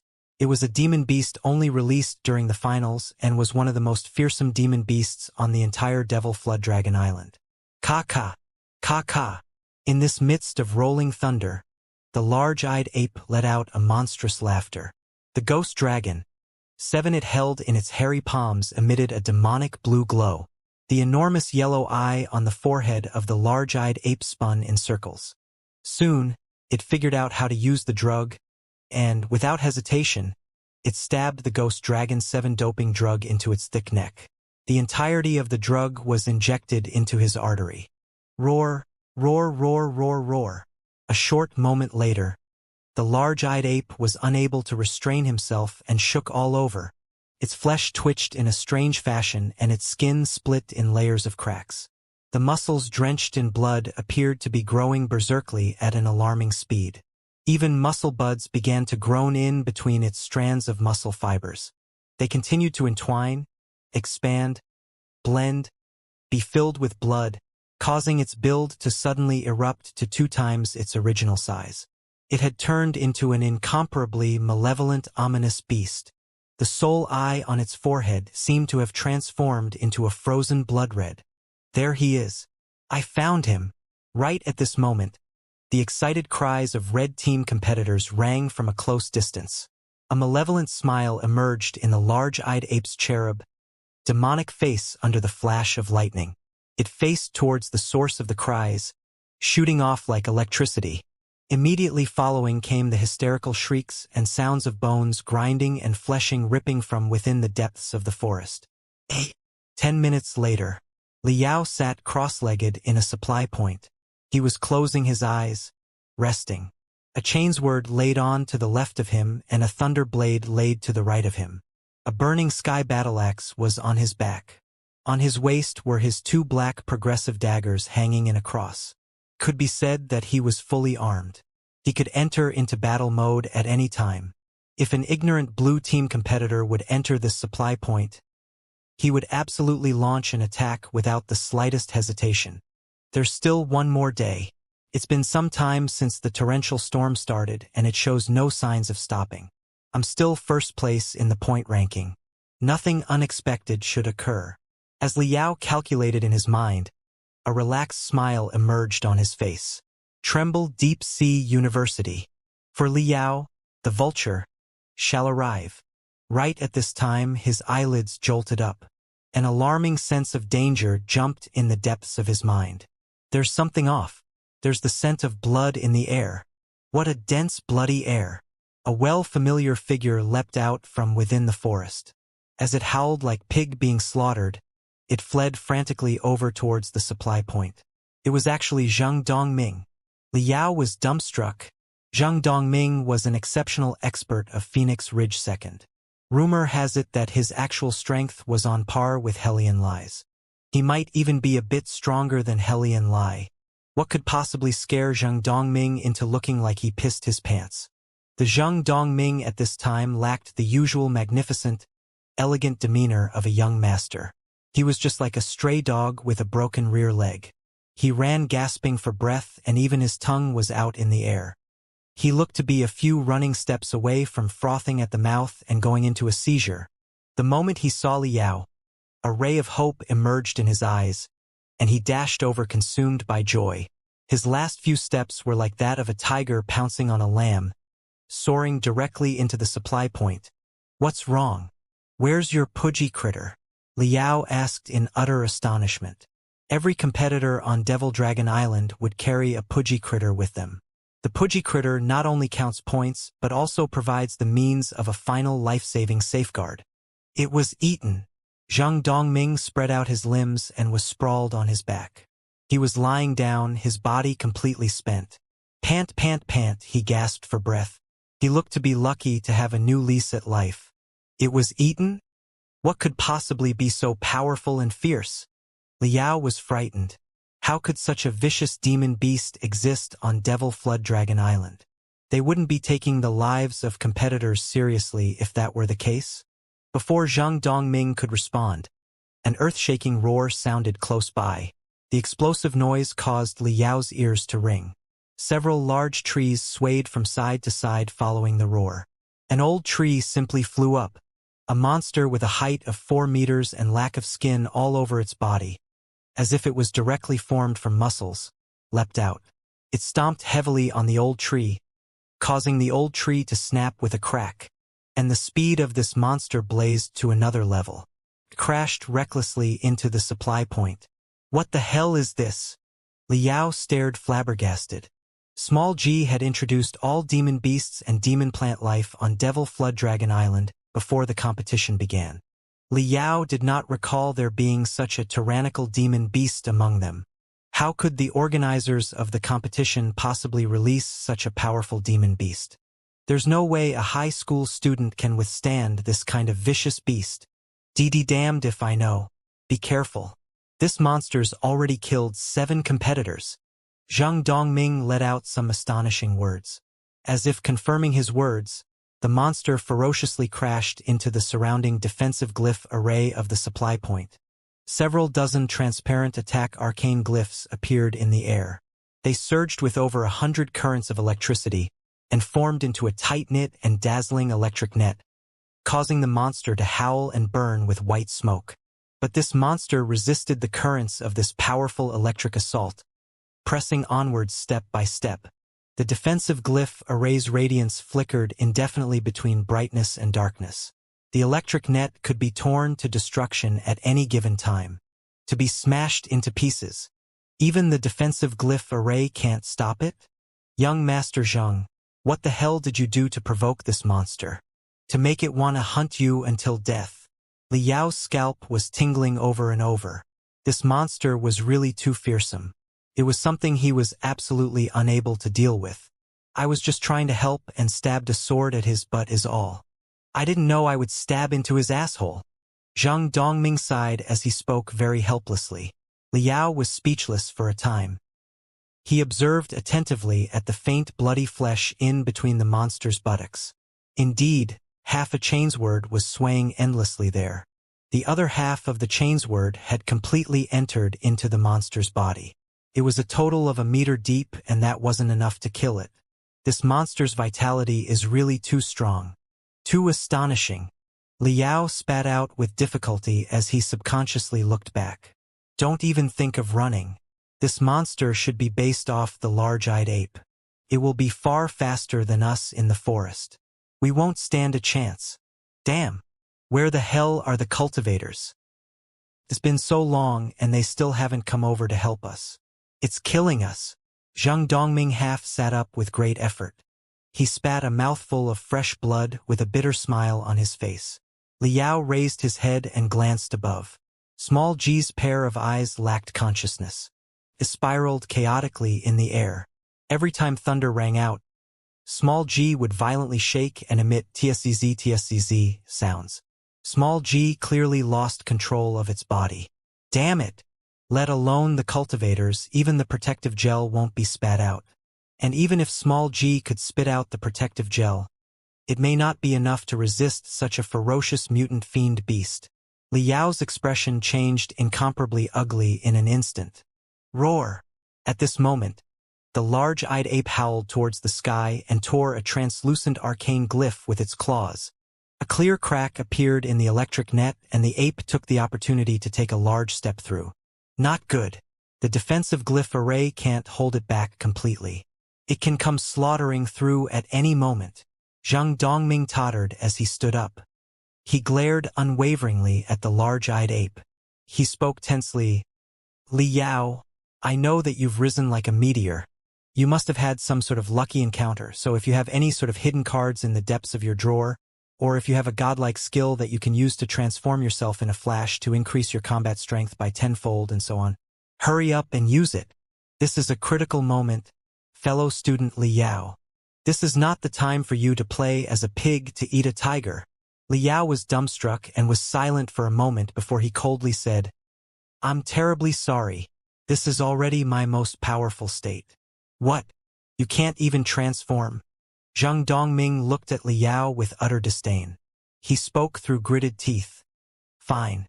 Then, only I'll pull out my finisher. Li Yao barely held back from ferociously hitting this fellow in the head. Since you have a finishing move, why don't you use it earlier? What are you speaking so much rubbish for? Zhang Dongming's expression turned utterly pained in an instant. His expression was utterly depressed.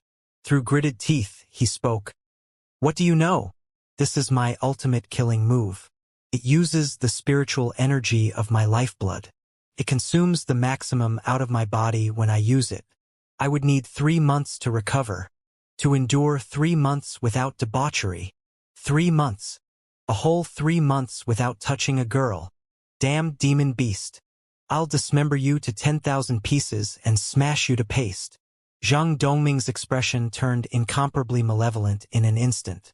The fiery aura around his body expanded crazed, turning even more wild than that of the large-eyed ape. He opened his arms and countless blood-red energies fiercely shot out of his pores. They formed over his head into a threatening blood mist. Zhang Dongming muttered under his breath. He casted seals with his hands at lightning speed. In a flash, he casted over 100 different hand seals. Where the seals were changing continuously, the blood mist above his head also underwent a bizarre transformation. From a chaotic blood mist, it gradually turned into a dragon, a tiger, a panther, a bear, an eagle, and etc.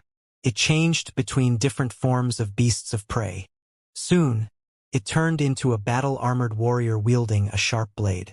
Finally, it became a 3-headed and 6-armed blood deity, breathing mist and blowing clouds. Zhang Dongming was connected to this blood deity by countless blood strands. The blood mist endlessly absorbed his blood essence from his inner body. His originally rich figure was sucked into a figure as thin as a rake in a short moment. His prized dimples faded and disappeared, and even his eye sockets became deeply caved. He looked just like a human skeleton. At this time, the large-eyed ape tore through the final defensive arcane glyph. A bang rang in the air. The invisible wall shook and shattered, and the last bolt of electric current faded away without a trace. The large-eyed ape howled and beat its sternum twice fiercely. It took one large step and faced directly in front of the two people. Zhang Dongming took a deep breath. As he breathed in, the blood deity was breathed into his body. His limbs and skull remained emaciated as before, though his skin inflated greatly like a ball inflated with air. His skin was stretched to transparency. A blood glow surged faintly underneath. Demonic blood cannon. Ag! Zhang Dongming opened his mouth to the Mechs. It seemed he even dislocated his lower jaw. A blood-red mist shot violently from the depths of his throat and transformed into an incomparably ferocious blood pillar, smashing straight into the large-eyed ape's sternum. Boom! Heaven and earth trembled. Liao could hear what seemed to be countless vicious beasts howling and spirits shrieking. A transparent hole had actually appeared running through the large-eyed ape's sternum. The blood mist possessed extremely powerful corrosive properties. It endlessly corroded the internal organs of the large-eyed ape with strange, tasty sounds, emitting an utterly putrid smell. Z! Z! The large-eyed ape shrieked. Its cherub face displayed an incomparably painful expression. Thump! With one attack of the blood cannon, Zhang Dongming looked to have spat out half his life force. He fell to the ground, decrepit. He lacked the strength to even get up. And this doped-up large-eyed ape with its strong vitality at the extreme peak, with a chainsword stuck in its ass, with a hole running through its sternum, and with its internal organs corroded by the blood mist, still actually staggered forward. Its long arms flailed wildly, trying to tear Zhang Dongming to shreds in vain. Liao smacked his tongue inwardly. He pointed towards Zhang Dongming and shouted, "Big bro ape, we've never had grievances nor hatred with each other. The one who stabbed your asshole is him. You guys can slowly resolve things with each other. This brother will go ahead and leave first. He actually decided to slip away, to beat it. It can't be. He can't be this disloyal." Zhang Dongming was dumbstruck. He stared helplessly at Liao fade away into the forest with his tail between his legs. Zhang Dongming practically spat out another mouthful of blood in madness.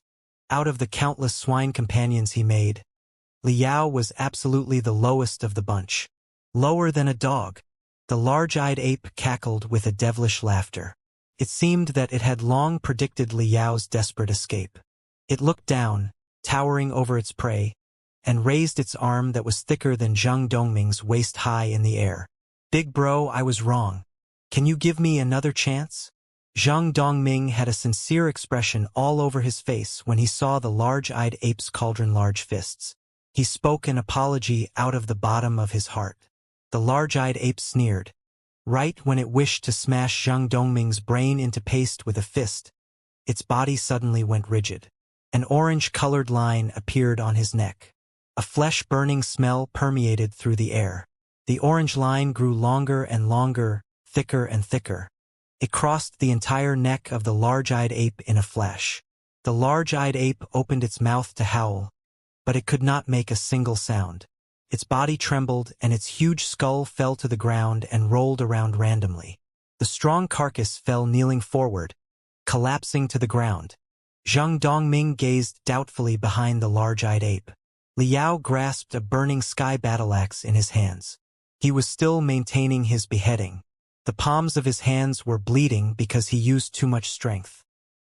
He was drenched all over his body, as if he had just been fished out of a boiling pot of water. It was unknown if this was from rain or from sweat. Phew! Zhang Dongming let out a sigh of relief. His head was heavily smashed into the muck. He couldn't even lift his pinky. "Many thanks. My beloved swine friend. The emaciated fatso had spoken sincerely. I did what I must. Swine friends are still friends. Liao smiled bitterly. He walked slowly towards Zheng Dongming, dragging the burning sky battle axe. So next, you're going to kill me, right? Zheng Dongming forced a laugh and asked calmly. Yep. Liao sighed. This was precisely the reason why I didn't want to use my transformation. As soon as I transform, everyone will take me for a demonic cultivator. They will absolutely want to behead and exterminate me. Zheng Dongming let out a sigh helplessly. Demonic cultivator. These two words were like traceless and invisible spirits orbiting between these two. The surrounding temperature decreased to 0 in an instant. The smiling expressions on Liao's and Zheng Dongming's face were completely frozen. A hard-like killing intent surged from the depths of their eyes. Demonic cultivators were those who were corrupted by beyonder demons. They relinquished cultivating in spiritual energy and instead cultivated in the dark side of spiritual energy. They cultivate in tenebrum energy. They were the arch-nemesis of human civilization and were 100-fold more fearsome than the demon race. Legend has it that when the Big Bang of the universe first began, from the very initial starting point, endless spiritual and tenebrum energy surged forth. Spiritual energy gradually transformed into matter, constituting the vast and boundless sea of the stars, and producing the first generation of life forms, the Pangu race. The Pangu race had an obsession to create. They split heaven from earth and molded 3,000 greater thousand worlds.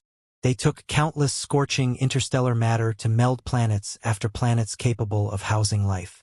And so, human civilization has recorded the Pangu race to be known as the Holy Ancients. And on the dark side of spiritual energy was tenebrum. Tenebrum didn't form into matter. Large masses and masses of tenebrum solidified into a mysterious world known as the demonic realm. It was a plane beyond our known universe, an alternate dimension made of pure tenebrum. Within the demonic realm, tenebrum endlessly tore, collided, pressed, and condensed to gradually possess intelligence and evolve into beyonder demons.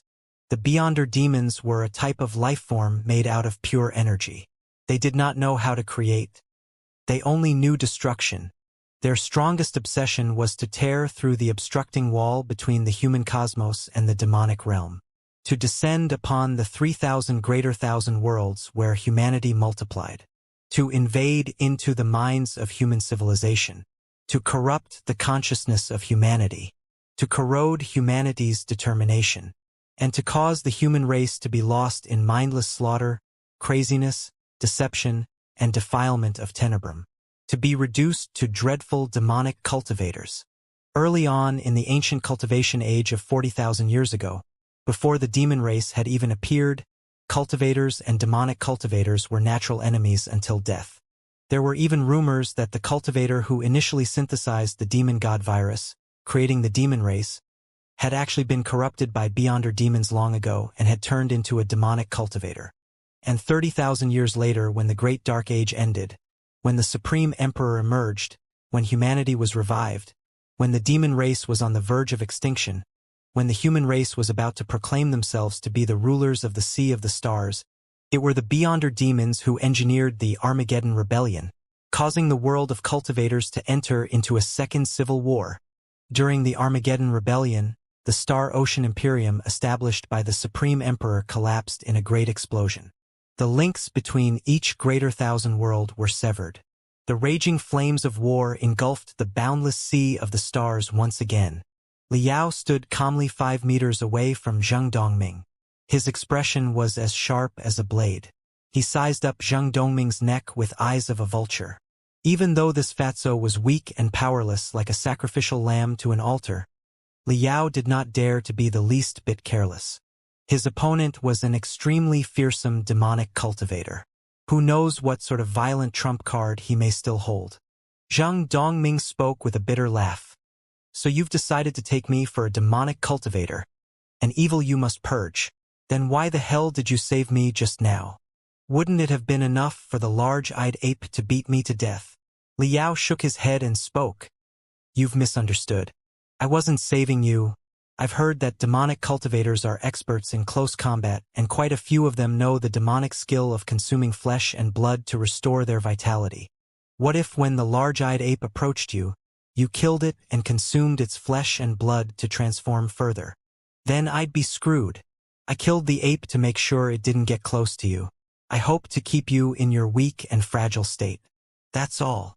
Pausing for a moment, he used his toe to draw a line in the ground and said, "Look here. I've maintained standing a distance of 5 meters away from you.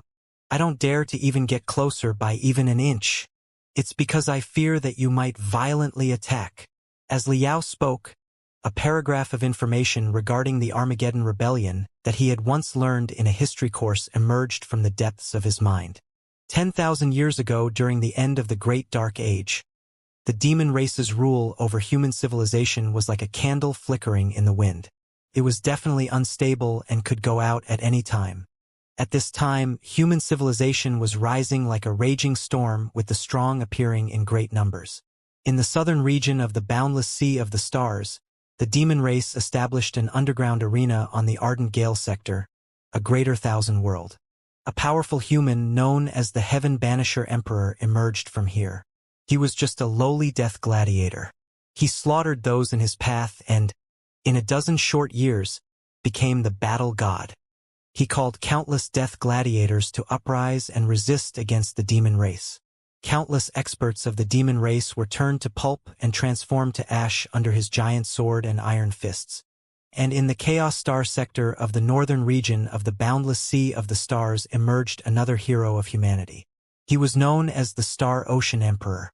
He started by seizing a demon race patrol boat and plundered around everywhere as a star space pirate.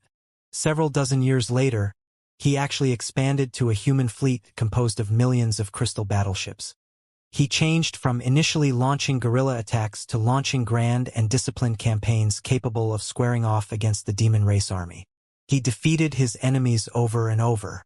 And when the Heaven Banisher Emperor and the Star Ocean Emperor met for the first time, people finally knew that they were actually two incarnations of the same person. Since then, the Heaven Banisher Emperor and the Star Ocean Emperor officially combined to a single entity. This entity possessed super outstanding military strategic capabilities and unparalleled combat strength. All of humanity addressed this entity as the Supreme Emperor. Using only his own strength, the Supreme Emperor took human civilization out from the darkness and reinstated its glory. He led every powerful person to excavate the remains of countless ancient cultivator guilds. With the ancient cultivator civilization as his foundation, he founded 20 guilds of provenance, and he split from his own soul 20 clones to rule these 20 guilds of provenance. The strongest clone inherited the Supreme Emperor's battle awareness and bloodlust. He was in charge of the guild with the strongest combat strength, the Blood God Guild. He was bestowed with the name Blood God, and the countless slain demon race members preferred to call the Blood God as Mad Armageddon. When the Supreme Emperor established the Star Ocean Imperium, when he was busy rebuilding human civilization, the Blood God commanded the 20 guilds and the crystal battleship fleet. He ran wild and free through the boundless sea of the stars, banishing all demon race influence within every greater thousand world. Within a dozen years, it seemed that all those of the demon race were banished to non-existence on each greater thousand world. The only thing that remained of the demon race was their old nest, the myriad demon sector. In order to completely vanquish the demon race, the Blood God assembled the cultivators possessing the strongest combat strength from the 20 guilds of provenance. He commanded 70% of the armed forces of the Star Ocean Imperium to form a matchless tyrannical expeditionary force. The Supreme Emperor even split his immortal soul into 2 souls to temporarily be sent into the Blood God's body, to increase the Blood God's combat strength to rocketing heights, to be able to contend with the king of the demon race. The epic 100 million light-year expedition unfolded and surged forward. Everyone believed that this would be the final war when the expeditionary forces went into battle. Humanity would forever end the suffering caused by the demon race. The Star Ocean Imperium would radiate with glory and blossom eternally for the next millions and millions of years.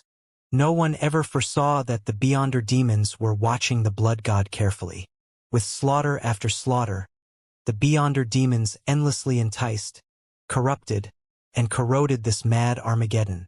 When the war took a turn for the worst, when the Blood God suffered a serious injury from 3 demon gods, and when the Blood God was criticized from the back lines, the mad Armageddon finally failed to guard his mind and fell to the demonic way. From a clone of the Emperor, the greatest of cultivators, he fell into becoming the most dreadful demonic cultivator. When the mad Armageddon sank to become a demonic cultivator, he immediately led the Blood God Guild members to launch an attack on the other guilds. And the Beyonder demons took this chance to corrupt the other clones of the Supreme Emperor. In the end, 9 guilds of provenance fell to the demonic way, becoming demon gates. Under the interference of the Beyonder demons, Mad Armageddon and the Myriad Demon Sector reached a ceasefire agreement. They even formed a temporary alliance. They commanded the 9 demon gates to launch a counterattack against the Star Ocean Imperium. When human civilization still had not thrown off the shackles of the Great Dark Age completely, they sunk into a second cultivator civil war. The bitterness of this war was not the least bit inferior to the first cultivator civil war of 40,000 years ago. The flames of war tore through the recently established Star Ocean Imperium. Even 2 of the guilds of provenance that remained on the side of humanity were completely destroyed within the incomparably cruel slaughter. They were forever lost in the boundless sea of stars. In the most critical moment, the 9 demon gates even forced their way into the Star Ocean Imperium's capital, Empyrean Terminus. The Supreme Emperor was forced to show himself and engaged in a world-shattering decisive battle with the Mad Armageddon. The Supreme Emperor stood at the peak evolution of humanity and was the immortal legend of cultivators. The Mad Armageddon was the incarnation of the Supreme Emperor, possessing supreme martial strength and the strongest bloodlust. He also possessed a split soul of the Supreme Emperor and even received the blessing from the 100 million demon monarch of the 9 heavens and 10 hells. The Beyonder demons and demon kings all bestowed endless tenebrum and fiend energy upon him. No one could describe just how heart-shaking this decisive battle was. All anyone knew was that Empyrean Terminus was completely destroyed by these 2 raw people. In the end, the Mad Armageddon's fleshly body was completely smashed to pieces by the Supreme Emperor. All that remained was an injured soul, which brought the 9 demon gates' defeated forces to flee into demonic realm. And the Supreme Emperor also received a critical injury. He was forced to escape to a smaller thousand world that he had created. He sank to a state between life and death, reborning and dying, a mysterious long rest. The Star Ocean Imperium had taken heavy damage from this civil war. It had also lost the matchless guidance of the Supreme Emperor. Every fiend and demon took the chance to counterattack. The Star Ocean Imperium collapsed completely, and all links between each greater thousand world were severed. The 9 remaining guilds of provenance, still loyal to mankind, fractured into thousands upon thousands of smaller guilds. They dispersed into different greater thousand worlds and continued to defend humanity, to battle to the bloody end against evil. And amongst a few of these greater thousand worlds, such as the Heaven's Origin Sector, cultivator guilds established powerful nations. They led regulated armies to slaughter demon beasts, to fight against the demon gate, and to allow civilians to still live a peaceful and tranquil life. In a few other greater thousand worlds, humanity was evenly matched with the fiends and demons. They sank into a several millennia-long blood war. Civilians were drawn into the flames of war as well, engaging in bloody slaughter as soon as they were born, all the way until death. An extremely small number of greater thousand worlds were completely overtaken and ruled by the demon race and the demon gate. The humans there lived a life not worth living that was miserable to the extreme. If humanity wants to completely quell the flames of war, to proclaim themselves the rulers of the Sea of the Stars, to conquer the cosmos, they still had a long, long road ahead of them. This event, when Mad Armageddon set off a large armed rebellion, became known in history as the Armageddon Rebellion. Ultimately, it was all engineered by the Beyonder demons.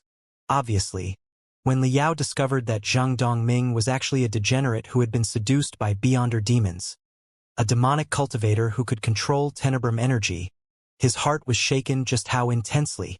"I'm not a demonic cultivator. You should have learned this from the school textbooks. To enter demonhood is to be demon for life. When one falls to the demonic way, when they're purged with tenebrum, one will lose their minds and become a puppet of the beyonder demons. An incomparably powerful aura of tenebrum energy lingers around their bodies. They absolutely won't be like I am now. Dongming spoke suddenly at rocket speed. Look, other than when I shot my demonic blood cannon, there isn't any tenebrum energy lingering around my body. My mind is also quite clear, absolutely not that of one who fell into madness.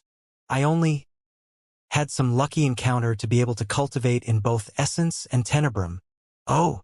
Liao's expression remained unchanged and spoke seriously. Young Master Zheng, you're mistaken. I'm not going to kill you because you're a demonic cultivator.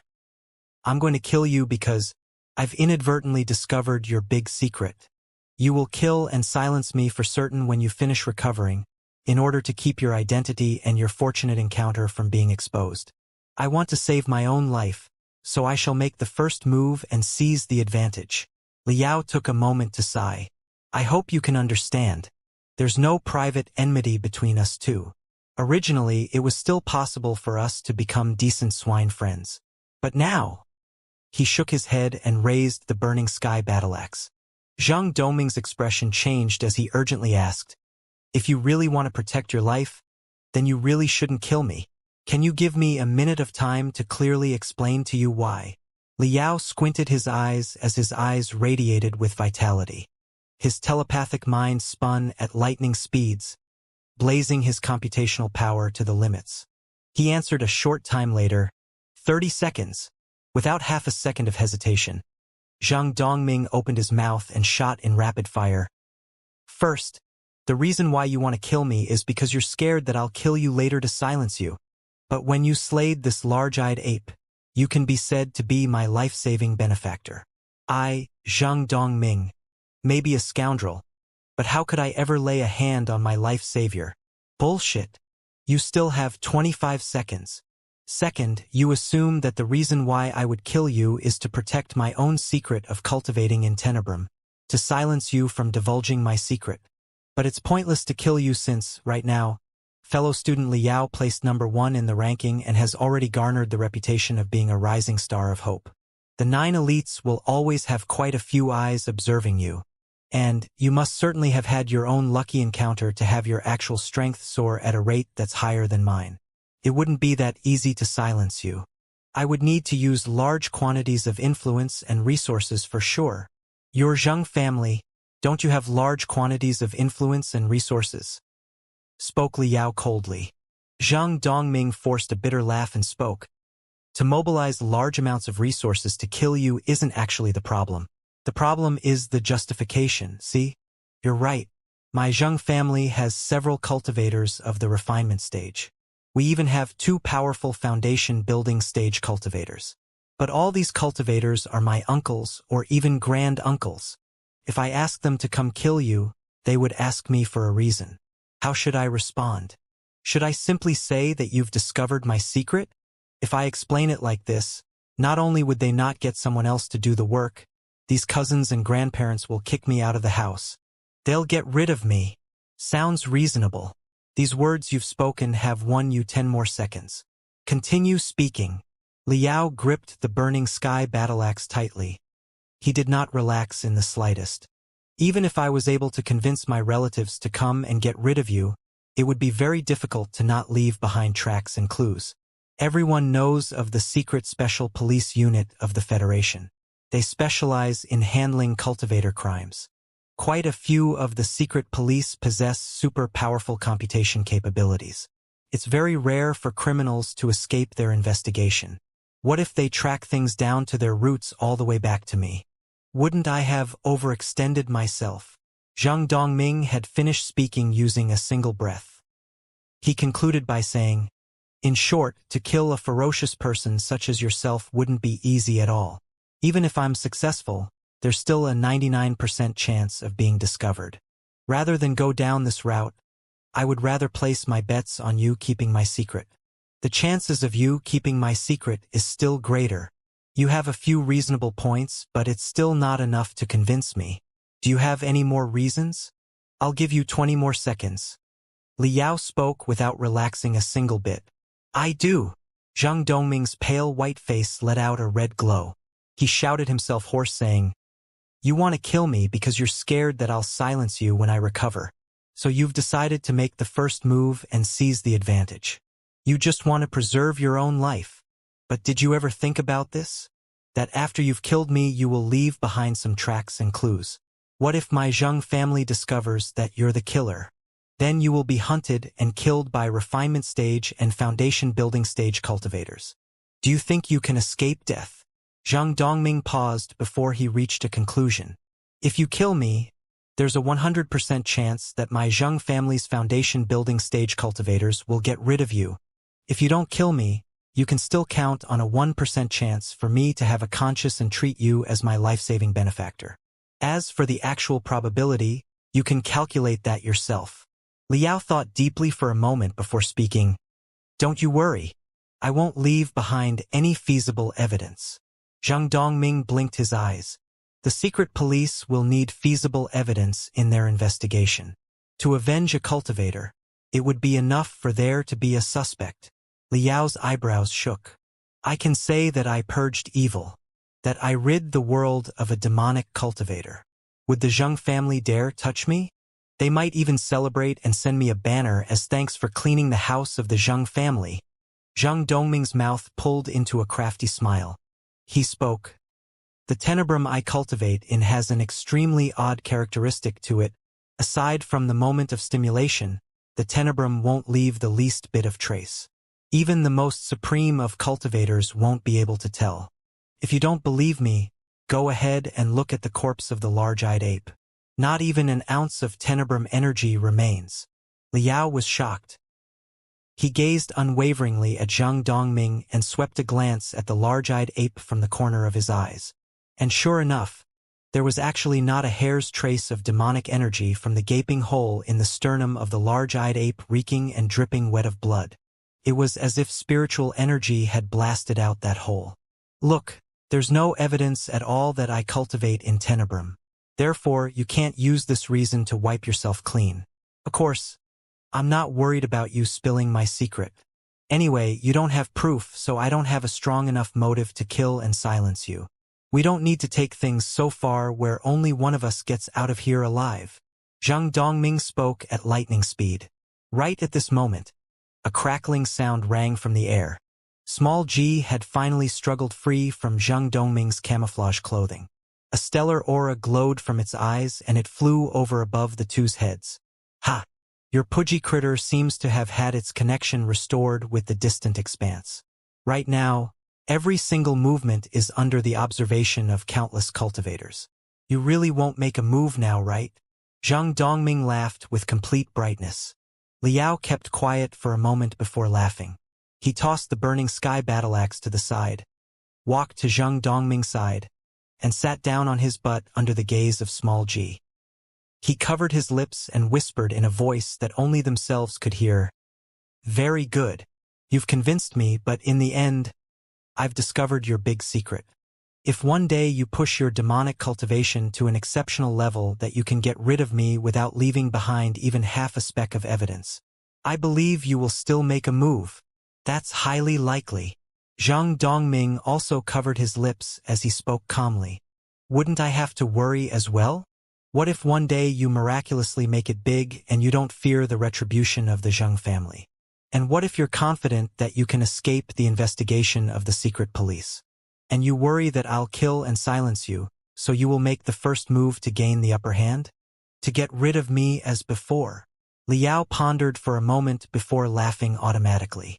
The probability of this happening isn't small. Zhang Dongming took his arms and rested them under his head as a pillow with great difficulty. He comfortably spoke with half-opened eyes. Anyway, right now we are both meager weakling cannon fodder.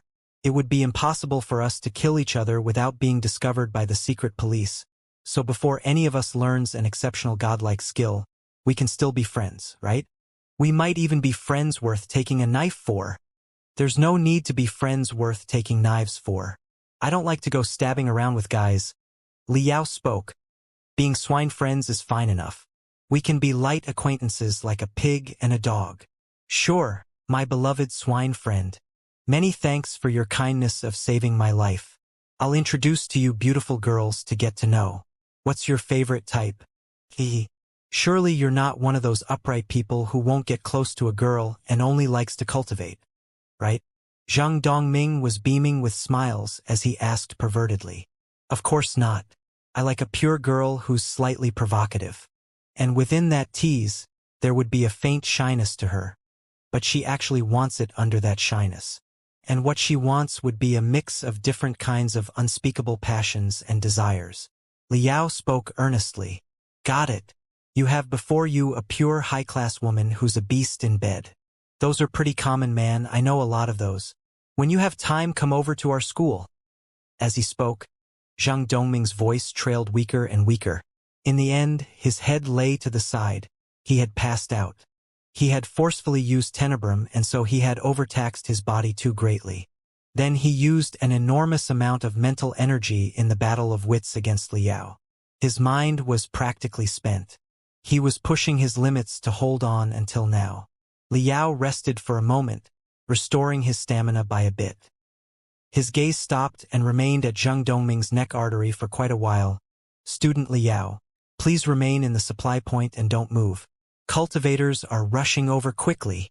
Small G suddenly spoke. Liao's pupils shrank before he moved his gaze. He used a chains word to support himself and stood up. A strand of curiosity had arisen in his heart. He staggered over to the front of the large-eyed ape's head. And with a kick, the giant head flipped over. The combat strength of the three-eyed ape actually wasn't that powerful.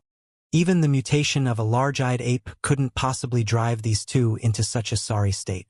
What sort of oddity did this large-eyed ape possess to transform into this crazy state? The large-eyed ape's face was still frozen in this ugly grimacing state. Only that mouth, with crossed canine teeth, would no longer puff out a putrid stench. The bizarre, incomparably giant eye on its forehead was closed tightly. It was much nicer to look at. Liao stabbed his sword into the mouth of the large-eyed ape, firmly securing the large head to the ground, and took his daggers. Only then did he feel at ease to squat down and examine it. Right about the instant he squatted down, the bizarre eye on the large-eyed ape's forehead opened suddenly, releasing an incomparably strong blood-red glow. It was as if an extremely sharp blade had ferociously stabbed into Liao's forehead, reaching to the deepest depths of his mind. A split second later, "Kid, how could you?" Liao felt his head be in incomparable pain. An aged scream came from the deepest depths of his mind. A transparent figure of a person with aged white hair exploded and disintegrated, transforming into countless shards.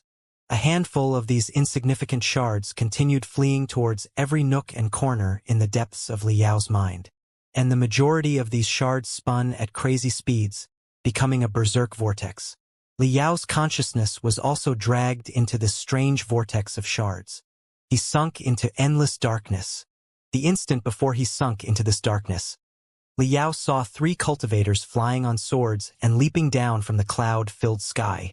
They shot like lightning towards him and Zhang Dongming, in the deepest depths of Liao's neural field. Within his sea of memories, an endless abyss. A mass of countless memory shards formed an enormous crazy spinning vortex. It tore at Liao's soul without end. My name is O Yeming. One day, I will become the leader of the 100 Smelting Guild. I, O Yeming, swear to all the gods in all the realms and universes that I will take all the members of the 9 demon gates and behead them one by one and exterminate their whole families, leaving not even their dogs and chickens. God's word lithe, warblade carnage dragon, spear soul devourer. I finally crafted these 3 masterwork weapons capable of slaying those old spirit transformation stage monsters. Senior O Yi, Senior O Yezi, please craft me an artifact. I'm willing to pay you 10 floating mountains as compensation.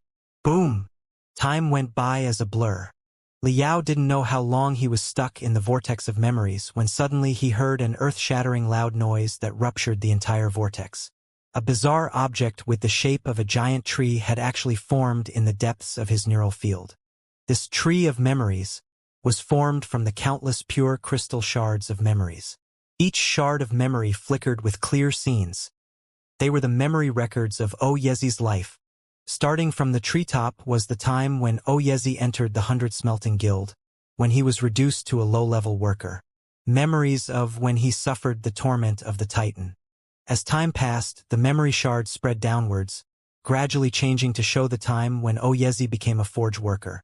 Memories of when he hammered and smelted day in and day out in the forging room. Continuing downwards were Oyezhi's memories of when he crafted rudimentary flying swords. What came next was the invasion by the demons. Memories of bloody battles all around. This continued all the way until the base of the tree, where the memories changed to when Oyezhi became the leader of the 100 Smelting Guild, having won success and recognition. It was a scene where his might made the world tremble. All the memory shards were separated into 3 completely different colors. The earliest memories from when Oyezhi entered the guild to when he made it as a forge worker were flowing with light and overflowing with color. They shined bright, appearing to be utterly vibrant and alive. The memories when Oyezhi acted as a forge worker in the forge room lacked brightness and vibrancy, but they were still of various colors. These 2 sections of memories took up nearly 1/10 of the total number of memory shards. The remaining 8/10 THS of memories were only of 2 colors, black and white. The final 10th of memories completely faded into a mass of black fog, blurry to the eye. What's this? Liao's consciousness floated over to be in front of the giant tree of memories. He was astounded to the utmost point. He never thought that Oyezhi's entire life would unfold completely in such a bizarre manner before him, allowing him to see everything with just a glance. I understand now.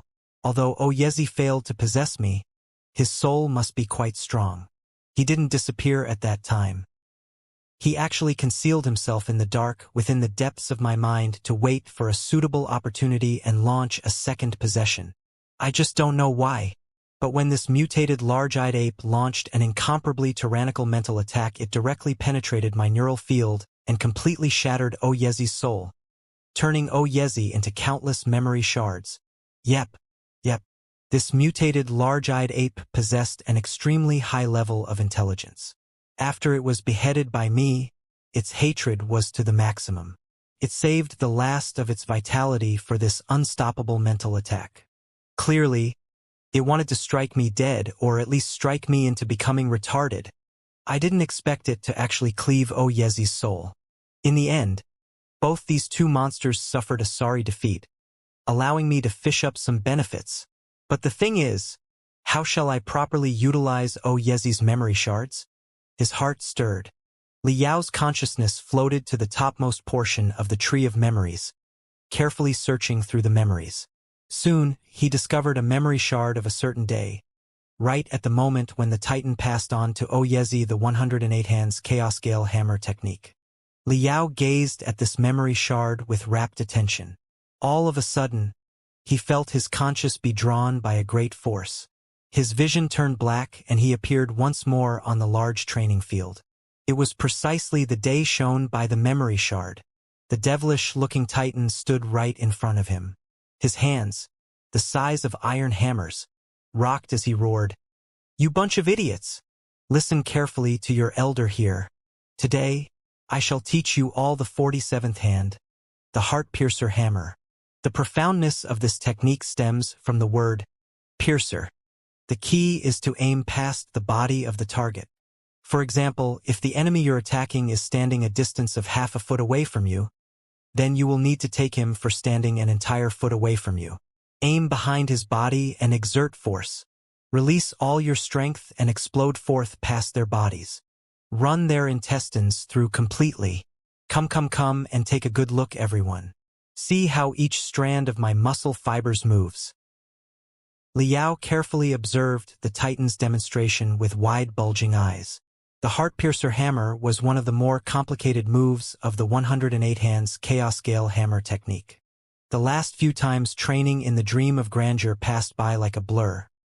He had forgotten everything completely by the time he woke up. Liao certainly wouldn't forfeit this chance to watch this anew today. The Titan went into a horse stance.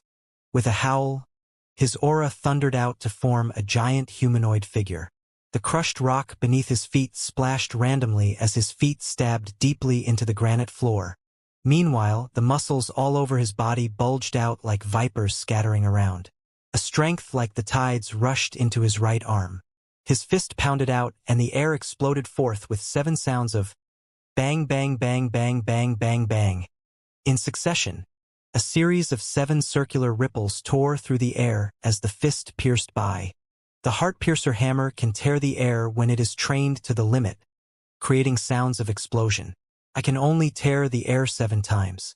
The experts in our guild can tear the air 17 to 18 times with a single fist. Their strength can penetrate through even a giant boulder, turning the insides of the boulder into powder. The Titan had spoken with immense satisfaction. His eyes bulged open once again and faced Liao with a roar.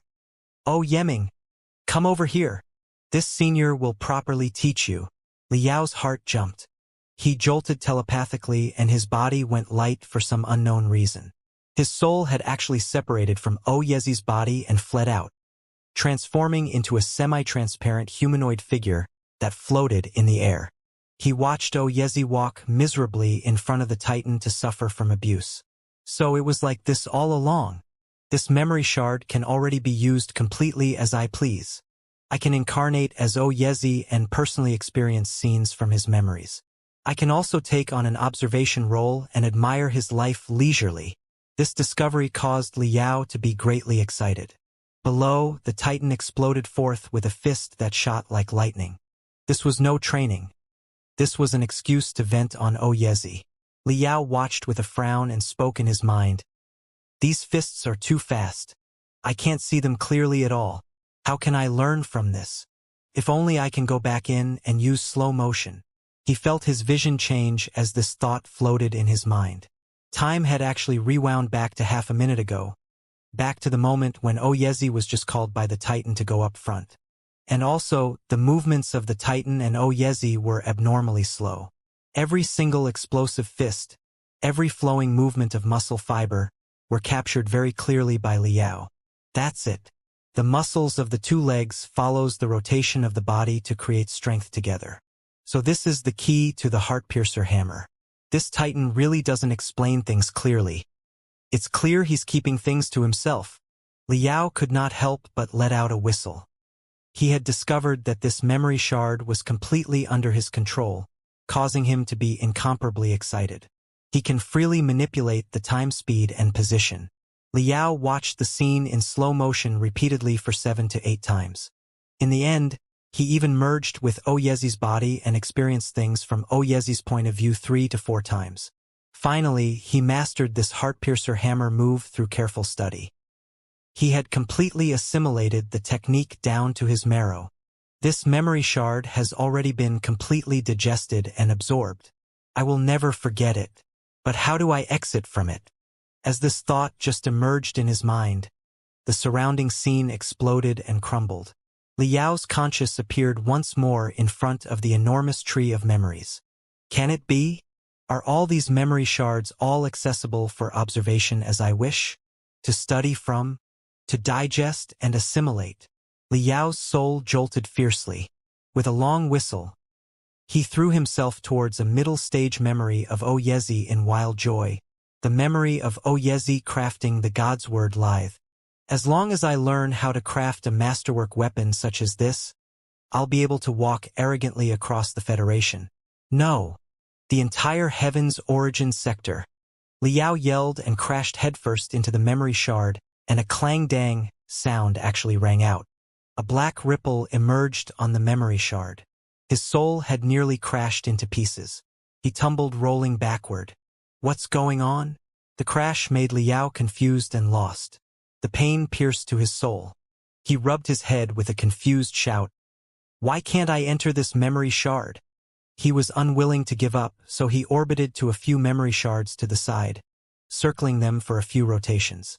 He tried carefully to enter several times, but he was completely unable to. He tried to enter over 100 memory shards before he discovered a common pattern. All these memories were from Yezi's middle and late stages of life, which can also be referred as 9/10 of the tree that are in the 2 colors white and the black mist memories. These memories all include the remnants of Oyezi's powerful soul. He wouldn't be able to probe them easily. Only the bright, vibrant colored memory shards and the clear, multicolored memory shards were accessible. Anyway, there are some differences between these two memory shards. The bright, vibrant colored memory shards were already under his complete control. He can choose to take either a personal or an observational role for these shards. He can even increase or decrease the speed of time, to the point where he can replay the memories over and over. And in the ordinary multicolored memory shards, he can only take on the role of an observer to watch Oyezi's memories pass by slowly. He lacked all control. Liao pondered for a long time until it seemed like he figured out the principle behind all this. In the early stages in the life of cultivation, Oyezi was only an ordinary person. His soul wasn't that powerful, so I am able to freely probe his memories. But later on, his actual strength grew more and more powerful, and his soul grew stronger and stronger as well until the end when he became a grandmaster. The memories of that time contain an inexhaustible magical power. There's something that the present me obviously can't pry into as I wish. However, as my actual strength slowly grows, my soul will also become more and more powerful. Eventually, there will be a day when I can take Oyezi's entire memories. I'll swallow his memories drop by drop until they completely turn into my memories. After gobbling up about a dozen of Oyezi's early memory shards, Liao discovered with complete astonishment that what had originally been a multicolored memory shard had become bright and vibrant colored. Its radiance flickered brightly. When his consciousness entered to probe this shard, he discovered that what had originally been an observer role only memory changed to become freely controllable, able to be observed repeatedly. His resolution grew firmer upon this discovery. As long as his soul gradually grows more powerful, the memory fragments that were originally impossible to control would eventually change into delicious food. They'll be completely swallowed. From this moment on, Liao seemed to forget the passing of time. He was like the greediest of thieves who had accidentally discovered treasure troves containing the wealth of a nation. He stole with extreme joy, having infiltrated into this trove filled with gold, silver, and gems. The thought of leaving never crossed his mind. The early memories of Oyezi were overturned completely upside down by him. They were wiped completely clean. Again and again, he repeated the training of the 108 hands chaos gale hammer technique. It was deeply branded into Liao's soul. He would never forget it. And in the world of reality, time flowed by at lightning speed. A week went by in the blink of an eye. The accident that happened on Devil Flood Dragon Island led to 9 competitors dying miserable deaths. One competitor received critical injuries and had entered a coma. This was a rare tragedy in the history of limit challenge competition in the Federation. The competition ended abruptly due to this tragedy, and an investigation was launched as well. Soon, it became clear that a competitor had violated the rules by bringing in a doping drug to the competition. Then a demon beast stole the drug and underwent an astonishing mutation after injecting it. However, this competitor was killed at the first moment by the demon beast. He had used his own life to pay for his actions. And the peddler who had sold this competitor the doping drug actually committed suicide after finding out about these matters. This whole matter ended on a completely unsatisfactory note. Through careful investigation, it was discovered in the underground workshop of this peddler that the Ghost Dragon 7 drugs he sold weren't genuine Ghost Dragon 7 drugs. They were actually mixtures made up of the remains of several different types of doping drugs and strengthening drugs. It was unknown what sort of composition the drug had had. Only the tyrannical body of a demon beast could withstand the ravaging of this sort of knockoff doping drug. If that student had injected the drug, then he might even have exploded and died on the spot. In this entire matter, what caused people to feel the most regret, aside from the deaths of the 9 competitors, was the competitor who received critical injuries, the competitor who had sunk into a coma, Liao. Floating Spear City local news media released a series of discussion articles titled, "The Fleeting Fiend Star Yao." Student Liao was originally a rising star. In the recent Limit Challenge competition, he produced an unprecedented record, receiving the collective interests of the 9 elite universities. A young person such as this should have a future radiating with glory, but due to an accident, he lost the chance to tread onto the world of cultivators. His brain received a bizarre mental attack, ripping his pineal gland completely to shreds, dropping his actualization quotient down to 7%, to the level of a low-grade elementary school student. Even if he does regain consciousness, he might not be able to ever cultivate again. The article was written in a tone of utter regret, and on the online forums, netizens were engaging in all sorts of discussions. Quite a few people felt regret for Liao one after another. What a shame. If this accident never happened, he probably would have already been specially enrolled in one of the 9 elite universities. It really is too cruel. There was also quite a large portion of people who took joy in his misfortune. They spoke with scathing words. Who told him to be this arrogant? To flip the enter command center of the blue team? And kick several dozen people out of the competition? How awesome he was. And now you know what? This accident has just sent him back to where he belongs. However, to the majority of people, this was an extremely insignificant matter. The gargantuan news only lasted with liveliness for 3 days in this explosive information era of today. Additionally, the entrance exams were coming up. Everyone was training and cramming to the very end. Who would still pay attention to the news of other people? Wasn't this just the downfall of a genius? With the Federation being so large, there were quite a few of the powerful, a few geniuses who experienced all sorts of circumstances, fell into a chi deviation, were eaten by demon beasts, or were silently killed in guild infightings. What was Liao worth when compared to them? After a few days of liveliness, the accident that happened on Devil Flood Dragon Island soon sunk to silence. Liao, this fleeting fiend star, was also forgotten by everyone. A week later, in Floating Spear City's first hospital, in the intensive care unit, a giant metal medical treatment pod was engraved with circles and circles of arcane glyphs on the exterior, forming a giant glyph array. Over 100 creamy white crystals were embedded around the glyph arrays. They vibrated faintly, emitting ripples that caused one's mind to be relaxed. Liao laid motionless in the medical pod. The body that lay under the white bed sheets appeared extremely weak and shriveled. Tubes were stuck all over his body. A soul-calming talisman was stuck to his forehead. His eyelids pulsed madly underneath the talisman. He was immersed in an incomparably intense nightmare. Zhao Shud and Xianxia stood next to his bed. They listened to a white-gowned doctor explain Liao's condition. Student Liao's body hasn't actually received much damage, but he is injured from a mental attack by a mutated large-eyed ape. His spirit root is completely lacerated. His neural field has entered into a state of incomparable disorder. His body has automatically sunk into a state of deep sleep in order to protect his brain. Under this state, his brain is like a black hole that's crazily absorbing energy from his meridians, limbs, and bones all over his body. Look, no matter how much of the strengthening drug and high-energy nutrient solution we inject into his body, it's no use. His mind can consume the equivalent of a month's or even a year's volume of energy for an ordinary person's mind in a second. The white-gowned doctor spoke with admiration. Zhao Shud asked with a deep frown, "Dr. Gu, from your experience, when will student Liao awaken in the end? Also, his spirit root has been torn, leaving only an actualization quotient of 7% left. What are the odds of his spirit root recovering after he awakens?" The white-gowned doctor spoke with a bitter laugh. "Headmaster Zhao, I am truly ashamed. I have never encountered student Liao's circumstances in my many years since I entered the world of cultivators. The large-eyed ape who attacked him had injected a doping drug to mutate into a mutated form. But this doping drug is formed from a chaotic mess of inferior drugs. No one knows the specific composition, and no one knows how warped the mental attack of this large-eyed ape came to be.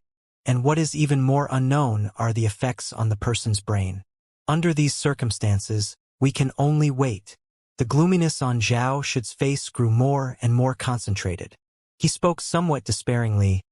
"Dr. Gu, you are the #1 meditation healer of Floating Spear City. You have great academic roots in the field of the mind. Even you are clueless." The gowned doctor spoke. The brains of men are the most complicated and mysterious organs. The field of the mind is even more of a mysterious world incomprehensible by the ordinary person. From the growth of cultivator civilization until now, we know the human body like the back of one's hand, but the brain remains an uncrackable forbidden area. I've tried to enter Liao's neural field, but I've been obstructed by a wild power each time that nearly sent me to descend to chi deviation. It looks like that doping drug is utterly ferocious to be able to strengthen the large-eyed ape's mental attack to the peak. No one knows when student Liao will awaken under these circumstances. If his luck is good, he could wake up tomorrow. If his luck is bad, he might spend his entire life in this deep sleep.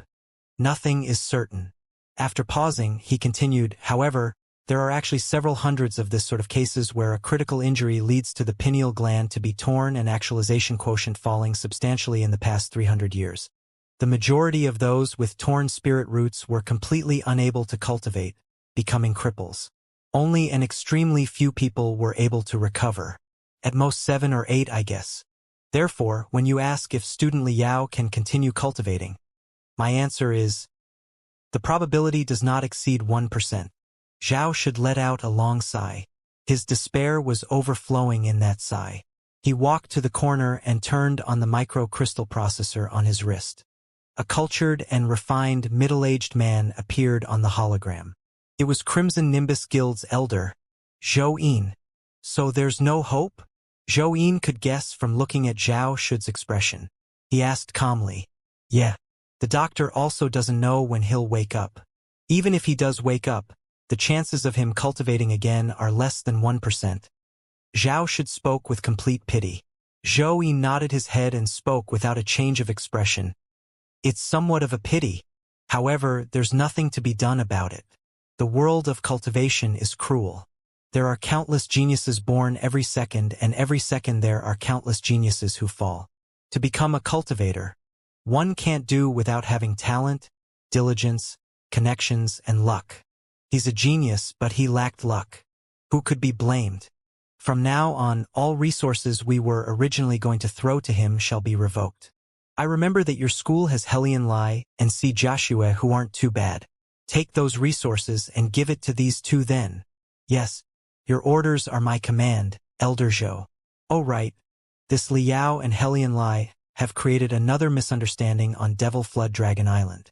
Board member Helian is really not happy. What if Liao wakes up and they... Zhao Shud asked probingly.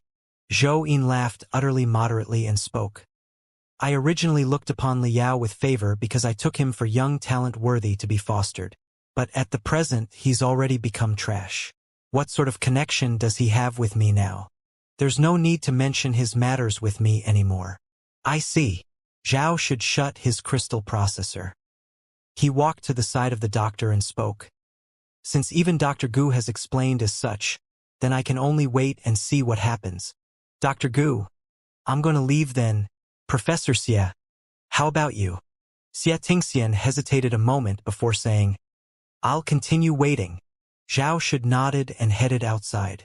The instant before he stepped out of the room, he turned around to take another look at Liao in the medical pod. Crimson Nimbus Second's headmaster Zhao Shud's expression turned incomparably cold. It was as if he was looking at a pile of trash. 2 weeks later, in Floating Spear City's first hospital, Liao slept deeply like a baby in a medical treatment pod, except the eyeballs beneath his eyelids shook like crazy as before, showing that he was still continuing to cultivate in the dream of grandeur. Xianxia looked at Liao with a face of complete loss. In the end, he faced the doctor to confirm. Dr. Gu, has there still been no signs of student Liao turning around for the better? The doctor shook his head. Professor Xie, you're quite considerate. However, this type of heavy damage to the neural field where the spirit root has been torn is different from an ordinary illness. The passing of time won't necessarily cause things to turn for the better. Look, this is the report of his most recent days. His brain waves are undulating in a bizarre motion. His actualization quotient has been fluctuating sharply. The highest it reaches is 17%, and then 10 minutes later it falls to 4%. This shows that his neural field is becoming more and more unstable. Or in other words, His mind is in the middle of launching a more and more fierce storm. Even if a patient like this awakens, do you feel he will still be a genius that's needed by your school? Xianxia hesitated for a long time. He let out a long breath. He walked to the corner and turned on his microcrystal processor to contact Deep Sea University. An utterly short and petite old woman, who wore an utterly old and strange gold-threaded robe, appeared on the hologram. She seemed to be blind. Her eyes in her deep sockets flashed with a purple flame. From time to time, the flames escaped the eyes, shooting out a terrifying radiance. Xianxia's expression turned extremely respectful in front of this old woman. He spoke with great difficulty. "Dean Chu, is it possible to give me a week's more time? What do you say?" Within the hologram, the blind old woman spoke dryly. Her throat seemed to have been slashed by a blade. It was incomparably hoarse and ear-piercing. "I admit that this kid you've taken a liking to is a genius, but now he has become like this. There's no need for you to waste further time.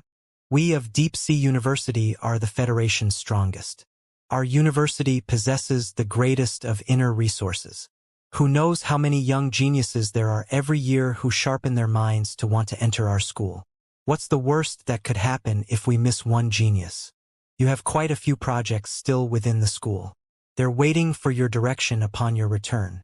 One of them is a major military collaboration project, pertaining to the newest individual assault artifact. If all the Federation soldiers can use an artifact designed by our university, you should know how much that's worth." "I understand. I'll return today." Xianxia's eyebrows frowned into a knot. He closed his crystal processor and hesitated for a long time before he finally made a resolution. He faced towards the doctor and said, "Dr. Gu, if student Liao wakes up, make sure the first thing he does is contact me. This is my E-Crane number. Many thanks." After finishing his words, the refining expert of Deep Sea University, Xianxia, also walked out of the ward. This time he didn't look back. The third week passed. Ding Lingdang let out a great, bored-to-death yawn. The yawn even caused tears to flow down. She glared like a tiger at the doctor by her side. Cold sweat seeped from the forehead of Dr. Gu. He spoke stammeringly. "TTT terribly sorry, Miss Ding. Although you've accompanied the patient in the hospital for 3 weeks, although everyone else has already walked off leaving only you here night after night, I can't agree to your proposed treatment." "Why?" Ding Lingdang crossed her fingers, cracking them to create pops. "Anyway, your conservative treatment methods are damn near useless. You might as well let me rip open this medical treatment pod, drag this kid out of there, and let me beat him up for a change. Who knows? He might be hit wide awake. This is precisely what's called giving medicine to a dead horse. Nope. No can do. Really, it's impossible. You better not mess around. Someone help." The 4th week passed. In the depths of his neural field, Liao continued to cultivate madly around the clock. He engulfed Yezi's memories with incomparable savageness. Having experienced thousands upon thousands of repetitions, he had already decomposed, swallowed, digested, and assimilated all of Yezi's memories of when he had sunk to being a low-level worker in the 100 Smelting Guild. Most noteworthy was the 108 hands Chaos Gale Hammer technique. He trained again and again, bringing it to perfection to a point more skillful than the Titan. Liao even changed the direction of Yezi's memories several times. In the spars against the Titan, he ferociously pounded the Titan to the ground, beating forth a blood nose and face, letting out some anger. Fortunately, every memory shard was independent from each other. When one memory shard was changed, it wouldn't affect the direction of the next memory shard. After swallowing the entirety of the memories of being a low-level worker, Liao was still not satisfied. He continued engulfing Yezi's memories of when Yezi was a forge worker. But with the passing of time, his soul grew weaker and weaker. He was completely thin and withered. He had a feeling he could disappear at any time. Not good. I've been immersed in the depths of my neural field for this long. I don't know how many days had passed in the real world. Can a week have already passed? Liao's soul violently trembled with this fear. It was as if a strange fish on the deep-sea floor was rushing dimly towards a bright light, suddenly emerging to the surface. Finally, on the early morning on the 33rd day, Liao faintly opened his eyes on the hospital bed. He woke up. The first thing that entered his vision was the yellow paper talisman stuck to his forehead. Liao pouted his mouth and blew, lifting the paper talisman up. He discovered that his body was contained in an enormous glass cover. On the inner chamber of the glass were over 1,000 glyph scripts engraved and packed. The creamy white crystals surrounding him drove the glyphs, causing a faint resonance. A ripple permeated through the void that caused one to feel utter comfort. The faint scent of disinfectant medicine permeated through the air. He faced towards the windows and discovered that it was the greatest darkness right before the approaching dawn. A few stars were vaguely flickering in the darkness. Liao didn't know how long he had been lying down. His body was completely empty and lacked strength. However, his brain was filled with a complete abundance of energy. His soul had solidified to have true substance. It was a type of indestructible feeling. It was like a giant door had been forcefully pushed open. His neural field expanded to a limitless state. A new world had been born in the depths of Liao's neural field. With every pulse, his mind was filled with an incomparably tyrannical strength. This time, Liao's 5 senses changed to become utterly sharp. His computational abilities rose to the utmost limits. He could recall trifling past events of memories from a dozen or so years ago. He could calculate out an utterly complicated math sequence problem. And he could easily hear 2 nurses whispering outside the ward in the hallway. "Hey, did you know? The fellow who's sleeping inside is that famous fiend Star Yao? You're saying that misfortunate Liao then. I know him. But why does everyone call him Fiend Star Yao? Rumor has it that he was originally the rising star of Floating Spear City who had everyone's attention. The 9 elite universities were scrambling over him. Everyone took him to be the second Fiend Blade Peng Hai. But due to an accident, his spirit root tore and he entered into a coma. His actualization quotient fell to the bottom. All that's left is 7%. He's practically become crippled. All of a sudden, the university who had all wanted to specially enroll him all retreated. He came from being a rising star to becoming a fleeting meteor. MHM. An especially jinxed meteor. So they all call him the Fiend Star. So that's how it is. Now that I know all this, I think he's quite pitiful. I've heard he's the same as Peng Hai. They both were poor kids who came from the slums. You see, a destitute kid who was able to soar to great heights with a single step, like a fish becoming a dragon, who was looked by the 9 elite universities with favor, who looked to be destined to walk the road of cultivators and burst into the upper-class circle. Yet, at the most critical point, he was beaten by an accident to his original state. If I were him, I would prefer to keep sleeping and never wake up. If I wake up and discover that I've fallen this far, I'll absolutely commit suicide. Who says that won't happen? His actualization quotient fell to 7%. It's impossible for him to cultivate. Even I have an actualization quotient of 21%. The 2 nurses laughed together. Liao lay motionless on the bed. He listened silently, his eyes filled with doubt and ridicule. My actualization quotient fell to 7%? What jokers? I feel that right now I'm great to the point of simply exploding. He looked around. There was actually a small balcony connected to this room. Liao pulled off the tubes connected to his body and pushed open the glass cover. He quietly got off the bed and quietly tiptoed to the balcony, closing the door behind him. Floating Spear City was like a sleeping beast that lay calmly within the darkness. Occasionally, anti-gravity shuttles would streak through the night sky. Their thrusters created streaks of rainbows and were swallowed by the darkness in the blink of an eye. The spirit root was the origin for every cultivator. It was closely bound with one's 5 senses and thinking ability. Everyone would approximately fill out their own actualization quotient and figure out what level they were at. My 5 senses are much sharper than before.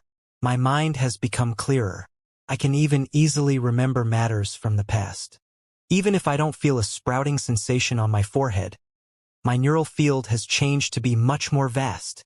If my original neural field could be said to be the size of a small pond, my present mind is like a vast giant ocean that stretches as far as the eye can see.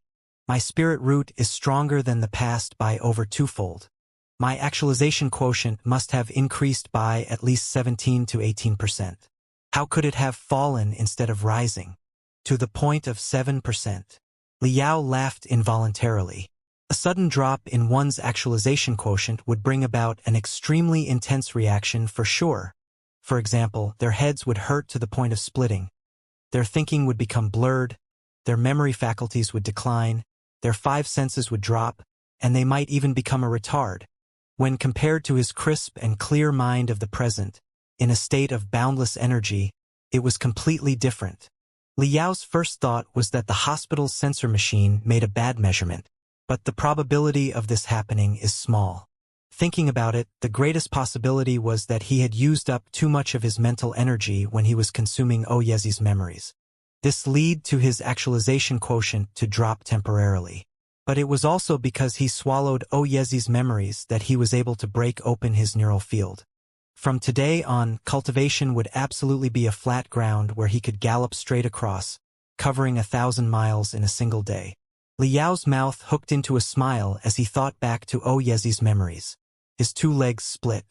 A fist pounded forth randomly, and he actually heard 3 bang-bang-bang explosions. 3 air-tearing ripples had appeared on the tip of the fist in front of him. I actually succeeded in learning this heart-piercer hammer move. I don't know how many days I lay in bed for. My body consumed enormous resources. I'm as thin as a skeleton. My body lacks strength. I was able to strike out with 3 air-tearing ripples with a single punch even under this state. If I properly recover for several days and eat several hundred cans of the giant creatures of Starry Sky's meat, my body will recover back to its peak state. It's possible that I might even strike out with 10 air-tearing ripples.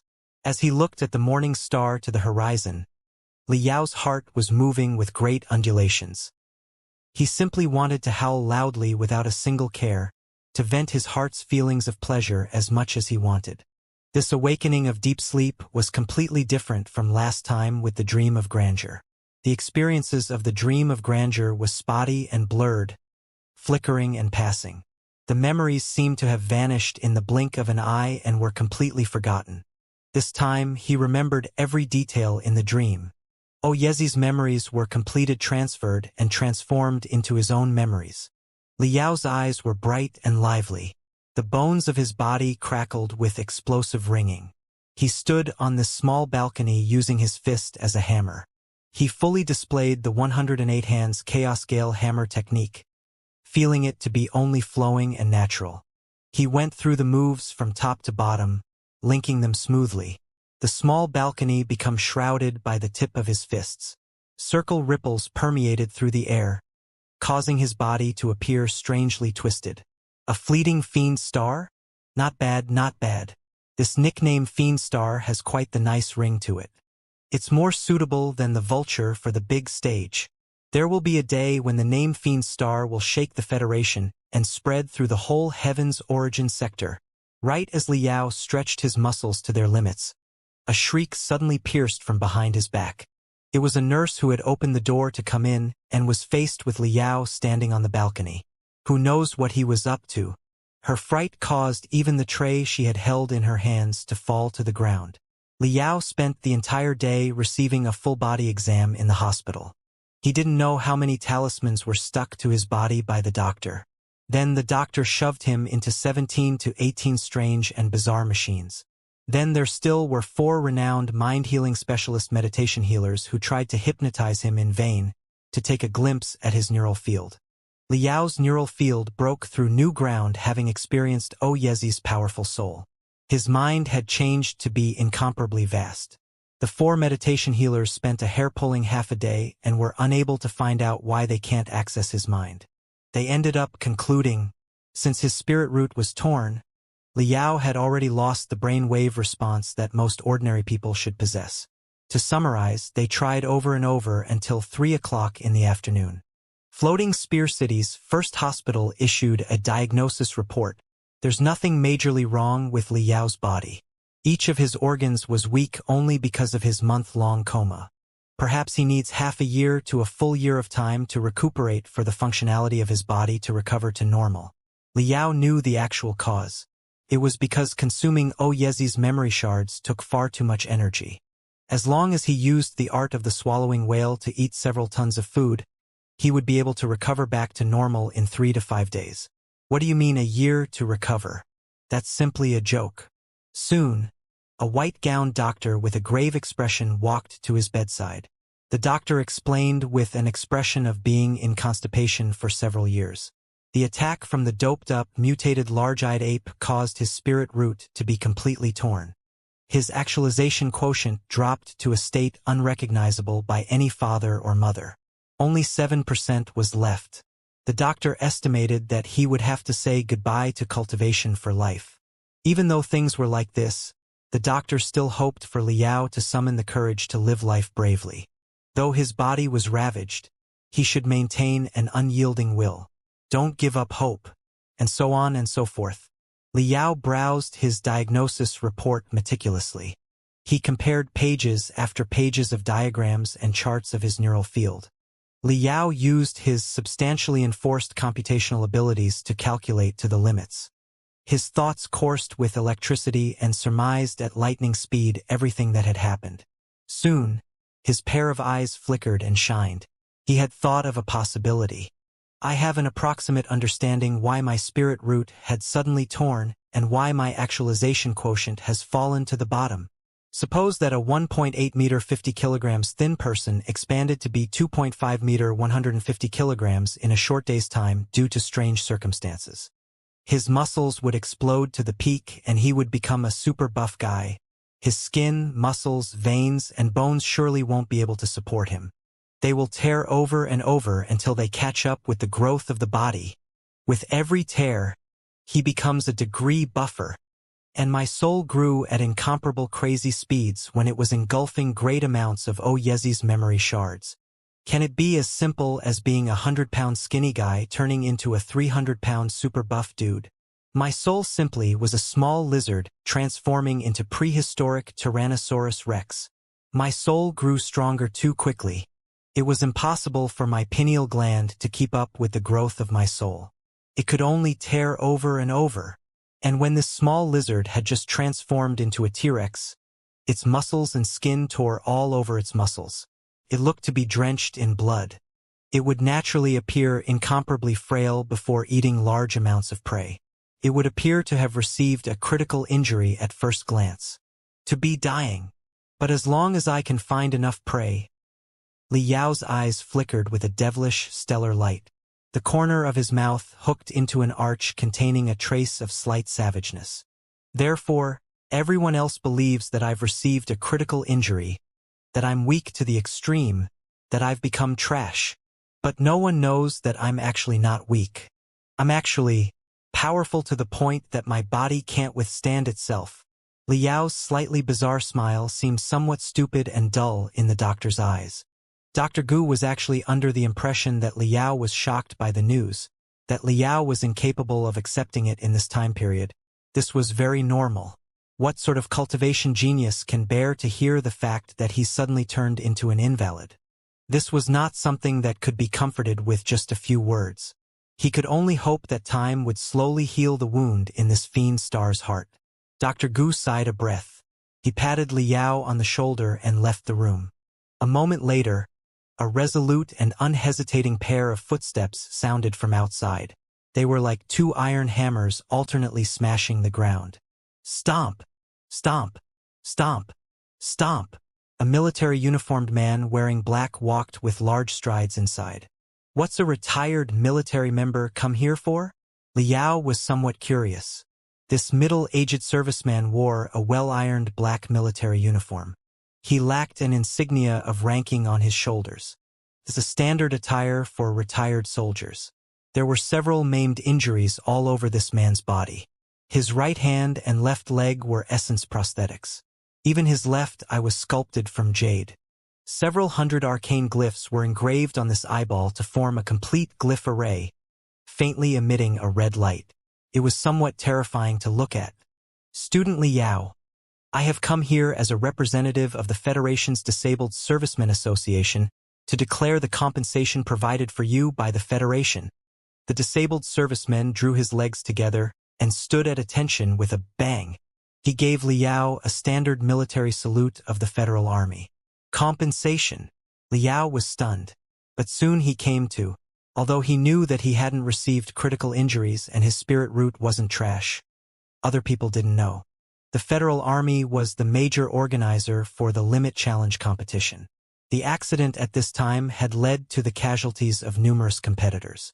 Of course, the Army would distribute compensation. And this accident was caused by a competitor breaking the rules by bringing a doping drug into the competition. The organizers of the competition weren't able to discover the doping drug ahead of time. It could be said to be negligence on part of the Army. Therefore, to make up for their negligence, they had to distribute quite a compensation. It might even be an astronomical compensation. After the serviceman had done his introductions, Liao discovered that he was right. Devil Flood Dragon Island's accident had already entered the military's highest level of inspection. Aside from tracking down the main culprit, the important thing was the method in compensating the student casualties. The accidental student deaths were rather easy to manage. Financial support and compensation were distributed to the families at the standard of a Federal Army soldier sacrificing his life. But for Liao, this victim, the circumstances were somewhat a mess.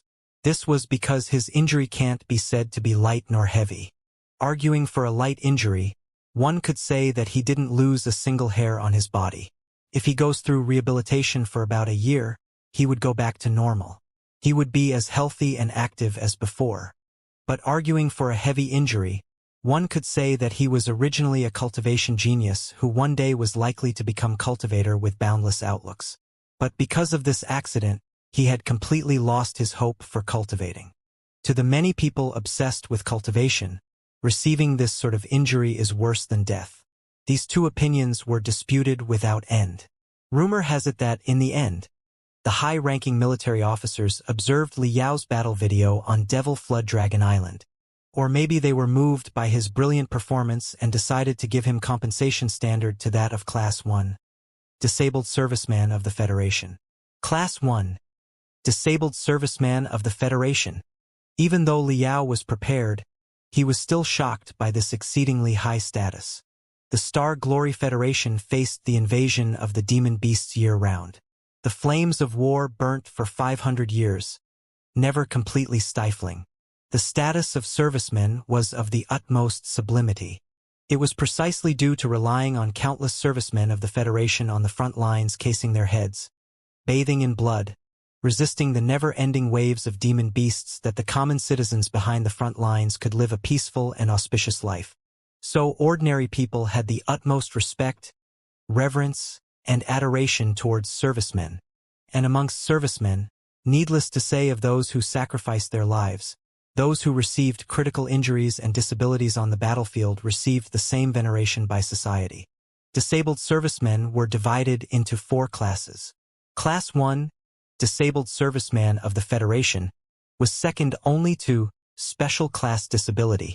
Those of Class 1, Disabled Serviceman of the Federation, must be like the serviceman before Liao, to be missing a hand and a leg and even an eye. Only then one would be considered Class 1 disability. After retirement, not only will the nation distribute a high pension every month, but all public services like the Underground Crystal Rail Train, the High-Speed Crystal Rail Train, the Public Anti-Gravity Ship, and so on were all free for lifetime. Aside from this, a large majority of restaurants, dining halls, hotels, and stores will give a different discount specifically for disabled servicemen. When a restaurant owner discovers a Class 1 disabled serviceman dining in his restaurant, he might even give a big wave and refuse to receive a single cent. This was quite a common occurrence. The Star Glory Federation relied precisely on the officers and soldiers to fight with their lives at stake on the front line, fearless of death. And the common citizens behind them had warlike, military-embracing, and unyielding worshipping spirits. Only in this way could the Federation exist in the Heaven's Origin sector where demon beasts ran rampant. Only in this way could the Federation grow endlessly stronger and reign supreme. Student Liao, there's no need to worry. all medical expenses incurred when you were in a coma, and all future rehabilitation costs are completely covered by our nation, and 30,000 credits will be wired into your bank account each month starting this month. This is the Class 1 Disabled Servicemen Pension. If you wish to find work, our Disabled Servicemen Association will give you aid. If you want to go to college, we can also set up arrangements so that you won't need to take the entrance exams. You can directly go to school at the Federation's first military college in the Disabled Servicemen's Special Class. In addition, come find us without hesitation if you encounter any sort of troubles in society. The Federation's Disabled Servicemen Association is one of the most powerful organizations in the whole Heavens Origin sector. As soon as there's a problem, you will have the backing of the total 63 million disabled servicemen of the Federation. The black uniformed disabled serviceman spoke these words with complete domination. Things have turned big now. Liao felt a bit guilty. The image of a disabled serviceman of the Federation in his head was one with a head full of white hair, a face full of wrinkles, and a body of essence prosthetics. An old veteran that staggers along as he walks. Crimson Nimbus II will always have some retired servicemen of the Federation as guest speakers to give speeches of their heroic deeds of glory on the battlefield. In circumstances without ammunition and supplies, in circumstances when their spiritual energy was completely depleted, they hefted their inoperable chainswords with their 3 to 5 squad mates and rushed towards the sky-blotting tide of demon beasts. Liao's heart would become all fired up every time he heard these inspiring and tragic heroic tales. His battle lust would gale forth. The title Disabled Serviceman of the Federation was an extremely high honor and was sacred in his mind. To be awarded this title was truly being subjected to shame. And so with this train of thought, Liao decided to speak the truth. To tell the truth, my injury really isn't as serious as you believe. I'll recover as long as I take a good few days to rest. I'm not disabled. The disabled serviceman revealed an expression of unconcealed admiration from his eyes. His prosthetic arm patted down heavily onto Liao's shoulder, causing Liao to grimace in pain. Great kid. I like you. Us men must have an indomitable will just like you. It doesn't matter what our bodies are. We must be filled with fighting spirit and hope. That's right. You're not crippled. The 63 million disabled servicemen of the Federation aren't crippled. It doesn't matter how crippled our bodies are. Our fighting spirit and battle lust will never be crippled. Whenever our nation demands it, we will suit up and go into battle to explosively kill a demon beast with each fist. This is... Liao had somewhat of a toothache. He figured out that his circumstances would be very hard to explain clearly with just a few sentences. The middle-aged disabled serviceman spoke. Student Liao, Dr. Gu and I have talked. I understand your circumstances clearly. I know you can't possibly accept your circumstances in such a short time, but the nation has national laws. The military has military rules. Rewards and penalties are defined clearly. Only in this way could we have strict compliance. Before you entered the Limit Challenge competition, you should have signed a document letting you know that all competitors are considered to be ad hoc enlisted military during the competition, possessing the status of a serviceman and having to comply with the orders of the military. Of course, you get to enjoy benefits provided by the military. You faced a mutated large-eyed ape in the competition. You fully demonstrated the bloody battle spirit of the Federal Army by fighting face-to-face on a treacherous road and braving out victory by slaying the demon beast in the end. If you had not struggled in a blood-soaked battle undaunted by danger, there would have likely been much more competitors meeting their bitter ends. You received injuries for the sake of protecting your comrades in the midst of battle while under the status of a serviceman. You are obviously 100% a disabled serviceman of the Federation and are qualified to enjoy receiving the treatment of a war hero. Remember this. The Federation never forgets each warrior who struggles for the nation. This compensation belongs to you. Not a single cent can be missing. If the nation was unconcerned with their heroes, if the nation remains indifferent when their heroes sink into bad circumstances, who would defend this kind of nation? Who would fight their battles to the bloody end? So no matter what you say, Our nation will at least provide you with all basic necessities for this next half of your life since we can't help you recover your ability to cultivate. And we will let you receive respect from the masses of society. This is what a nation ought to do. It's what a nation absolutely must to do. The eyes of this disabled veteran was like two scorching war blades deeply stabbing into Liao's neural field. Without waiting for Liao's explanation, the disabled serviceman saluted, turned his body, and walked out of the room with large strides. Despite half of his body being completely made of metal, when he walked, he still maintained a tall and straight posture like a pine tree. The distance between each step was completely identical, as if accurately measured by a ruler. After the disabled serviceman left, Liao sat stunned on the edge of the medical treatment pod for a long time. Forget it. There's no need to think about other matters. My priority is to restore my actual strength completely. This fact should naturally explain everything clearly. Even though this man had promised that he wouldn't need to take the entrance exams and could directly enter the Federation's first military colleges and go to school as part of the disabled serviceman special class, Liao immediately rejected this thought still. One of the only reasons was that he was unwilling to take up the convenience of the Federation's disabled servicemen.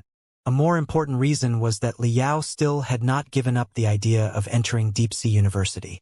Only 7% remains of my actualization quotient, but this is just a temporary state. As long as I have enough energy and I go through appropriate cultivation training, I will soon be able to recover to my peak state. There's still a month's time until the entrance exams. I can still give it my all. Upon discovering that he had actually consumed the memory shards of the 100 Smelting Guild's leader, Yezi, larger ambitions were expanding at flying speeds in Liao's heart. Yezi represented the highest level of crafting techniques in the ancient era of cultivation, an unsurpassable pinnacle. And similarly, Deep Sea University possesses the strongest crafting techniques in the modern cultivation world.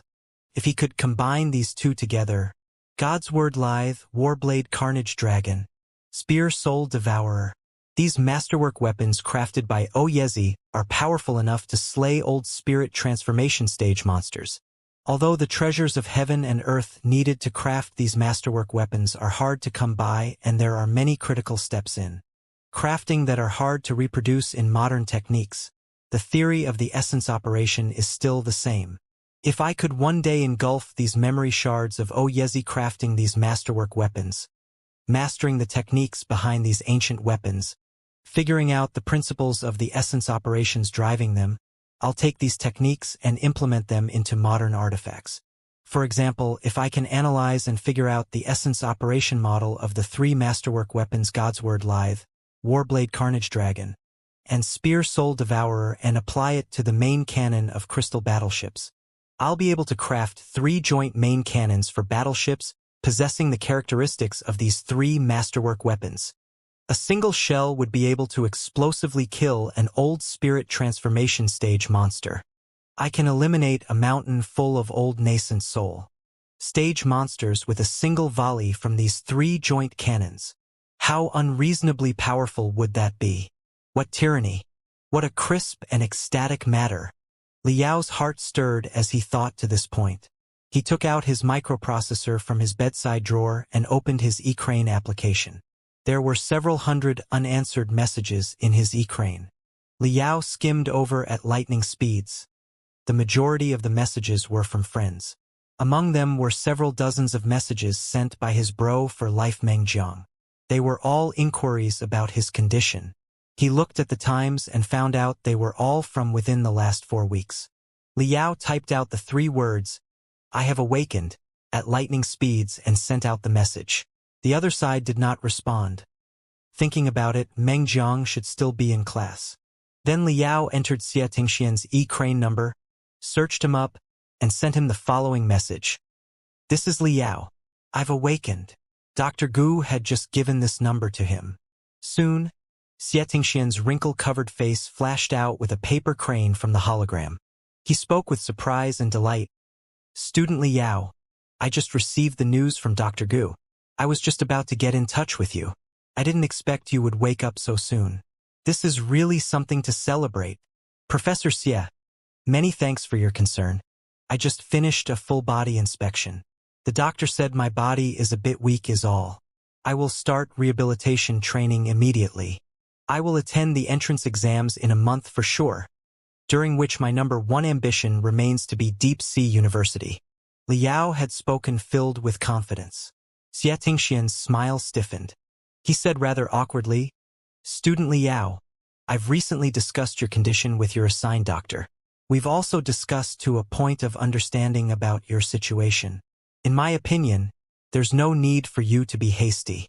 The most important thing for you to do is to first properly take care of your body.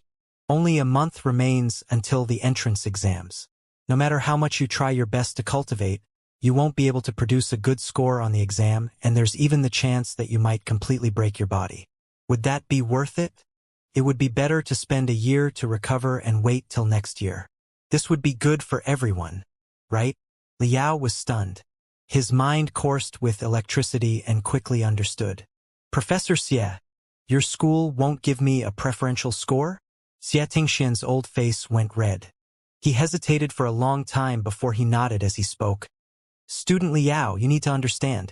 To make the decision to give a preferential score treatment is an extremely serious matter in regards to time-established advanced education establishments such as Deep Sea University who possess deep inner resources.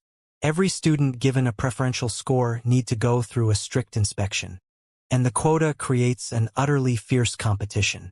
No one ever thought you would awaken in such a short time of a month according to your previous circumstance. So, someone else has seized your spot." After a pause, Xianxia appeared to make a firm decision and continued, "And to tell the truth, even though you're awake now, only 7% of your actualization quotient is left. The chances of you testing into Deep Sea University this year are far too uncertain.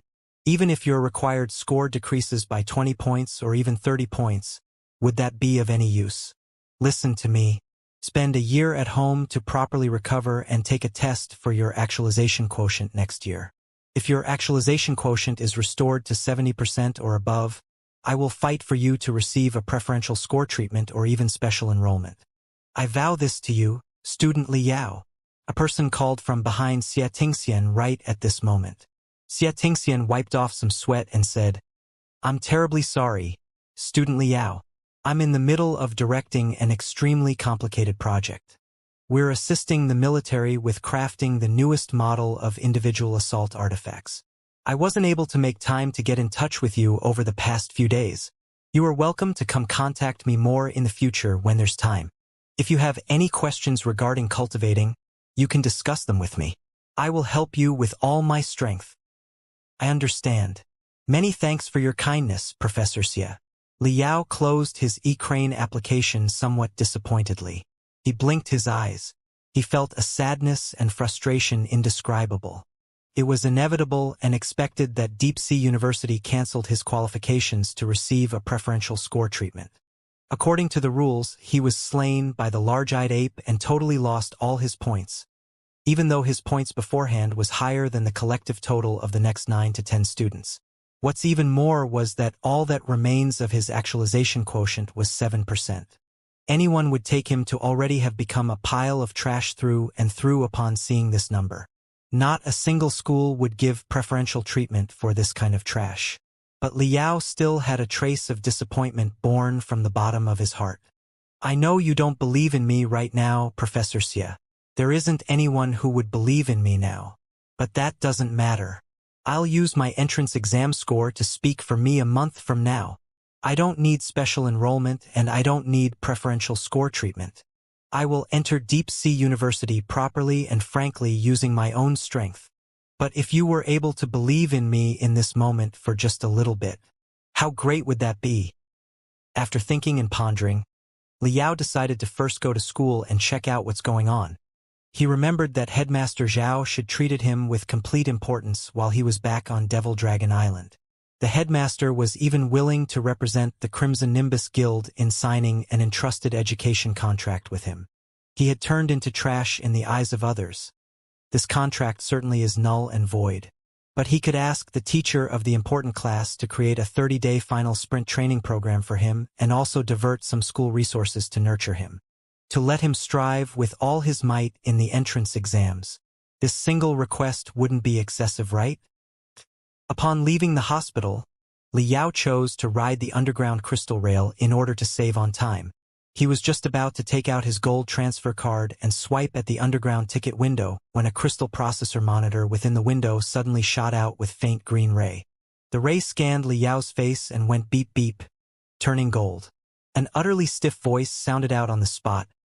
This passenger should be a Class 1 serviceman of the Federation according to facial recognition. This passenger may ride all public transport within the Federation free of charge. The missus behind the ticket window went, "Ah!" and her face was full of admiration. As she passed over the ticket covered with glyph script, she looked through the window with curiosity to size up Liao. Her beautiful eyes immediately sparkled and shined as soon as she found out how unexpectedly young Liao was. She shouted with amazement, "Oh my! You're so young and yet you're already a Class 1 disabled serviceman of the Federation? How amazing! My name is Li Sisi. Can we get to know each other?" With that hungry appearance of hers, she would probably have directly leapt out if it were not for the counter blocking her way. Liao didn't expect to enjoy the status of being a Class 1 disabled serviceman of the Federation so soon. His cheeks burned red from the hungry, fixed eyes of the ticket seller missus. Crazy! So the status of a Class 1 disabled serviceman of the infantry actually has this kind of power? No wonder so many hot-blooded youths strive over each other to enter the Federal Army, to be willing to struggle and be bathed in blood, to purge evil. It was already 4 in the afternoon by the time he arrived at Crimson Nimbus 2nd. At this time, the first and second year students were starting to be dismissed one after another. Quite a few flying shuttles were descending and rising at the parking lot to the side of the school. The third year students also finished up their heavy morning classes. They were right in the middle of walking beneath the shade of the trees on campus or on the sports field to get fresh air. They were preparing to continue with an all-night cramming session after dinner. As Liao walked through the school gate, he raised his head to take a look. The entrance exam countdown sign was still there. Upon it were the words, "Time until the entrance exams. 31 days, 7 hours, 44 minutes, and 32 seconds remain. Time and tide wait for no man." Liao clenched his fist tight and he felt his hot blood start to boil in every vein of his body. He itched to start cultivating like crazy right now. He walked with large strides towards the classroom. At first, nobody recognized him due to his quite petite figure. He simply was just skin and bones. But soon, a student pointed at him and shouted, "Isn't that Liao?" "What? Liao? That fleeting and passing fiend star? Wasn't he in an accident on Devil Flood Dragon Island and is still sleeping in a coma? It really is Liao. He actually woke up, but he's gotten so skinny. It's like he's shed his form. Ah, he was quite buff in the video of him in Devil Flood Dragon Island. I never expected he would turn into this purely miserable and ghastly appearance. I've heard that his brain took a mental attack and his spirit root to be torn to shreds. Only 7% of his actualization quotient is left. He's simply a cripple. What has he come to school for?" The numerous students whispered secretly in each other's ears. The students who were just about to leave also halted in their place. Some students even faced towards their parents to explain the situation. They dragged their parents to come look at the lively scene. After all, Liao was still the man of the hour at Crimson Nimbus 2nd, even though it's more of the negative type of famous. Liao's 5 senses were quite keener than they were in the past. He heard the whispers of the numerous students clearly. However, he did not stop moving to explain himself. Many things don't need to be explained. Just wait until the entrance exam scores are announced. Then everyone will naturally know that this fiend star absolutely isn't fleeting and passing by. Only, a tall figure appeared right in front of him before he could enter the school building. This guy brought a smile on his face. Faint sneering and ridicule were contained deeply in his irises. It was Helian Lai. "Fellow student Liao, I never thought you would wake up so quickly. Your vitality is quite astonishing, just like an unkillable cockroach. Really, congratulations." Helian Lai towered above him arrogantly. He stooped down next to Liao's ear and spoke softly. The surrounding students were unable to hear his words. They could only see the overflowing cordial smile on his face. They even believed that these two people had already resolved their conflicts and that Helian Lai was welcoming Liao back to school. Liao raised his eyebrows. After swallowing a great amount of Yezi's memory shards, his true strength had increased astonishingly. This fellow Helian Lai was completely reduced to the same level of existence as cannon fodder. He really wasn't worth getting angry over. Once again, Liao thought of Zheng Dongming. Only those monsters like Zheng Dongming who can cultivate in both spiritual energy and tenebrum were qualified to become his enemy or prey, to force him to bring out his full spirit in the hunt. Helian Lai was indistinguishable from the food between his teeth. Fellow student Helian Lai, please pardon me. Liao's face was expressionless. He had spoken completely undisturbed. Helian Lai's eyebrows shot up. It seemed that he didn't anticipate that Liao would still dare to be undisturbed in front of him, even to the point of unconcern. A fierce expression flitted past Helian Lai's face. He spoke through gritted teeth. Liao, do you still believe you're the tyrannical cultivator genius on Devil Flood Dragon Island? Bah! Right now you're a cripple with an actualization quotient of 7%. A piece of trash. You still dare to be arrogant in front of me? I have 100 different ways to toy you to death. Liao squinted his eyes. His gaze turned sharp like two ice picks fiercely stabbing into Helian Lai's eyes. Helian Lai felt only a sinister chill in his neural field. It was as if his pair of eyes had been ferociously stabbed, causing them to flow with tears. He subconsciously retreated 2 steps. By the time he came to, Liao had already moved around his body. You? Helian Lai looked at his surroundings. Everyone was looking at him dumbstruck. They didn't understand why he had suddenly froze. It was like he was terrified. Helian Lai's fury suddenly raged.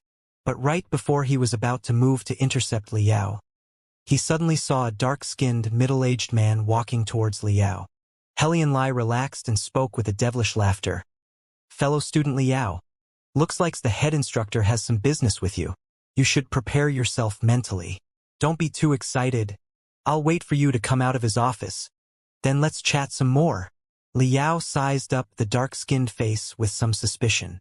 The name of this head instructor was He Yiming, but all the students called him the Black-Faced God. This guy's methods were strict in the school and he was known to be ruthless. He liked to appear in the back of the classroom in complete secret to grab students who broke the rules. He was abhorred by all the students and was infamous for being stealthy and fierce. Student Liao, our school has just received news of your awakening. We were just about ready to send people to the hospital to find you. We didn't expect you would come by yourself to school. Excellent. Let's go to the instructor office. I shall represent the school in communicating the issue about you attending school from this moment on. The black-faced god spoke coldly. Liao frowned from the black-faced god's unkind tone. Usually, this guy had a face of a dead person, but today his expression has become especially strange. His expression seemed to actually reveal a trace of pity. Anyway, Liao didn't say much else. With eyes staring at the back of the black-faced god, he arrived at the instructor's office. In the instructor's office, several teachers were in the middle of conversations in low voices, but they were distracted when they saw Liao enter the room. They exchanged glances containing profound meaning and left the room one by one. The last one to go even closed the door lightly. The black-faced god coughed dryly. A bit of awkwardness appeared on his ice-cold face. As he sat on a chair, his fingertips subconsciously rapped against the table. Finally, he spoke aloud the school's decision. Liao was silent for a long time after the black-faced god was done speaking. The trace of an electric aura congealed gradually deep in his serene eyes. At last, his rage reached to the peak where he found it almost funny and ridiculous. He said indifferently, "You want me to take a break from school? Student Liao, I know how you feel right now and I'm extremely sympathetic towards your misfortune, but I still ask you to keep your cool when you hear me out. Our Crimson Nimbus Second is a famous and excellent high school in Floating Spear City. We ask strictly of our students, not to mention the important and ascending classes, Even for the common class students, we require an actualization quotient of at least 25% or above. At first, the black-faced god was even a bit ashamed, but his expression soon turned calm. It seemed that he even convinced himself. He rapped against the table calmly yet not slowly and said, "Your body's current condition clearly isn't suitable for learning and cultivating at the rigorous level of the 3rd grade. You would barely persevere. Not only won't you be able to test into a university, you will completely break your body. Wouldn't it be better to take a step back and first go through a year break from school? You can slowly nurse yourself back to health for a year, or even 2 or 3 years. It doesn't matter. When your body recovers, when your actualization quotient increases, you can still come back and continue with learning." Liao only gave a sneer. He did not answer these words. The fury in his heart expanded, filling his chest to the point of bursting. It seemed he was about to explode out with lava. He very much expected to have his special enrollment and preferential score treatment qualifications cancelled by Deep Sea University. Before coming to school, he also thought that Crimson Nimbus Guild would never proceed with the recommendation to enter Star Nebula University for education. And even more of an impossibility was Crimson Nimbus Guild signing a job contract with him. These were all reasonable matters in this business. He did not complain, and he was not disappointed. The thing was, he never thought that Crimson Nimbus II would force him to take a break from school for a year in this key moment. And they wanted to see the state of his body recovery next year, to see if he could continue with school. In the end, Liao represented Crimson Nimbus II in entering the competition at Devil Flood Dragon Island. If he had really gotten the #1 ranking in points at that time, besides himself reaping great benefits, Crimson Nimbus II would also be radiating with pride. They would have become the most famous school known by everyone in the Southeast region. But right now, he has been injured and has become a cripple. The school discarded him like a piece of trash. And now they're kicking him aside? Liao's thoughts coursed at lightning speed. His eyes squinted into 2 blade-like slits. He had just woken up. The school absolutely wouldn't have made the decision for him to take a break from school so quickly under normal procedures. The school would have first gone to the hospital to comfort him if they truly were sincere in making their decision for his sake. They would simultaneously ask for his own opinion, give him a few days of time to decide, and give him all sorts of compensation at the same time. After all, this was a major matter where a student's future was determined. How could they be this careless? There has to be people playing games in the background. I understand. It's Helion Lai, right? Liao spoke in a thick voice. A trace of panic flashed on the black-faced god's face, but he quickly recovered to normal. He dragged out his voice as he spoke. "Student Liao, this is the best decision made by the school in regards to your individual circumstances. This is most appropriate for the school and you. This has nothing to do with other students. Don't make things too complicated. Really, go home and slowly self-cultivate for a few years. You might even be able to recover your actualization quotient. The school will still welcome you back unconditionally when that happens." Ha ha. Ha ha ha ha. Liao couldn't hold back at last. He laughed absolutely unrestrained. What's the meaning of this? A layer of cold sweat trickled out from black-faced god's forehead. No matter how much he wiped, he couldn't wipe his forehead clean. He felt an incomparably brutal aura suddenly surge from this cripple in front of him. It was even more fearsome than Zhao Shud, who was a foundation building stage cultivator. Zhao Shud as a foundation stage cultivator. I appreciate the good intentions offered by your school. However, there's no need for me to take a break from school. From this moment on, I will straightforwardly quit school. I will no longer be a student of Crimson Nimbus II. Liao had suddenly put away his smile. His expression had changed to become incomparably intense. He had spoken pausing after each word. After he was done, he strode outside with large steps without looking back. Ridiculous. It was really too ridiculous. Helion Lai really believes that he's turned into a cripple. He believes that he can pat himself on the back by toying with Liao using these methods. Little did he know that the Liao at this time was stronger by 3 to 5 times than the Liao back on Devil Flood Dragon Island. And his potential for growth increased by several hundredfold.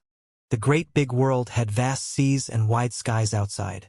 Where can't he cultivate? Since Crimson Nimbus II was this blind, everyone might as well sever ties and see who will regret it in the end. Student Liao, you don't need to do this. The school never intended for you to quit school. Student Liyo. The black-faced god was sweating as he shouted dryly. Liao suddenly stopped when walked to the door, turning his head slowly. He gave an expressionless glance at the black-faced god. Just this single glance caused the black-faced god to feel his heart be grasped firmly by an invisible claw. The claw pulled fiercely, causing him to shout out, "Ah!" in pain. Tears even flowed uncontrollably from his eye sockets. What's going on? This cripple was clearly as thin as a rake. He looked like he would topple merely by a gust of wind. How could his gaze be so intense? It was simply like a sword that stabbed directly in his heart. The black-faced god held his sternum as he gasped for a long time. By the time he raised his head, all he saw was the large open door. Liao had long since disappeared. The black-faced god felt an unfathomable fear for the first time from the bottom of his heart. He felt the school had made an irreparable mistake. A gargantuan mistake that they would soon regret. Liao wandered, feeling pleased on the path under the shady trees on the campus with 2 hands in his pockets. He really had not even a bit of reluctance leaving Crimson Nimbus II. This was a private high school. They thought in terms of money.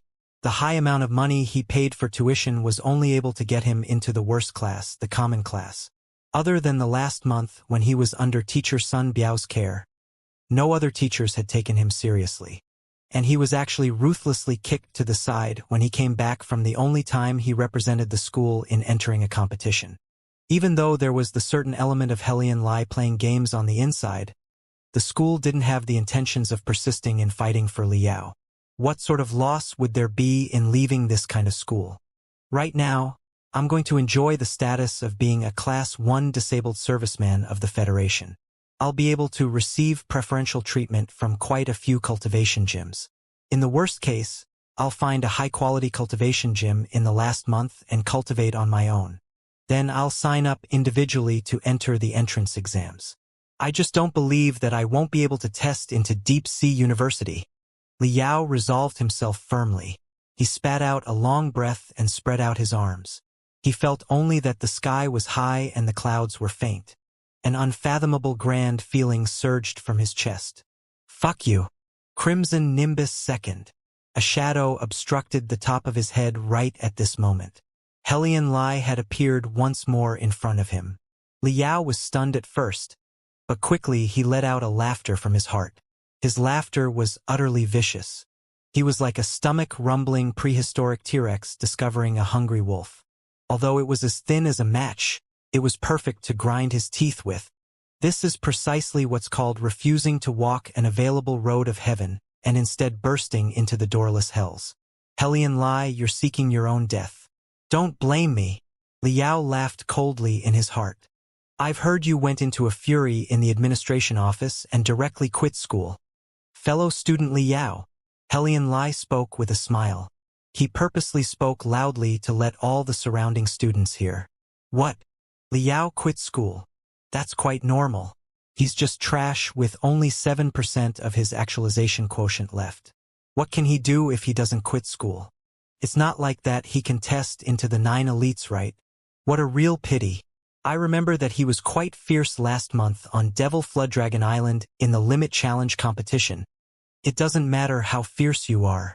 If you offend Helian Lai in Crimson Nimbus II, you won't have a good outcome to enjoy. Quite a few students discovered the confrontation between Helian Lai and Liao. The surrounding students withdrew one after another to the not far distance in order to spectate cautiously. Everybody's tongue was waggling. No one thought optimistically for Liao. Helian Lai, it was you proposed the idea for me to take a break from school for a year, right? Liao laughed indifferently. If the fierce people back in the artifact graveyard, like Fatty Liang or Wild Wolf, were to see Liao revealing this kind of smile, they would run for sure to the furthest distance they can run. No one was willing to be the target of this smiling vulture. However, it seemed that no one knew the significance of this smile on campus. Helian Lai maliciously laughed. His pair of eyes seemed to be bulging out as he spoke through gritted teeth. You got it. It was me who used my family's influence to force you to take a break from school. And what can you do about it? To tell you the truth, even if you hadn't voluntarily quit school, I would have thought of a way for you to never be able to enter the gate of Crimson Nimbus II ever again. I just want to exterminate you. And what can you do about that? And my father has already bribed practically all the famous and excellent high schools in Floating Spear City. Not a single quality school will accept you, you piece of trash. As for that damned old son who supported you, I'm terribly sorry. When he heard the news of your spirit root being torn, his old internal wounds left from several dozen years ago flared up again, leading to his heart rupturing. He was in the hospital for 2 weeks. Now, he's already quit all jobs at school to enjoy a life at home in retirement. The more Helian spoke, the louder his voice got. He towered arrogantly above Liao and extended a finger, jabbing with force at Liao's chest. He howled with incomparable pleasure. What's wrong? Weren't you quite ferocious back on Devil Flood Dragon Island? Didn't you rely solely on your own strength to blow up several dozen people into the skies? Just how domineering, just how mighty, just how arrogant you were at that time. But look at you now. Only 7% remains of your actualization quotient. You've shrunk to just skin and bones. I can cause you to fall by stabbing with a single finger. What does this show? This shows that trash will forever be trash. Even if a gust of wind would occasionally blow you to the skies, soon you will drop to the ground, striking you back to your true place, becoming a pile of trash once more. Liao picked his ears as he spoke dully with an expressionless face. I loathe 324 things the most in my life. The 138th thing I loathe is when people call me trash. The 275th thing I loathe is when people use the finger to jab me. Can you stop it? I just want to jab you. And what can you do about it? Helian Lai's excitement warped his entire face. The least bit of the elegant, handsome, and bright look couldn't be seen. I've cultivated like crazy this month. My actualization quotient has reached 78%. It's a given I'll test into the 9 elites. I might even seize the top scorer title in Floating Spear City's entrance exams, treading onto the world of cultivators from that time on. I'll become an unsurpassable cultivator, and you will forever be a piece of trash. Trash. Trash. You refuse to accept this? Well, you're welcome to find me for revenge. I'll wait for you patiently for 10 years, 20 years, 30 years. Trash. No need. I'm not the type to hold a grudge. Liao spoke without thinking. I'm the type who takes his revenge on the spot when there's animosity. His hand suddenly shot out like lightning before the final word left his mouth. He gripped fixed Helian Lai's finger that was jabbing his sternum. Before Helian Lai could even react in the least, he felt as if his finger had stabbed into a blob of magma. It was burning to an astonishing degree, causing him to start to subconsciously withdraw back. But unexpectedly, he didn't withdraw. Liao squeezed with force, causing a few cracking sounds to burst out. Helian Lai's finger bones were squeezed into shattered bones. A few short finger bones were squeezed into 70 to 80 fragments. His finger was turned into a soft worm. Helian Lai's originally flush red face changed deathly pale in a flash. A terrified and shocked expression flashed across his face. Before his expression could settle down, his expression was replaced by an even more twisted, painful expression. Liao had actually kicked Helian Lai in the lower stomach. All Helian Lai felt was a high-speed crystal rail train directly colliding and entering below his belly button. He was hit rigidly into letting out a few drops of urine. His entire body suddenly flew several dozen meters and crashed ferociously into a big tree. The tree shook, causing its branches to shake crazily and its leaves to fly randomly like drops of rain. Before he could scream a first blood-curdling screech, he was overtaken by a second blood-curdling screech. The two screeches superimposed to become a strange shriek like that of a neutered chicken. HHHH. The 47th hand of the Chaos Gale Hammer Technique, Heart Piercer Hammer. Liao's legs spread out like a bow drawn to its limits. He crossed 5 meters with a single step. And he crossed to be in front of Helion Lai with 2 steps. His 10 toes were like 10 iron hooks, tearing through his hard cultivation shoes and stabbing deeply into the earth. The back of his foot had veins throbbing like crazy and every strand of muscle fiber pulsed chaotically. His body extended forward at an incomparably fast speed. From his foot to his calf. From his calf to his thigh. Then to his abs, his pecs. A ripple of muscles surged like the tide. In the end, they converged to the end of his right arm. A fist punched out, bringing with it 7 explosions of bang bang bang bang bang bang bang. Layers and layers, folds and folds of skull-cleaving air ripples smashed against Helion Lai's body. Crack! The bark suddenly exploded on the back of giant tree behind Helion Lai, causing a clear and distinct imprint of a fist to appear. The screech came to an end. It was as if Helion Lai was hammered fixed into the tree. His expression was lifeless for a long time before he suddenly went poo, wilding spouting out a bloody mist. He could not hold on any longer. He hugged his stomach with his hands and slowly kneeled in front of Liao. Then his 2 hands landed on the ground to support him and started to vomit in large mouthfuls. The skin of Liao's entire arm had exploded and ruptured. Fresh blood dripped and dropped. If a medical expert cultivator were to come and examine his bones, the cultivator would certainly discover microfractures covering all over the bones in his arm. After all, he had just awakened. His body was far too overtaxed and was incapable of bearing such an intense heart-piercer hammer. This fist caused his body the same enormous harm. The pain spread like wildfire along the tips of every nerve fiber. What was different about him from Helion Lai was that he could take it. Liao grabbed Helion Lai's ear and pulled it with all his strength. Half of Helion Lai's ear was torn off. The pain was so much that Helion Lai couldn't even cry out at all. His pair of legs thrashed randomly. The urine-soaked spot in the crotch of his pants grew larger and larger.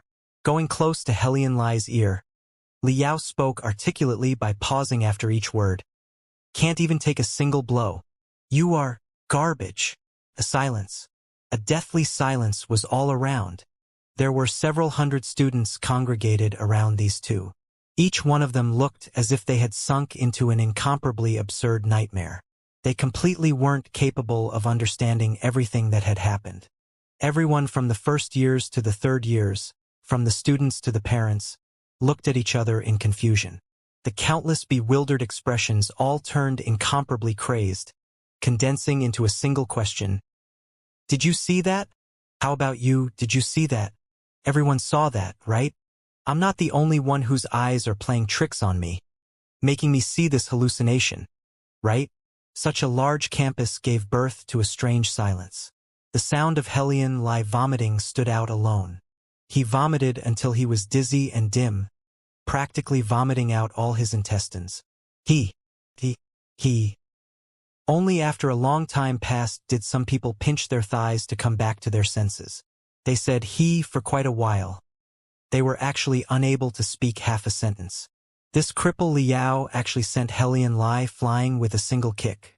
Then he caused him to vomit by punching with a single fist. Finally, there were some people who were able to stammeringly squeeze out a sentence. It was as if a floodgate was opened by this sentence. The just deathly silent campus turned incomparably noisy in a flash. Everyone tore their throats in producing gasps of shock and disbelief. Did we get this wrong?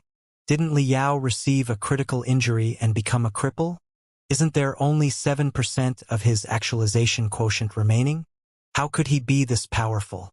So powerful that Helion Lai is completely no match for him. Quitting school? This kind of expert is actually quitting school. What the heck is the school doing?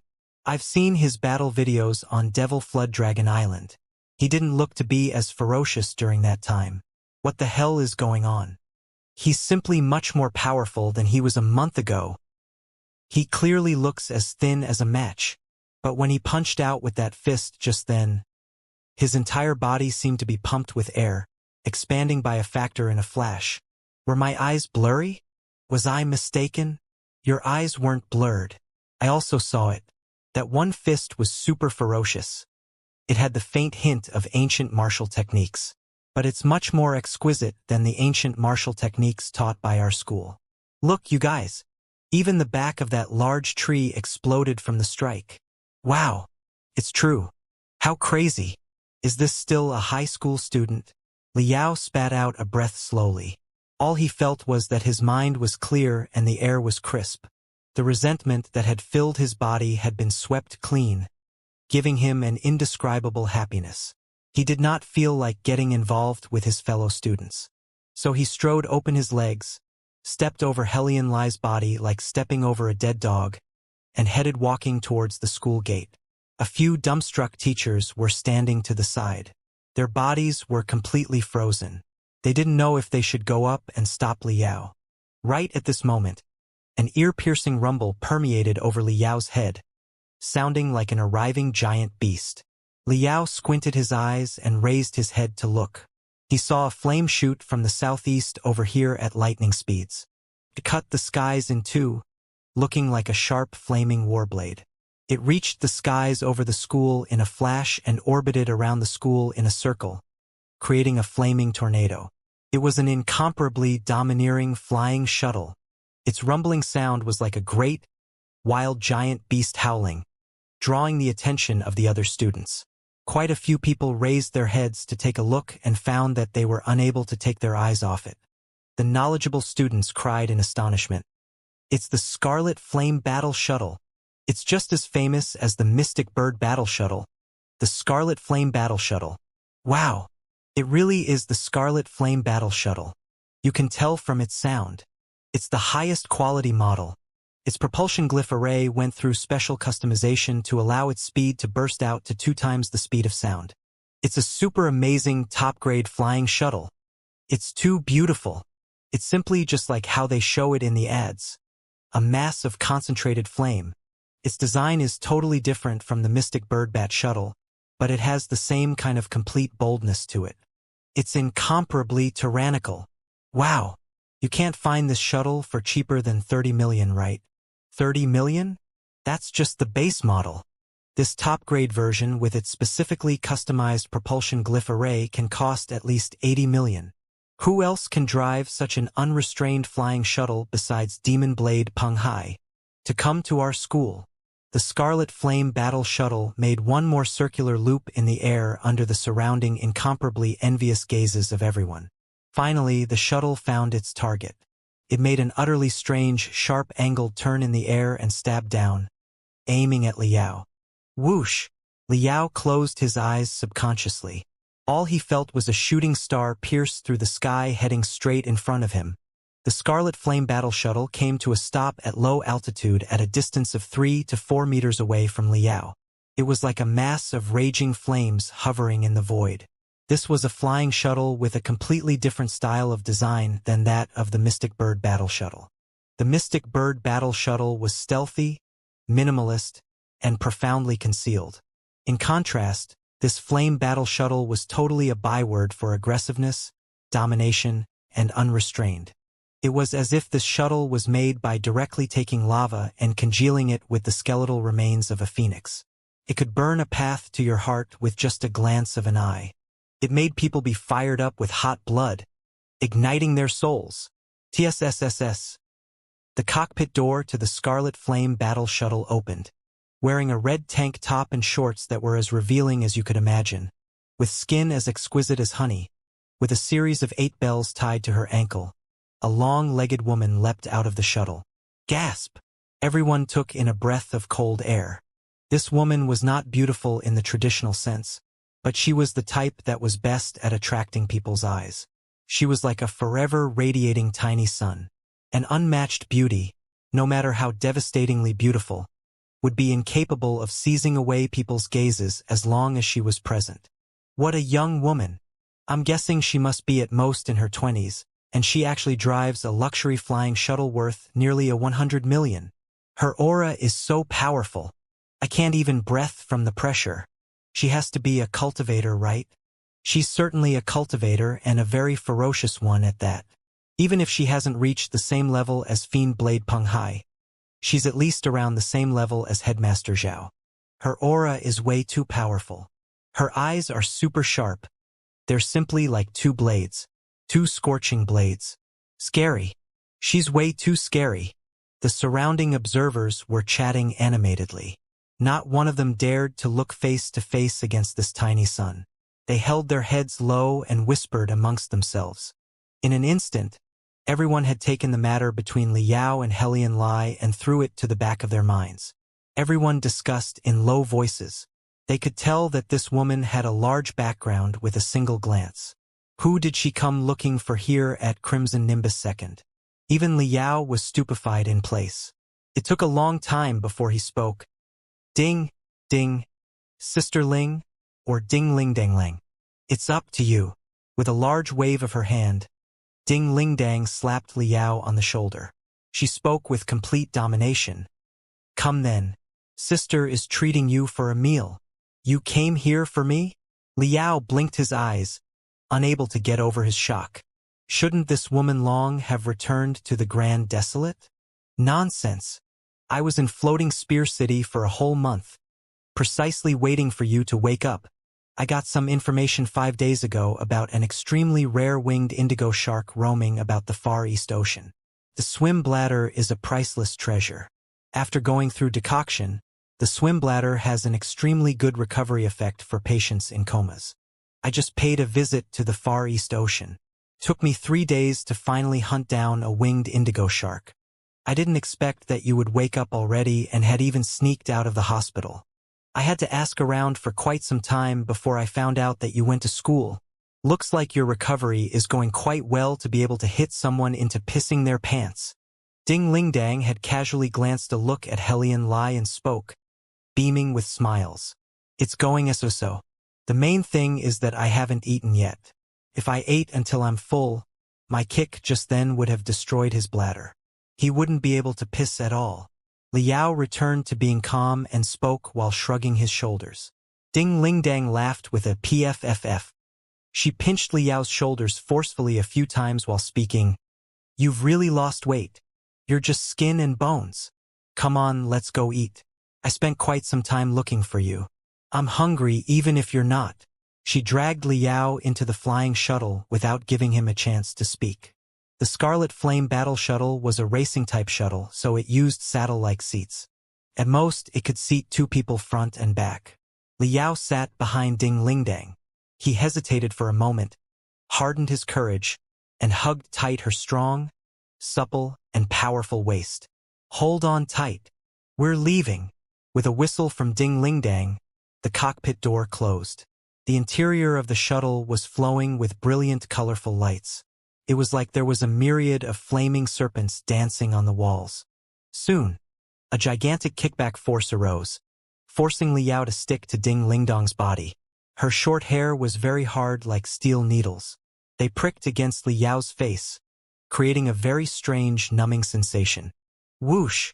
The Scarlet Flame Battle Shuttle was perpendicular to the ground, rushing perfectly straight into the air. It merged with the scarlet-red sunset in a flash. All the people throughout campus had their mouths as wide open as possible.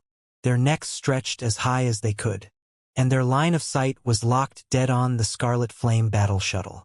They maintained this posture frozen until the Scarlet Flame Battle Shuttle faded through the highest clouds. It took a long time before they were able to lower their heads. It was shocking. There was a heaven-falling and earth-splitting shock in everyone's hearts. It was outside everyone's realm of thought.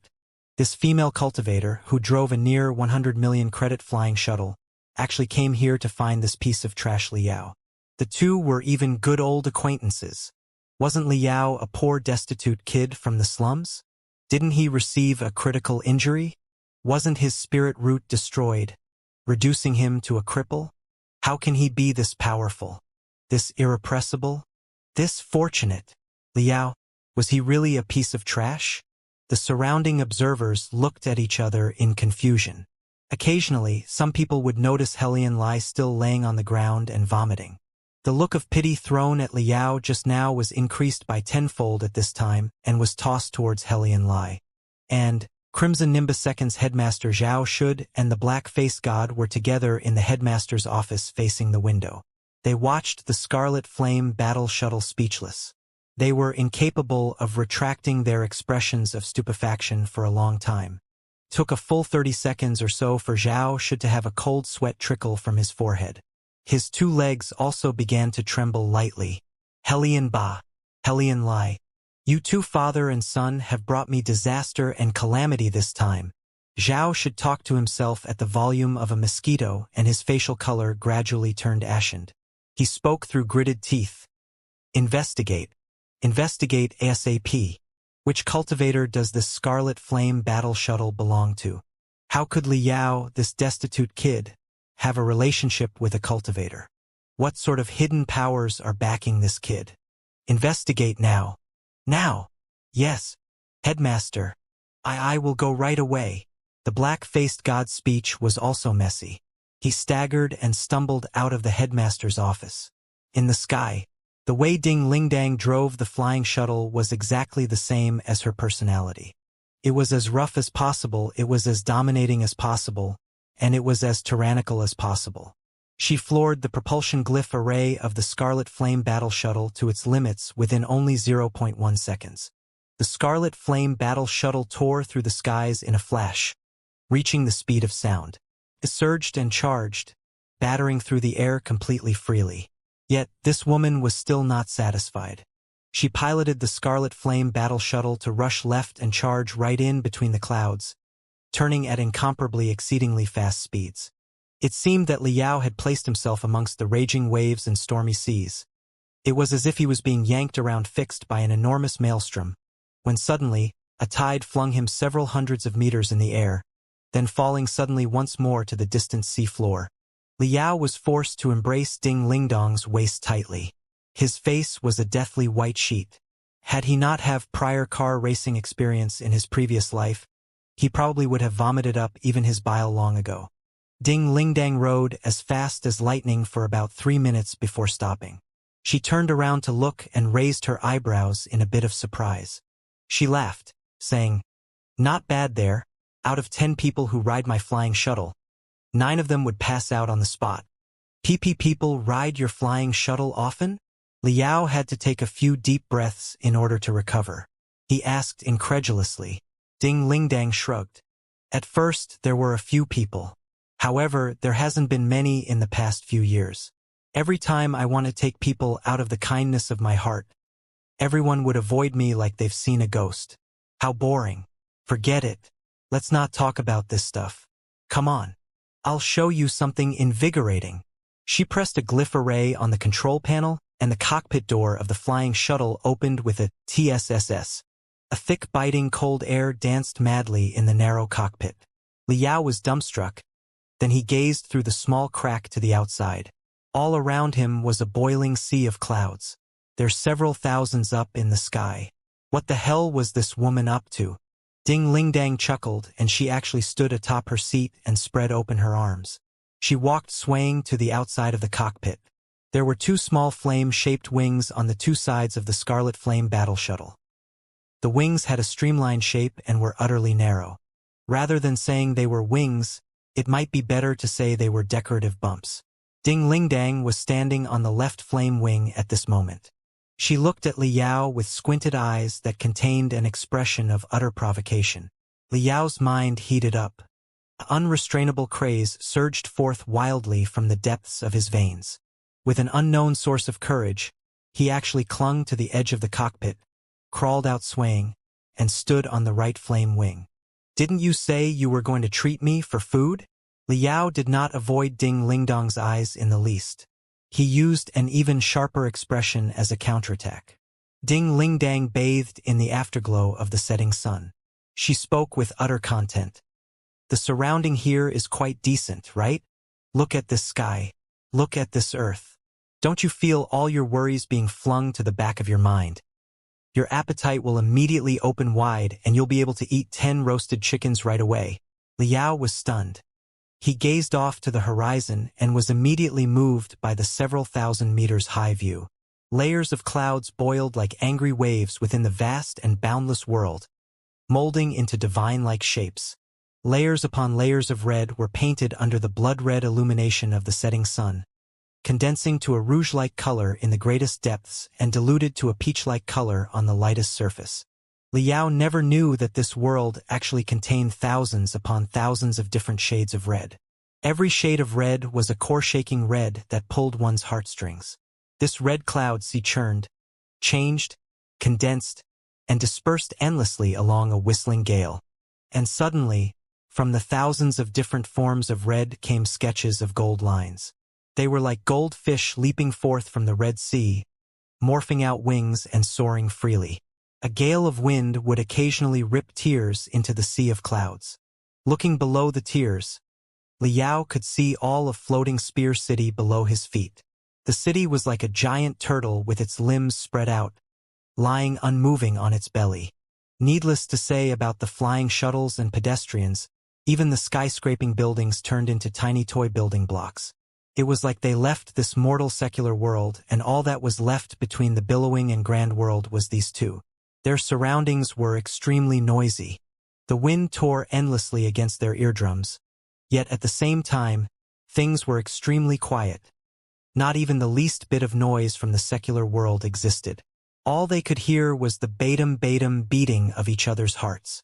Looking above their heads at the transparent, bowl-like sky dome, one could see the cyan blue sky gradually fade away into a draping curtain of darkness. The stars in the entire sky were like raindrops sprinkled amongst the clouds. Liao's heart stirred. He somewhat understood why Ding Lingdang brought him here. The secular mortal world becomes incomparably ridiculous in front of such a breathtaking spectacular sight, wiping their gargantuan worries into thin air. Even if he had turned into a cripple, seeing this magnificent view in front of him would likely still restore his fighting spirit and reignite his confidence. Under the final illumination of the setting sun, Liao's face turned flush red, and a smile came from the bottom of his heart. This restaurant is nice. Now, where are the roasted chickens?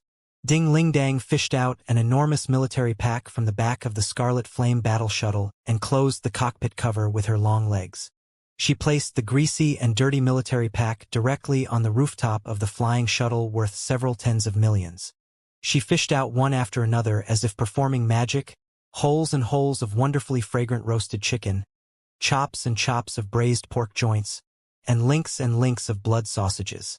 There was even an entire trunk filled with high-energy and high-nutrient performance drinks.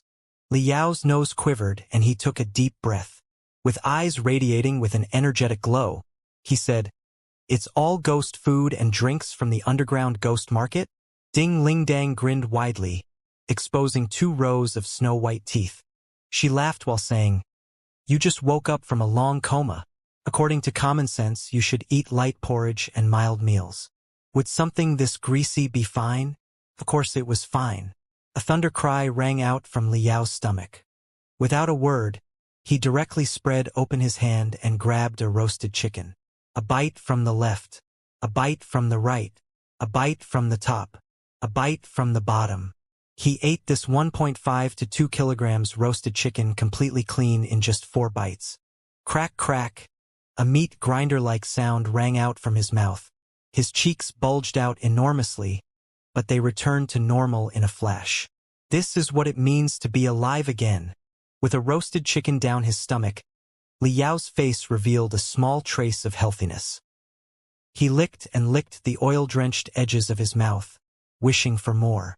He stretched his hand once more towards a second roasted chicken. This time it was Ding Lingdong's turn to be dumbstruck. She couldn't have possibly foreseen that Liao, a patient who had just awakened from a deep coma, would eat so ferociously. She was stunned for a long time before she snorted lightly and tore into a roasted chicken with her hands without a trace of etiquette. Each of her hands held half of the chicken. She stared down Liao as she ferociously chewed in big mouthfuls. At an altitude thousands of meters in the air, within the waves of boiling clouds, on top of a luxurious vehicle worth nearly 100 million credits, 2 people exchanged not a word. They carried out engorging ravenously in an eating competition. The 2 did not keep up even a trace of proper appearances. They were like 2 fearsome beasts that had hungered for 10 days and 10 nights. A beast rammed into the mountain and the sea of meat, shaking its cheeks and revealing its back molars. They ate like a locust plague, savagely sweeping everything clean. These two ate the entire military pack of greasy meaty food clean in under half an hour. Even the chest of performance drinks was drunk such that not even a drop remained. The two should have eaten about the same amount after some careful calculations. Ding Ling Dang held the military pack from its bottom, shook it forcefully a few times, and shook out the last blood sausage. She split the sausage into two halves to split with Liao to eat. They looked at each other and discovered that they both had made a mess of their faces. They could not hold back from grinning and laughing at the same time. You never left. Why? Liao finally asked this puzzle he had hidden in his heart. Ding Ling Dang really didn't have a proper appearance when she licked her fingers. She was still immersed in the seduction of the fine food. It took a long time before she burped and said, I was just about to leave after waiting for 3 weeks. But on the day before I was going to leave, I saw a diagram of your brainwave activity. A meditation healer had used a secret technique to draw out the approximate shape of the depths of your neural field while you were in your coma. Ding Ling Dang extended her wrist and out from a red microprocessor jumped a hologram. It was like the colors of the rainbow at first glance. Various shades of colors were packed together to form a tall cloud-piercing mountain peak and a deep abyssal valley. Some places even appeared to be like erupting volcanoes, bursting with the numerous brilliant and varied colors of the rainbow. And this diagram here is of another patient in a deep coma. It's a very typical brainwave activity diagram. Ding Ling Dang brought up a second hologram. The colors of this diagram were much darker. It seemed that only two colors, black and white, existed in this world, causing the entire world to change incomparably dark. There were no mountain peaks or valleys. It was just like a deathly still flat desert without hardly a trace of life. These two diagrams are a bit different, said Liao. Ding Ling Dang nodded her head. The doctor told me that it was because you had recently entered your coma that your neural field world was still relatively active. As days go by, as a long time passes, your neural field world will slowly turn to a deathly still desert. But I felt that something was off. The degree of activity of your neural field world is simply much more intense than a normal person's by 100-fold. And more so, I felt something faintly familiar about it. So, she tapped a few times against a virtual keyboard projected by the crystal processor, bringing out a third brainwave activity diagram. This diagram was the same as the first. It had 7 bright colors of the rainbow. It was filled with life, and fiery sparks radiated all around. Look, what's different between this diagram and the first? Ding Ling Dang stared straight at Liao's eyes when she asked. Liao carefully compared the two for a long time. There were obviously a lot of differences between the fine details of the diagrams. But their colors were both dazzling. Their undulations were both intense. And they both revealed a bloody, brave aura that caused people's spirits to be raised with a single glance, to be all fired up. This is also a diagram of my brainwave activity? Ding Ling Dang shook her head and unraveled the riddle. Nope. I pulled a few strings with the army to get this. It's the brainwave activity diagram gathered from several seasoned soldiers of the army. And they gathered this brainwave activity when these soldiers were situated in the most dangerous of battlefields.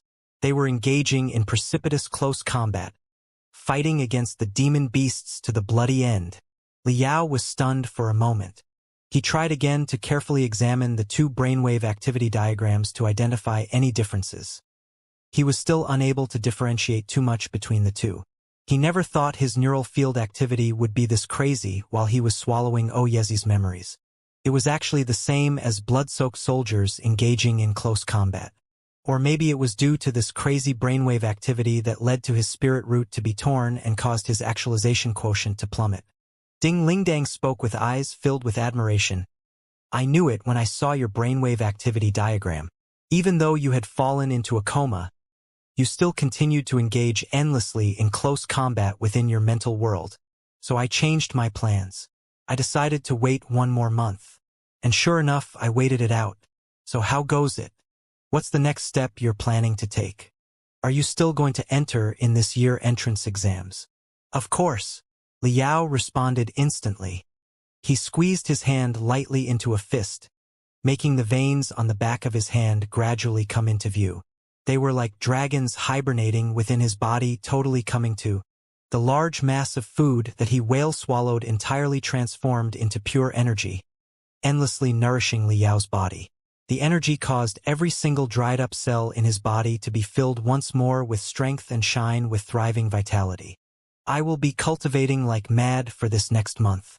I will strive in recovering to my peak state. I will absolutely attend this year's entrance exams with all my effort. Liao punched his fist out hard. A sound of silk tearing rang suddenly in the air. A faint white ripple swept outward starting from his fist, slowly undulating across. This white ripple caused Ding Lingdong's eyes to flash. You're confident that you can test into the 9 elites? Liao was silent for a moment and he squeezed his fist tighter. My spirit root has been torn. Only 7% of my actualization quotient is left. If I had a year's worth of time, I'm confident I can restore my AQ to 70%. I may even be able to charge into the most powerful realm, 90% AQ and above. But 1 month of time is really too short. Honestly, I don't have the confidence for an absolute victory. However, even if I only have a 1% chance, I will use 100% of all my strength to strive for it.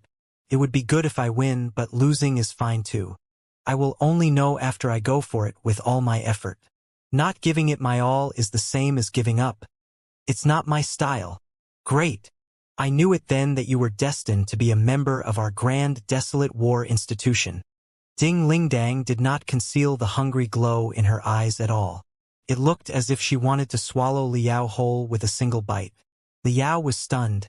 Deep Sea University had given up on him. Crimson Nimbus II also pressured him to quit school. He never thought that Ding Lingdang would represent Grand Desolate War Institution and still offer him an invitation. Liao didn't understand. I only have 7% left of my actualization quotient.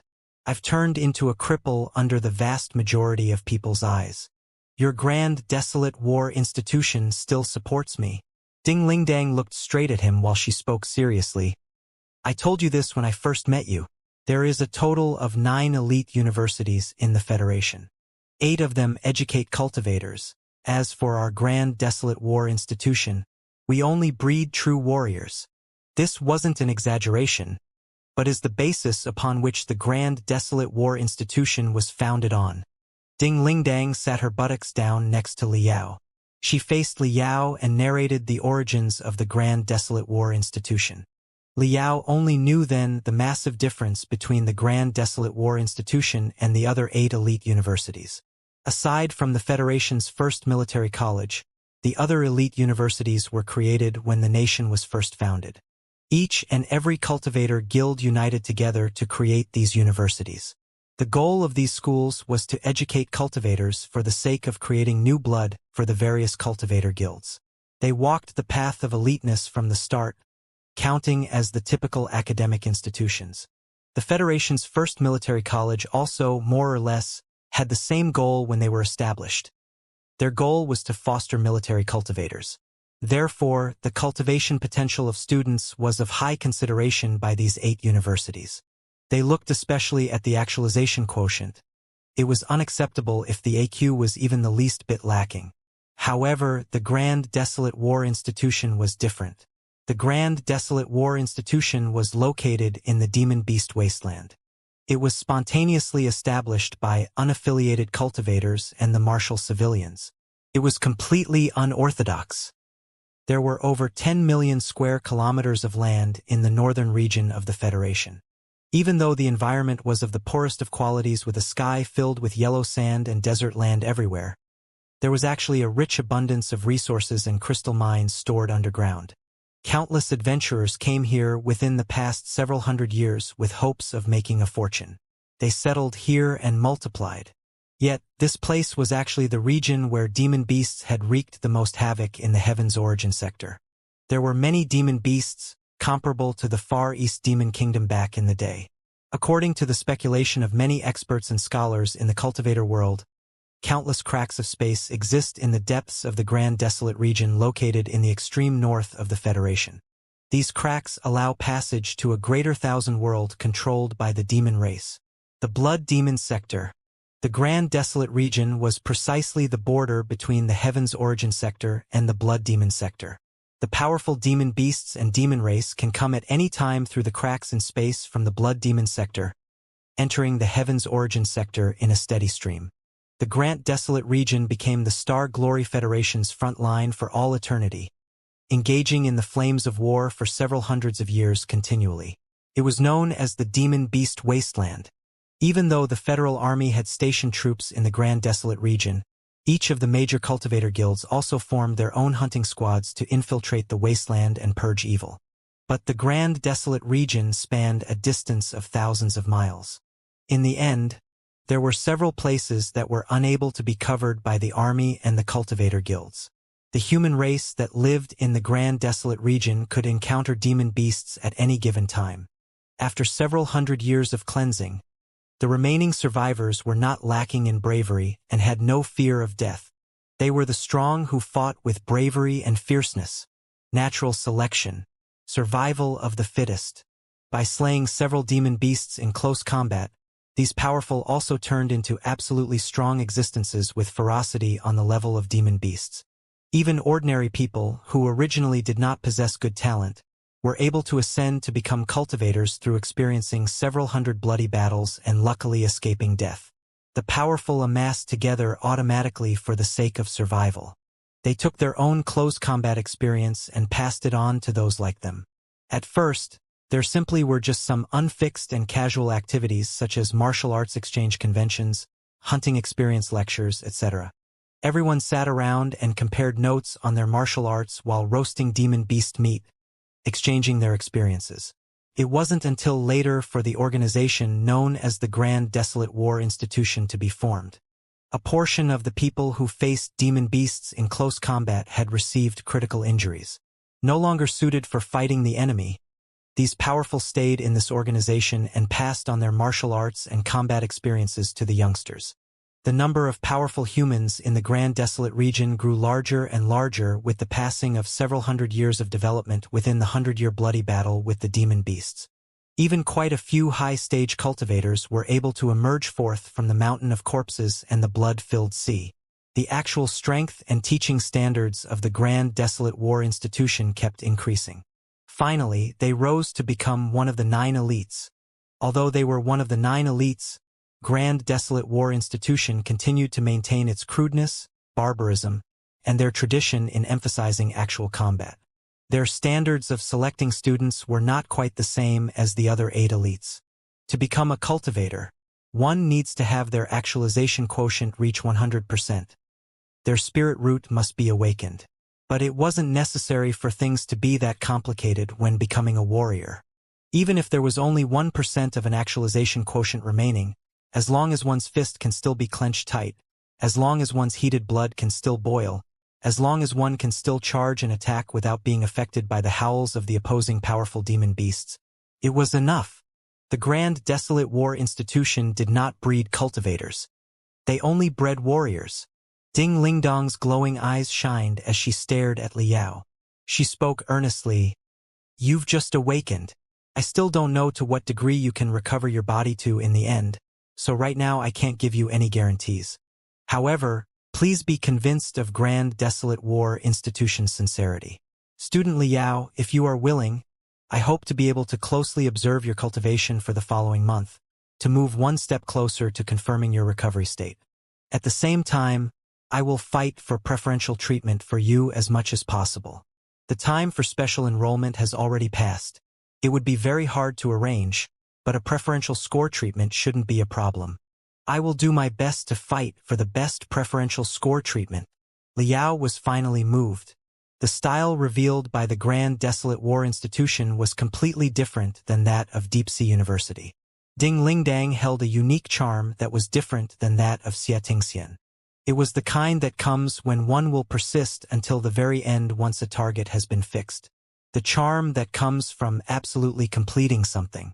It caused one to unable to keep their blood from boiling, to wish to fight shoulder to shoulder with her, to fight until the bloody end.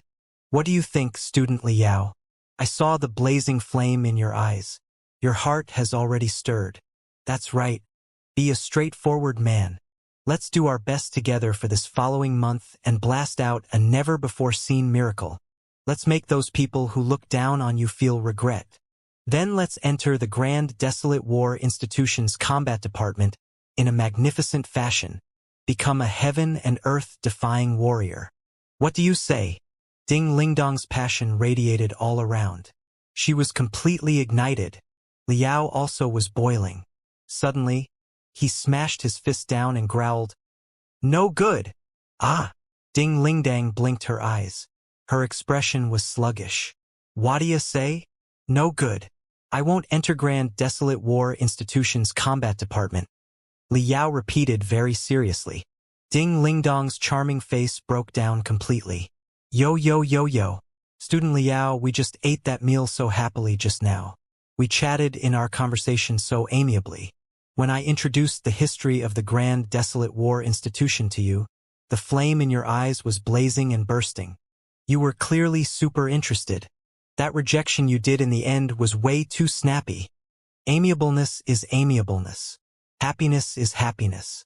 Blazing flames are flames. But dreams aren't something that can be sold. Liao looked straight at Ding Lingdong's beautiful eyes. He spoke with complete seriousness. Sister Ling, I am extremely thankful for everything you've invested for my sake in this month. When everyone else no longer supported me, when everyone else gave up on me, only your Grand Desolate War Institution continued to favor me and believe that I'm a manufacturable material. To the me at this very moment, this belief is the most precious of invaluable treasures. The Grand Desolate War Institution's founding history and traditional school of thought are really to my liking. You should have looked through my profile and know that I was born in the artifact graveyard. That I am a small garbage scavenger. I've struggled since young at the very bottom. I started 100% from the grassroots. It should be natural for someone like me to go to your Grand Desolate War Institution. However, I've always wanted to become a master refiner from the very beginning. This is not only my dream, but a promise was given to the deceased person closest to me. The combat department of the Grand Desolate War Institution is the Federation's strongest. I believe there are many youths who thirst to become the most powerful of warriors. They are like the me at this time, striving with all their strength to chase their dreams and break into the combat department of the Grand Desolate War Institution. If I gave up my dream of becoming a master refiner for the sake of emotion, for the sake of trust, for our amiable chat and other causes, to enter into the Grand Desolate War Institution's combat department unresigningly and unwillingly, this would be an insult to my dream. It would also be an insult to the Grand Desolate War Institution's combat department. It would be even more of an insult to the thousands of students cultivating with their all, thirsting to test into the Grand Desolate War Institution. So, I'm very sorry. I can't choose the combat department of the Grand Desolate War Institution. My number one goal still remains to be the refining department of Deep Sea University. As for the trust and assistance the Grand Desolate War Institution has given me, I will engrave it all in my heart. One day in the future, when I become a master artificer and break through in my career, I will absolutely pay back everything you've done for me today. A dream once made is a dream forever fixed. One absolutely has to persist down that road. There isn't anyone who can change my path. Ding Lingdang remained quiet until he finished his speaking. Her expression was somewhat lonely. You're this determined? You won't give even a 1% chance for our Grand Desolate War Institution. Liao hesitated for a moment. For some unknown reason, the hesitating face of Xianxia had suddenly flashed in his mind alongside with Ding Lingdong's ravenous eating appearance just now. Right when he was about to painfully nod his head, Ding Lingdang actually laughed crisply and brightly, revealing a mouth of white teeth. You hesitated. That means I still have a 1% chance, right? I remember that someone told me just now that even if there's only a 1% chance, he will bring out 100% of his strength and strive with all his might. After giving his all, it didn't matter if he loses or wins, but if he didn't give his all, it would be the same as giving up. It just wasn't his style. Excellent, excellent. These words are my spoken feelings. Likewise, these are my thoughts. It's fine even if you haven't promised me. I will stick to you like sticky candy for this following month. The grand desolate war institution will also bring forth its most alluring preferential treatment, to make you understand completely our sincerity. Unless I see with my own eyes you fill out the words Deep Sea University's refining department on the college entrance exam application form a month later, I will, like you, persist until the very end. Before that happens, I absolutely won't give up. Why? Liao really didn't understand. He wasn't a narcissistic person. He really couldn't see what was so special about him to be worthy of Ding Lingdang being attached like this, to not be discarded, to not be given up. Ding Lingdang stood up on the flame wing and spread out her arms. Her beautiful feet tapped and she rocked swaying into to the frontmost portion of the Scarlet Flame battle shuttle. She relied on her big toe to stand on a condensed flame. Underneath the blood-red illumination of the setting sun, she had the appearance of a devastatingly beautiful goddess. She closed her eyes and bathed in the warmth of the setting sun. She was silent for a long time, long enough for Liao to believe that she wouldn't answer this question. Then she slowly opened her mouth. Because I see myself in you. What do you mean? Liao was completely confused. But this time, Ding Lingdang only giggled lightly. She wouldn't reply no matter how Liao asked. She just stood like this quietly, looking at the beautiful view of the changing wind and clouds. Her eyes were somewhat blurred. It was as if she had sunk into distant memories. In the dark curtain of the night, the pitch-black Mystic Bird battle shuttle stealthily slipped into the Crimson Nimbus 2nd Senior High School. Its exterior was riddled with multiple potholes as well as a startling dent. It appeared as if it was ruthlessly nibbled on by a giant demon beast. The Mystic Bird battle shuttle stopped before a brightly lit office building.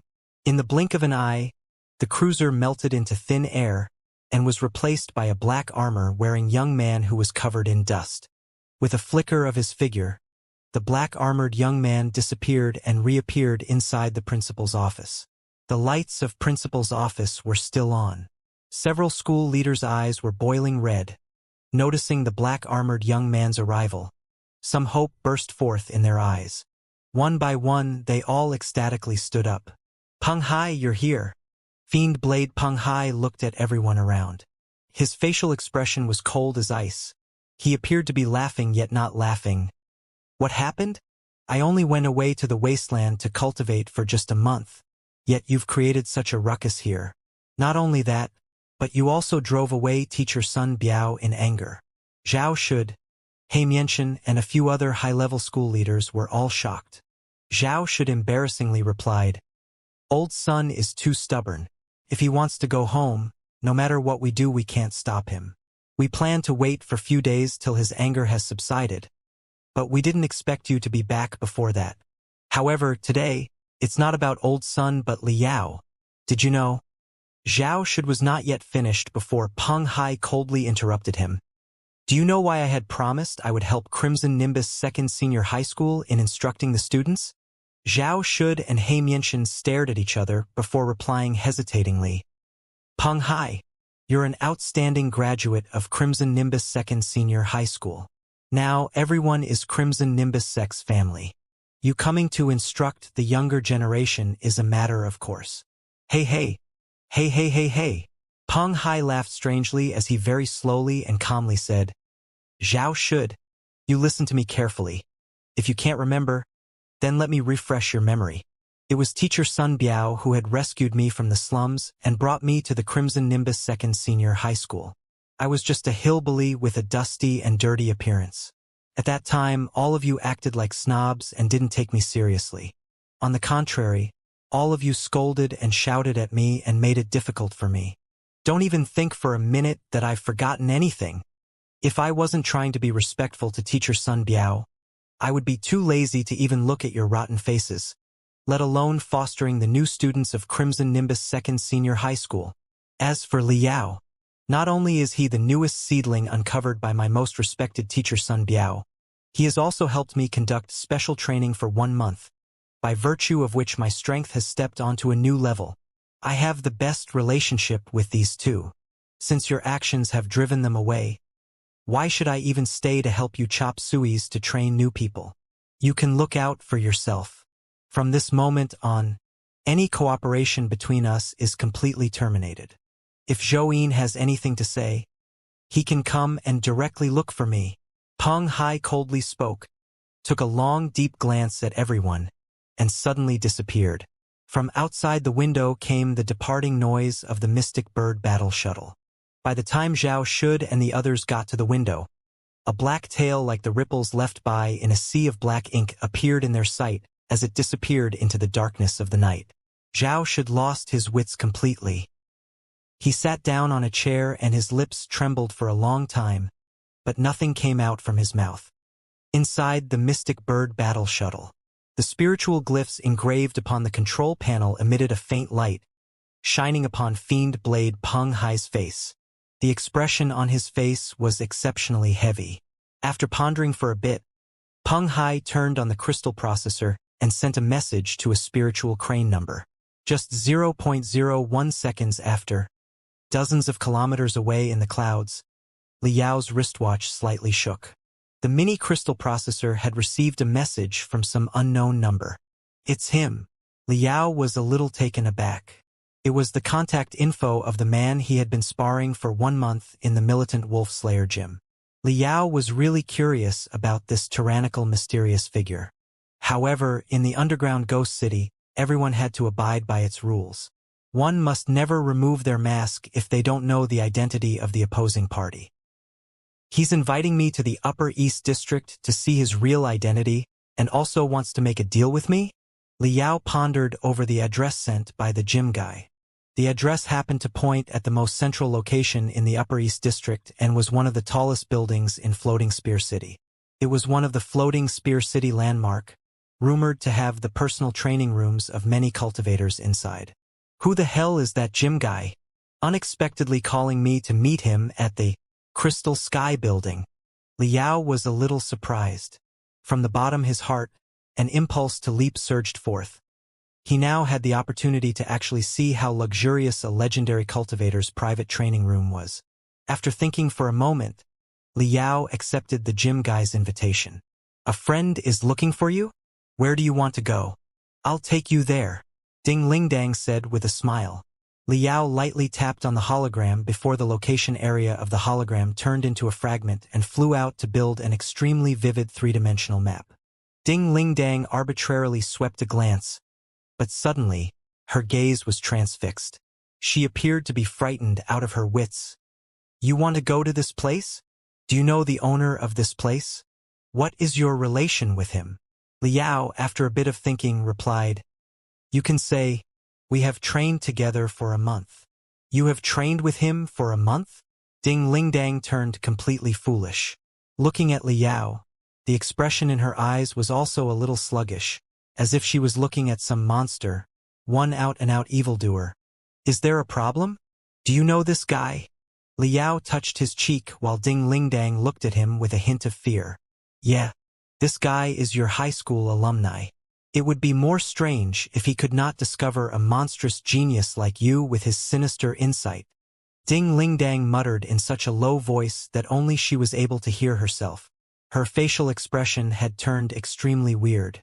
After laughing several times, she shouted, Hold on tightly, we're leaving. Ding Lingdong's pair of hands tightly grabbed the Scarlet Flame battle shuttle's handle. The spiritual energy around her body burst to its limit, and like the outbreak of a flood in a steady stream, it flooded into the Scarlet Flame battle shuttle. Her crazy spiritual energy stirred up the array glyphs powering the Scarlet Flame battle shuttle in an instant. The Scarlet Flame battle shuttle blasted off with a dazzling aura, like the dance of a peacock, and whistled towards the most prosperous Upper Eastern District of Floating Spear City, leaving a trail of flames and a series of deafening noises behind. In a second, the Scarlet Flame battle shuttle tore away the sea of clouds. Rows upon rows of sky-rising buildings were glistening in the dark curtain of the night as if the sun was shining upon a city of crystal. As the Scarlet Flame battle shuttle soared into the Upper Eastern District space, the battle shuttle slightly trembled and gradually slowed down as if it hit a transparent cushion. Multiple shiny, round objects floated in the sky. A translucent eyeball unsteadily floated over. Despite its seemingly clumsy movement, it was astonishingly fast. Presumably, it was the defensive magical equipment responsible for guarding the floating spear city. A few cultivators could also be found floating in the sky as rainbow-colored lights danced around their bodies. They were in the process of absorbing moon essence. The roaring noise of the Scarlet Flame battle shuttle had obviously made them a little unhappy. One after another, everyone looked over with a sharp look in their eyes. Even through the thick wall, Liao felt a cold chill inside the room. In front of the abundant cultivators, even Ding Lingdang did not dare to act rashly. She slowed down the battle shuttle, circled around at a lower altitude, and flew towards an approximately 1,000 m high round building.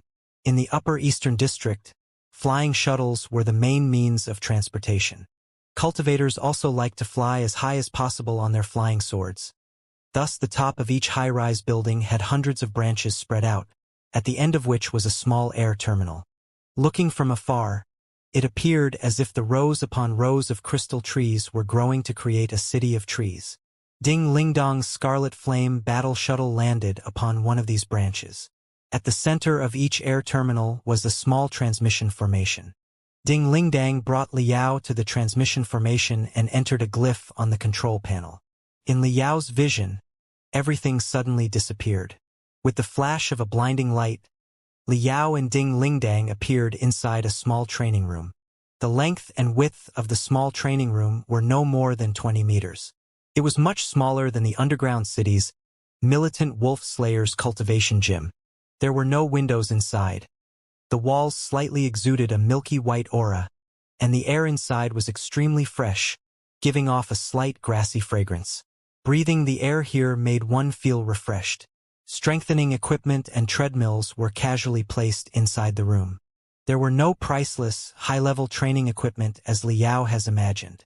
At the corner of the room, a tall and thin young man was exercising his body.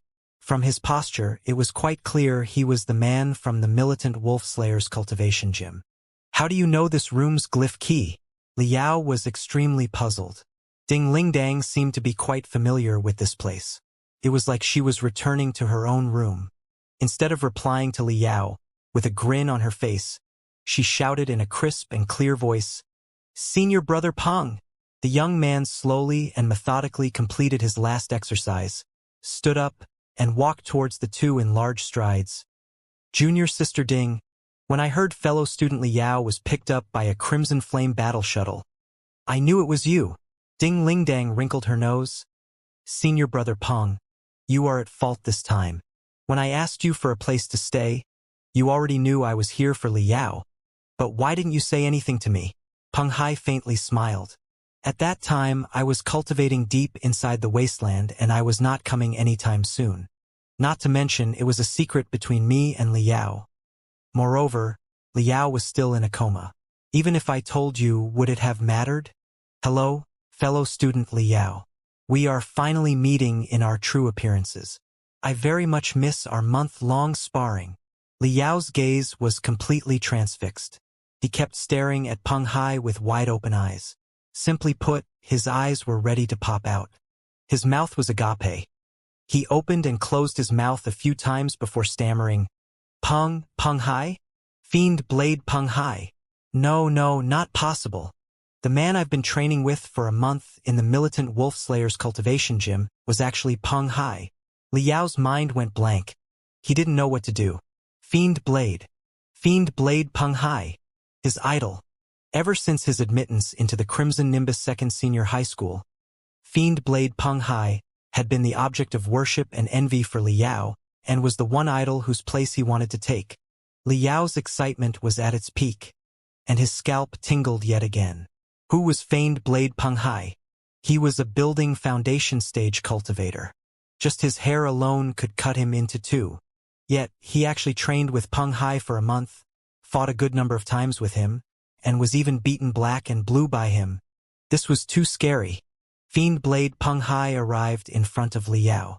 His sharp gaze swept over Liao from top to bottom. Fiend Blade Peng Hai withdrew his gaze and lightly snapped his finger.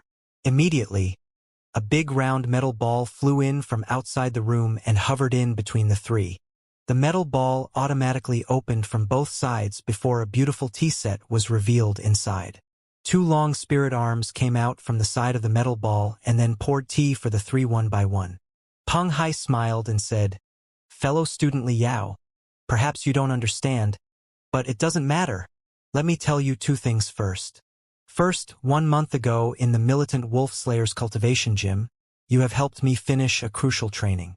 Precisely due to your help, I was finally able to completely consolidate the high-level building foundation stage, and even began to touch the peak-level building foundation stage." Ding Ling Dong exclaimed in surprise before joyfully speaking, "Senior Brother Peng, have you started to touch the peak building foundation stage? TSK. If you are successful, we will have a peak building foundation stage cultivator who has not even crossed the age of 30. There's no doubt you will become the top expert of the younger generation of the Federation." Peng Hai nodded his head and continued, "Junior Sister Ding should know, at my level, each advancement is more difficult than the previous ones. So, fellow student Li Yao, I owe you a favor.